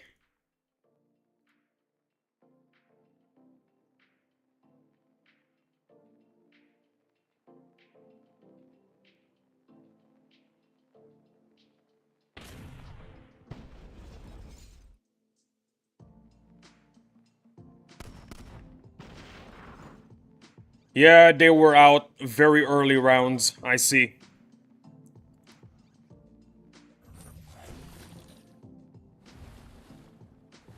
I can't think of anything. Oh wait, I can.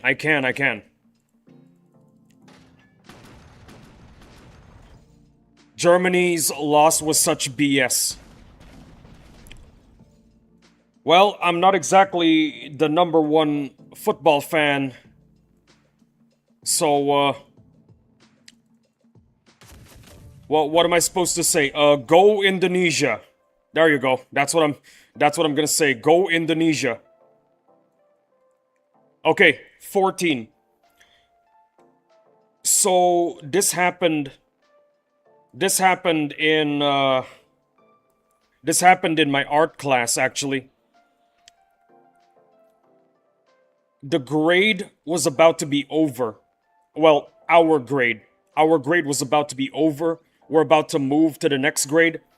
So, for the final assignment that our teacher assigned us to do, make whatever the hell you want. Anything your heart desires. I decided to do an animation. I decided to make my first ever animated masterpiece. So there I was thinking what to do, what to do, what to do. We have so many options. I don't know what to choose from. And then I decided, you know what?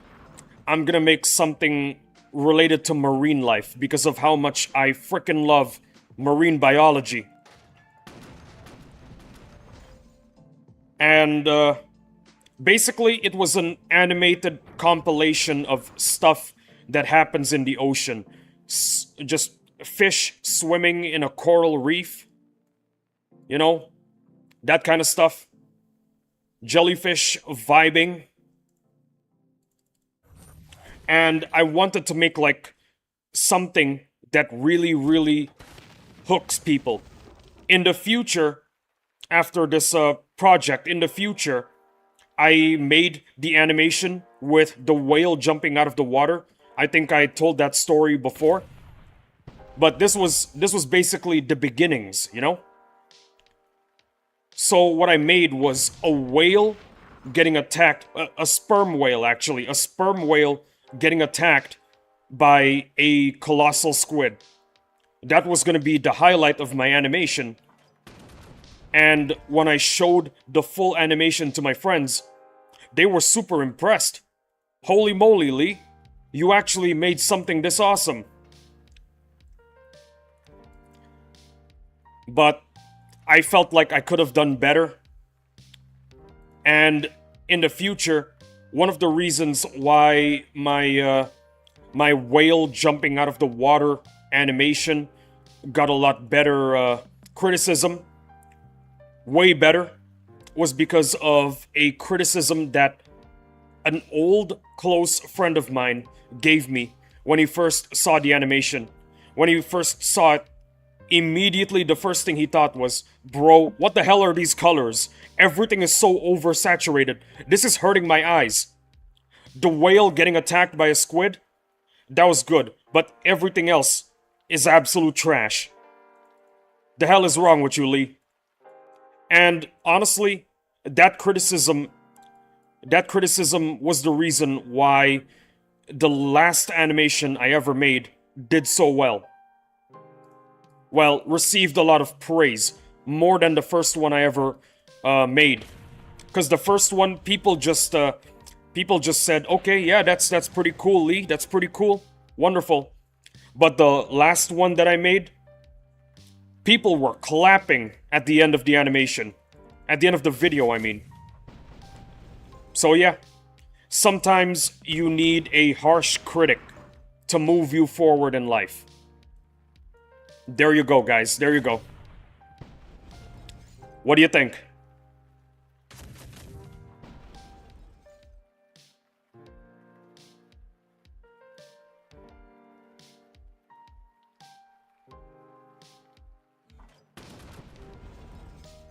Nobody's saying anything. I'm gonna assume that everybody is stunned in silence.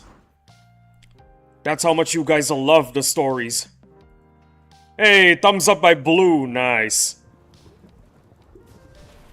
I think we got like one more room for one more story. That's peak. Thank you. Thank you. I appreciate it.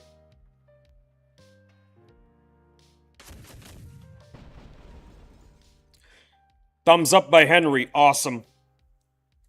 Sometimes in life, you just need a harsh critic, you know? You need one to push you forward. It's true though, if we don't get challenged, we never grow. Not only if we don't get challenged, if we don't receive harsh criticism. The thing about harsh criticism is that it can make or break you. And you decide whether or not it makes or breaks you. You're the one who decides that. Also, I don't know what I'm doing here. I gotta go farm at BFC, that's what I gotta do. Yeah, sometimes I just space out. Like that one time I was collecting steel from my friends and accidentally took Shadow Knight's encounter. That was a massive failure on my part. Can't wait for him to reply, "Yo, we're not friends anymore. Get out of my sight."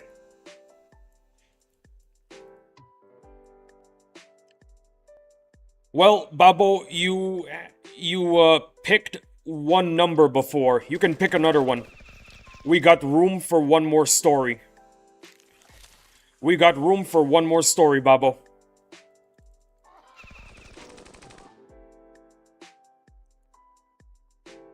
I'm gonna go to the loo very soon. Why did I attack with my sandworm? 37. The year is 2038. I am playing Battle Nations, and I'm streaming it live. We finally got the third boss strike. And the third boss strike, bro, it is epic. Basically, at the age of 37, I was playing Battle Nations pretty much every day. Wait, hold on. I am. Are we gonna use future tense or present tense? Or past tense? Let me start from the beginning. Let me start from the beginning, okay? The year is 2038. I am a 37-year-old. I am playing the third boss strike in Battle Nations. It is epic. It is absolutely epic. Madrona made us wait a very, very long time, and it was worth it. My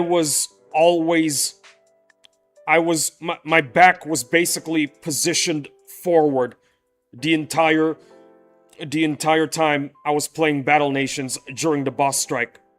It was amazing. I was streaming to 10,000 people. 10,000 people were watching me play Battle Nations. It was an amazing moment, knowing that I have a massive audience. And yeah, that's it. There's the story. Present tense, no? Yeah, that's what I did. 11 years for just one boss strike to happen is insane. Hey, yo, we are the same age. Are you 25, Babo? Are you 25? Because I am 25. If you are 25, then you should know I am also 25.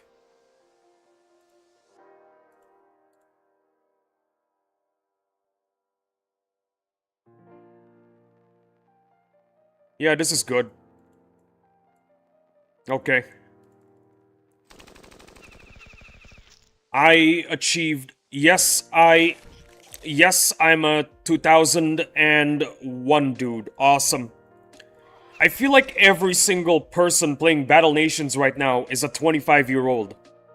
I've only ever encountered 25-year-olds.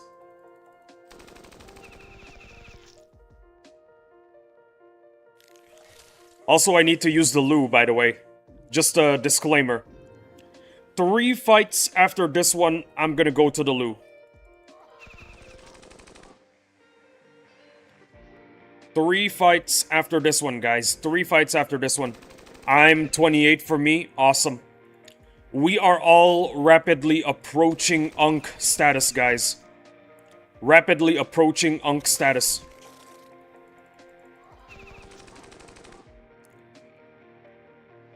(26 LMAO). Every single player I've met is in the 20s range.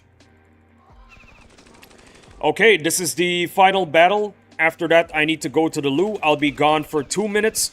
See you guys in 2 minutes if you're on VOD. Skip ahead 2 minutes. I apologize once again for the inconvenience. Thank you for your patience. I really appreciate it. Battle Nations is our childhood game. Hell yeah.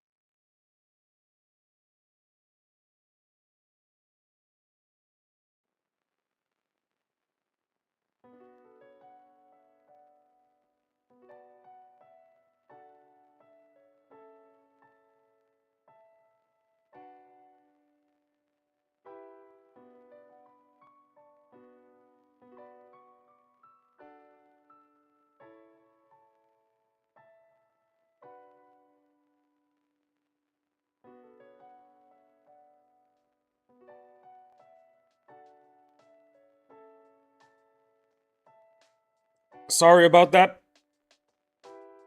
Blue, yes, sir. I feel like we got room for one more story. We got room for one more story, fellas. Pick a number.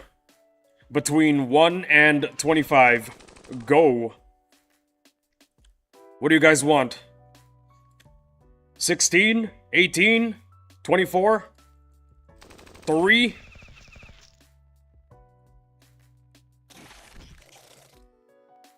1. Bro, I don't have any more stories. I don't have any more stories at 1 year old. I don't have any more stories of my life when I was at the age of 1. I've run out.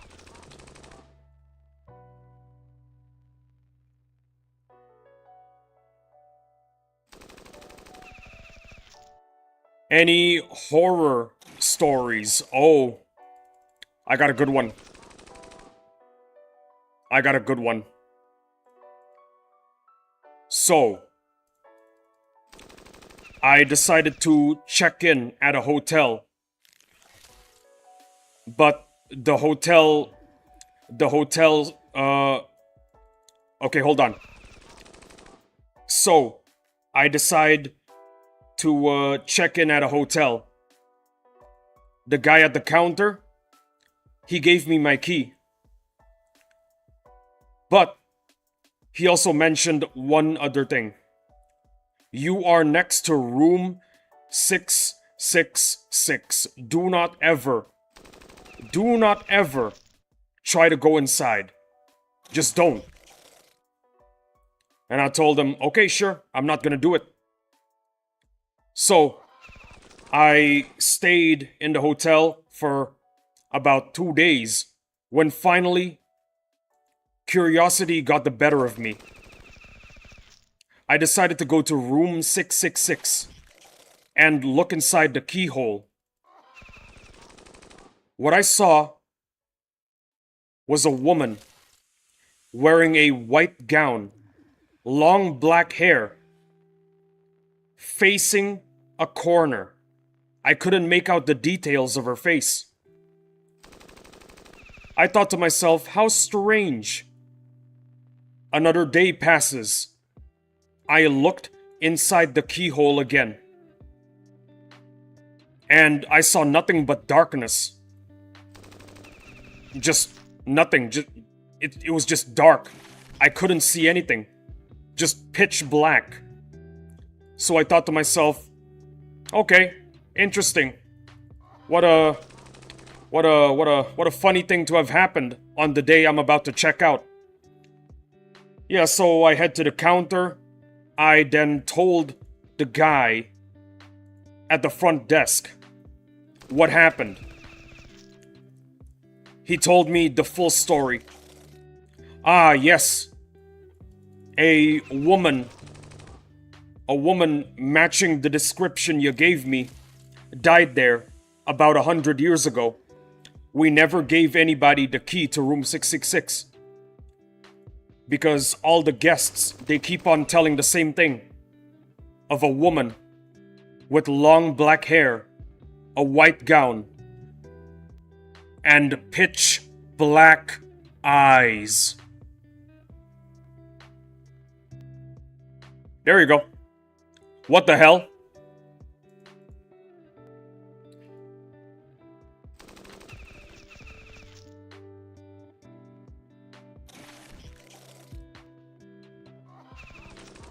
Henry, I was telling a horror story. I thought you were gonna say the meme number, LOL. Oh no! So, do you guys understand the story, or do you want me to explain it? Do you understand the story? Isaac, I think you can see ghosts, Isaac. XD. It's basically a first-person POV story. It's, kind of like Lovecraft stories or Edgar Allan Poe's. There you go. Do you guys want me to explain the story, or do you guys understand? Like, what happened in the story? Because if you don't understand, I'd be happy to explain it. I know explaining a horror story is like explaining a joke. Kinda ruins the story / joke. But I'd like to explain it if you guys, Okay, so the second time I looked inside the keyhole, I saw nothing but pitch black. And then the guy at the counter at the front desk tells me, oh yeah, the ghost has pitch black eyes. So she was looking right back at me. That's what happened. There you go. That's the twist. Every horror story always needs a good twist, and there's the twist.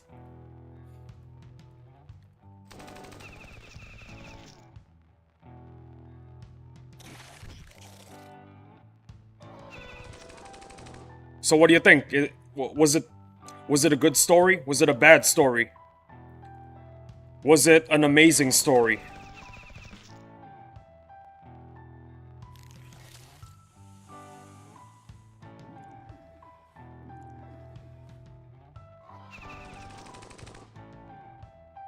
It was alright. Okay, fair enough, I'll take it.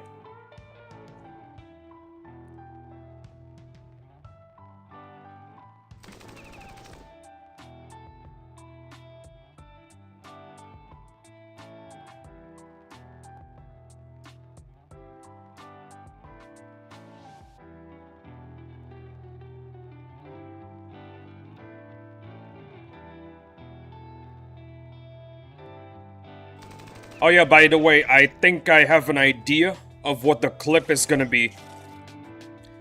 I have an idea, a decent idea.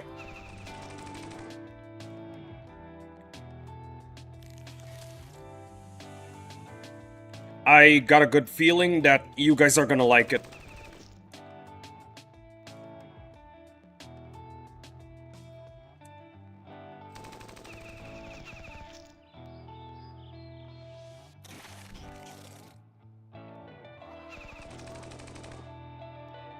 I want to go back to my base. I feel like there's something to collect.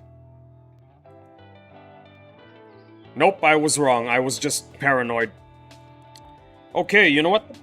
We have 1 minute until we can collect the salami. I'm going to do another check on, well, your bases.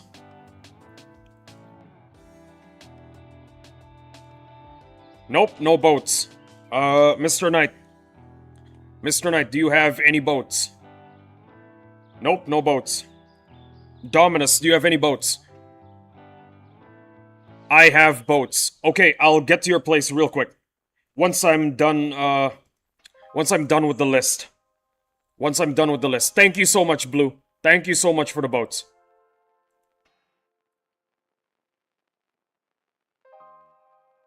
Ah, here it is.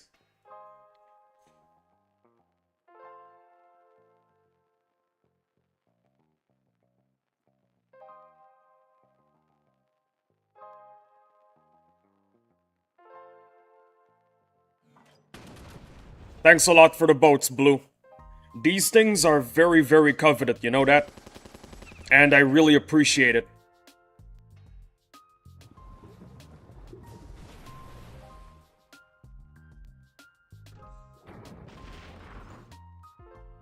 Oh boy. Let's do this quick. Stream is about to end. Oh dear, that's not quick enough.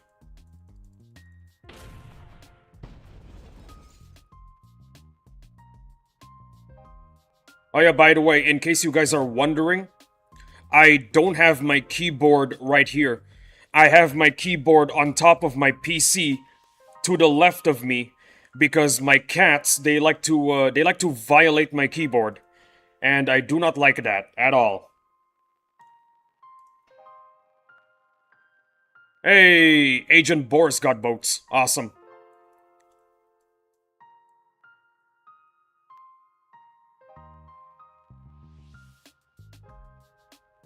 I'm done ranking boats for now because I can beat the bosses consistently.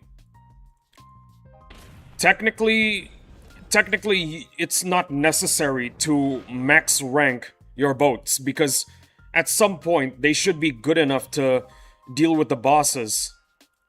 So yeah, you made a really wise choice. A very, very wise choice, Blue. One that I fully support. I fully support because I agree with I agree to an extent with the people that say naval content is kind of a waste of time right now. I kinda agree with them. Imagine Boss Strike 3, it's a naval one. I'll do you one better, Blue. Imagine Boss Strike 3 and it's a Reef Bandit Boss Strike. That would be a nightmare.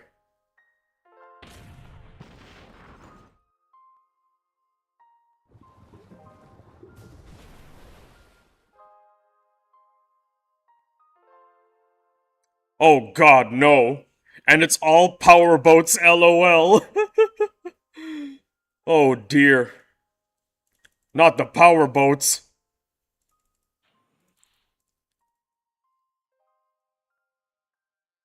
Not the power boats, guys. Not the power boats. I don't know who it was that came up with the idea of Reef Bandit's boss strike, but whoever they did, I hope Madrona is not listening. I really hope.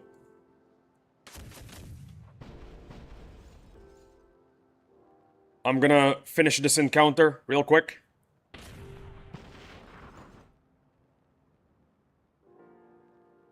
That would be a great April Fool's joke. Oh dear. Yeah, it would. It would. Well, the stream is coming to a close in 5 minutes. And with that, I just want to say thank you, all of you. People watching on VOD, people lurking, people chatting. Thank you, all of you, for watching the stream. I would also like to thank the donors and my parents. You guys are the reason why I'm able to buy nanopods. So, thank you very much. Thank you very much. And thank you for believing that I'm a good enough entertainer deserving of a coin in my hat. Thank you very much. See ya, Isaac, everybody. This was fun. Thanks for calming down my stress. No worries, Henry. I would like to tell everybody leaving the stream right now, stay goated, stay awesome, stay cool, and don't forget to knock on wood. All of you are awesome people. Never forget that. This was a wonderful stream indeed. Oh, and another group of people I gotta thank. Babo, Knight, Dominus, Nappa, Blue, Boris, Vix, Henry, and Lennon. Thank you guys for letting me take your encounters. I greatly appreciate it. I've said this once, I'll say it again. Naval encounters are truly coveted right now. So, thank you for letting me take them. I'd also like to thank the content creators. There, I just knocked on wood. Awesome. I would also like to thank the content creators of Battle Nations that have supported me and inspired me to be a content creator myself. The Battle Nations community is full of content creators that want to help each other out. They're basically pulling each other up instead of pulling each other down. Pulling each other down, it's crab bucket mentality, and that doesn't exist amongst the content creators. Something I'm really, really proud to be a part of. And with that, the stream is gonna end in 2 minutes. Henry over here just knocked on wood. That is awesome. Always, always, always knock on wood.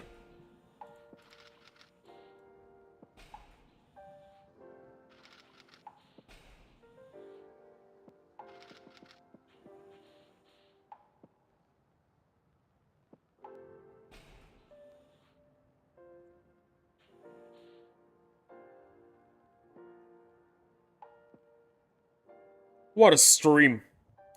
What a wonderful, wonderful stream this was. A lot of awesome stuff happened. Well, what can I say? A lot of awesome stuff has to happen when you got a lot of awesome people hanging around together.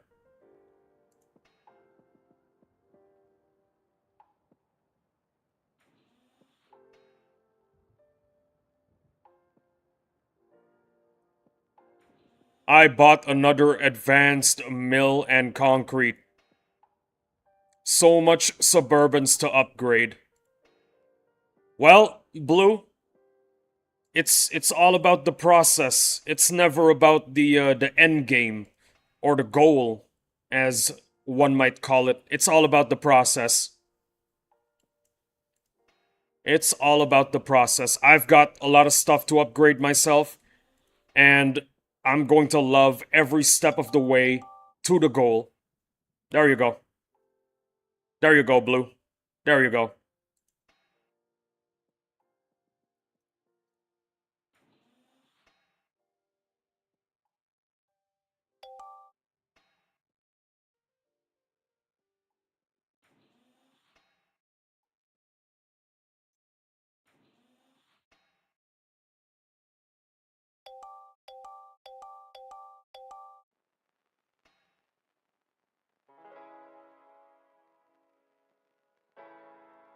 Level up in 1 day just fascinates me. It's crazy how some people can just level up daily. It is crazy, yeah.